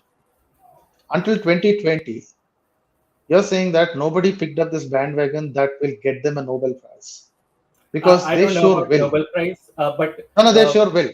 I know it because any sufficiently strong theory, which is natural selection, it has stood the test of time because it explains. One second, sir.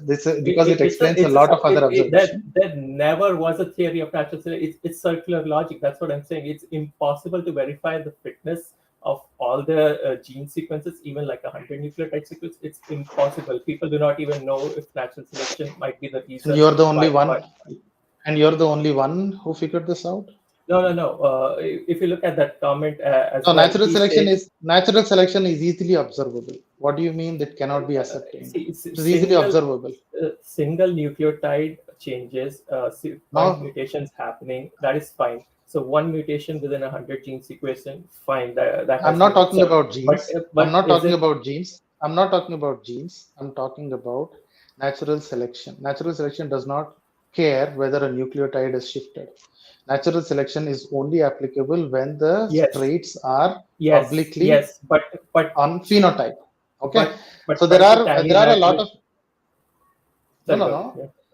See, there are mutations which have phenotypic effect, right? Which show up in the animal body. Okay, and that's enough for nature to figure out, or at least put pressure whether it will survive better or survive less. Why are you bringing out nucleotides when we're talking about natural selection? It does not even appear there. Incorporate, so we have this data point, like genes are usually 100 nucleotide long in a sequence, right? So in order to have cropped up, there are some specific set of I still don't get this picture. Sir, you're actually getting deeper into the subject, which is not necessary to answer this. No, it is. That's what I'm saying. It's not that. No, it's not. It's not. That's where the dishonesty starts. That's where the dishonesty starts. I know. You'll say that. And you're peddling it at school level around the world and being dishonest about it. Do you realize that? Karthik, I know what you're saying. You have not been able to convince anyone in the Quora, and you don't get. No. Can you open up the Quora links? Can you open up the Quora links? We can read through that. Scientists agree with my premise. Can you open those up? Oh, scientists agree with your premise, and I've seen that they have been done. Hold on. Before opening, I know what you're saying. Okay. There is one or two scientists who say, yeah, this is a problematic thing. And you suddenly assume that nobody has picked it up and nobody is looking for it. No. Nobody has picked it up. I don't care. Can I ascertain what billions of people or even millions of biologists think? I cannot. I can only tell what I know. I can look at the data points. Can you open? And that's exactly what That's exactly what I'm asking. What do you want to know about Quora? Let me just open in here. Like open up those links. Wait. Couple of sites. I didn't get a chance to present first of all why this data point is. No, you're not presenting. You're just putting up a conspiracy theory. No, I'm not. You have asked. You're not letting me present. Karthik, 1 second. Is this correct? Is this your ID? Yep. Okay. Now, which of these 12 questions should I answer? Should I pick? Go to the second one. Okay. Yeah, I've read all of these and I see exactly where you're coming from and I know what you're trying to do here. No, I can say the same thing about you. I can see where you're coming from. Yeah. I know. Everyone has their own. So don't say you don't have fine. Let's do this. Yeah. There is no point in fighting with me because you're not going to get anywhere. Let's look at this one. Why is this fact conveniently hidden? So you've already made a statement. Okay, parts of human genome are known to be under selective pressure if common descent is assumed, yet they have no known function. Okay, this is a loaded question anyway. Why is this fact conveniently hidden about evolution? Okay, what do you mean conveniently hidden? Known. Yes, natural selection is differential. John is a working biologist, and this one or this one? The second one. This one? Yep. Okay. There is such a thing called intellectual dishonesty. Okay. Then John Deriel. I accept that. If no function is ever found, gives me. This statement, if no function is ever found, gives me and other evolutionary biologists until the end of time to figure out the reason. Okay, we promise to work on it. Stay tuned. So you are saying, I read this actually already. Okay.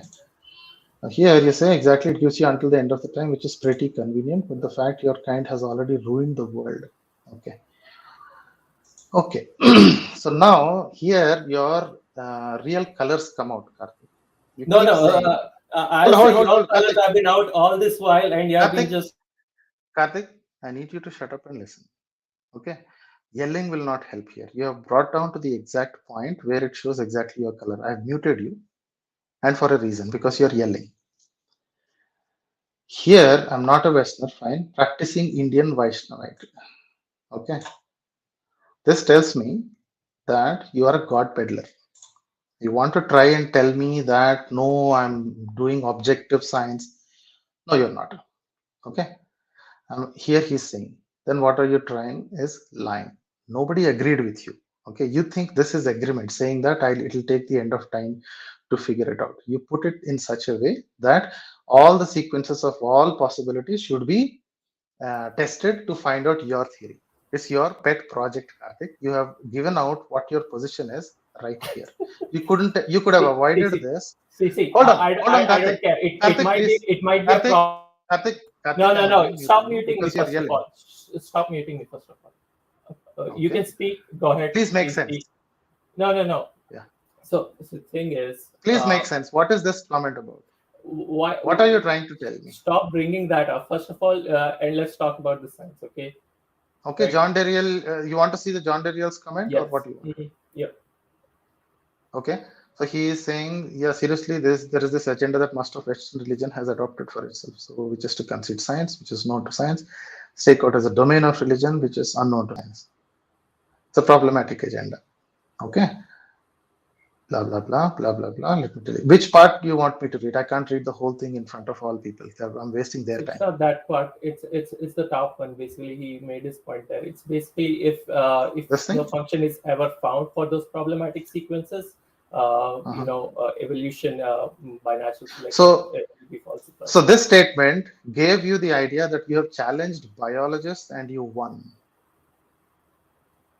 Yep. Do you see where you're getting there? You think John Deriel saying this statement has disproved the entire science? Now you are able to make a statement. Hold on, it was a science in the first place because it's impossible to verify the huge number of data. It is science. Just because you don't say it is science, it means that you don't understand what it is. Natural selection is not about nucleotides and the DNA changing one nucleotide to another. Or that's like the 18th century view or the 19th century view you're talking about. Hold on, man. Hold on. There are new findings and only geneticists will be able to. You're not a geneticist and you're just an Indian Vaishnavite. Okay, hold on. I You're don't just care an Indian Vaishnavite. what label you assign to me. Okay, I'm just okay, talking hold about on. the science and the data I'm gonna points. expose you. I'm gonna expose you what you have been writing in Quora. Who are the Vaishnavites? What does Okay, pseudo-scientific this theory is like getting evolution? ugly. Hold on. I'll just leave. No, this Have a will. good day, Yeah, man. yeah, you will live. You don't You want to will talk live. about the science, and you just want Yeah, to, yeah, you will live. make it ugly. You I can know talk. this. It's your channel. You can do whatever you like. Yes, Goodbye. I will do, Karthik. Please get lost. You have been peddling pseudo-scientific theory like evolution. You wrote it 1 year back. You said, why does pseudo-scientific theory like evolution has a place, right? And now you shamelessly come here and say that, yeah, I accept evolution. I'm not saying against evolution. I'm just saying natural selection is not the method for human accelerated regions. What kind of an idiot does that? Right? You don't believe in evolution. You just are a simple peddler of a religion, right? You have written this. When was this written? I don't even remember. Before, I don't know what date it is, but it's at least 1 year old. Why does pseudo-scientific theory like evolution had a place in science, and you call yourself a scientist, or at least doing things in science? You should be ashamed of yourself. You're not a scientist. You're just a religion peddler, shamelessly eating dollars and calling Western scientists. You see what you did here? I'll show you what you did here. I'm not a Westerner. I'm a practicing Indian Vaishnavite who sees science as never having contradicted real religion. What do you mean real religion? Your religion? Your religion is one of the weakest things. Almost all religions are weakest, and I can break your religion in half. And if you think Bhagavad Gita or any other texts have any bit of credibility, come back next time. I'll talk to you about your religion. You came under the false pretext that you believe in evolution. You did not. I know it. I knew it from the beginning, because I've kept this page open, just for you to come here and blabber whatever the hell you want to blabber. And I found you out. You are just a religion peddler, shamelessly eating dollars and spitting in the same plate that you have eaten. Right? Viswasa ghatakudu antaru nilantola. Viswasa ghatakudu.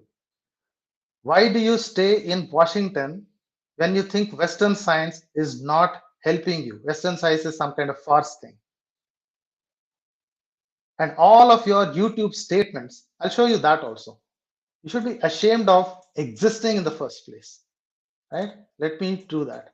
Let me add what you have written. Right?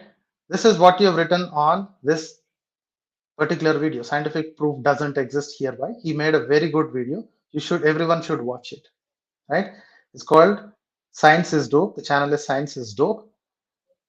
Find this video. I think this is the current video as of today, but you should definitely watch it. There is nothing called proof. It's always evidence. Science is always evidence based. He tells you why proof, the word proof, does not matter to science. It is actually evidence. Proof is only for logic and mathematics. Please watch it. This is a must watch. Okay, now here comes my friend, and then this guy comes, Karthik Pepakal, the guy which we have seen. He started yapping, saying that human accelerated regions, only natural selection currently stands falsified, as if he knew anything about it. Okay, after a couple of back and forth, he seemed like someone who found it.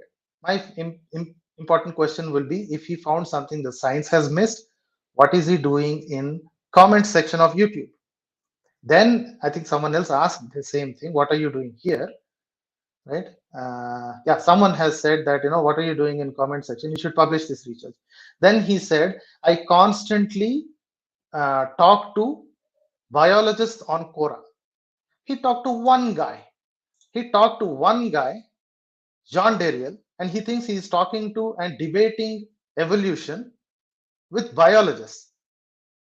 And he's talking about dishonesty. Shame on him. He should at least look at the mirror and spit on it. This is the kind of guys who come here and say that they are disproving a well preserved theory. And he says he found something. Let me tell you something. If something happens, if somebody found something that is conclusively saying that evolution is wrong, the first set of people will ask for evidence, obviously. If the evidence is obviously overwhelming, everybody will change their model. It happened multiple times in evolution. Right after Darwin died, there is a period of around 30 years where everybody said, yep, no, looks like natural selection is not the only process. There are many other problematic sequences, not genetics, not the kind that this fellow is talking about. Many kinds of sequences which moving from one animal to another, right? One animal is evolving into something else. There are many sequences which is not explained by natural selection. So then modern synthesis has started. Modern synthesis means additional explanations. There are many number of explanations why some species do not change. Some species do not change even in the same area where they have same selection pressure, and some species don't even change even when the selection pressure changes. There are lots and lots of theories. This fellow is a peddler, a religious peddler, and anytime this fellow starts making any claims in science or anywhere in YouTube, hit them with this video. I'm going to cut this video and put it only for this purpose. Idiots like these do not need any more publicity, but for the sake of debunking, these kinds of idiots need to be shown. Religion peddler trying to say a well-established scientific theory, and this whole section of comments is trying to talk to everybody, saying that, oh, Western science, Western scientists have hidden that, and finally this guy says even pranayama, all that. Finally, he says he's related to ISKCON somehow. He likes Krishna, Vaishnavite, all kinds of stuff. Finally, he's just a religion peddler under the mask of a science, I don't know, science graduate. I don't even believe that he's a proper science graduate, but he keeps saying, I'm from that institute, I'm from this institute. Like it matters. It does not. You just have to be honest and think, saying that if I can find it, if I can, seemingly idiot like me, right, Karthik, can find it that a huge theory is wrong, why can't everybody else? When science is not a religion, science always works on adversarial system. Proving your peers wrong is how you get ahead in science. You always have to prove your friends wrong or your peers wrong. Even now, research is going on to disprove Einstein's theories and the other theories that are present in the last century. That's exactly how science progresses. And this fellow also mentioned somewhere down below that chanting Bhagavad Gita, right, 1,000 times, I don't know what number of times, to have immense health benefits. Chanting some names is going to give immense benefits. I don't know what kind of idiot does that, and he calls himself science student. He's a disgrace to science, and he is the disgrace to that Indian religion, Indian Vaishnavite religion. He's a disgrace to both.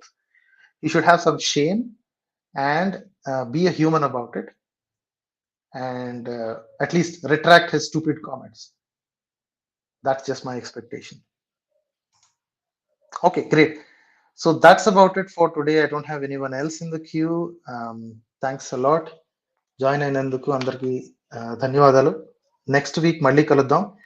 మనకు తెలిసి next week మళ్ళీ రావాల్సిన వాళ్ళు వస్తారు, మాట్లాడుకుందాం. Okay, next week మరో topic తో కలుసుకుందాం, మరికొంతమందితో మాట్లాడదాం. అంతవరకు సెలవు. Thanks a lot. See you next time.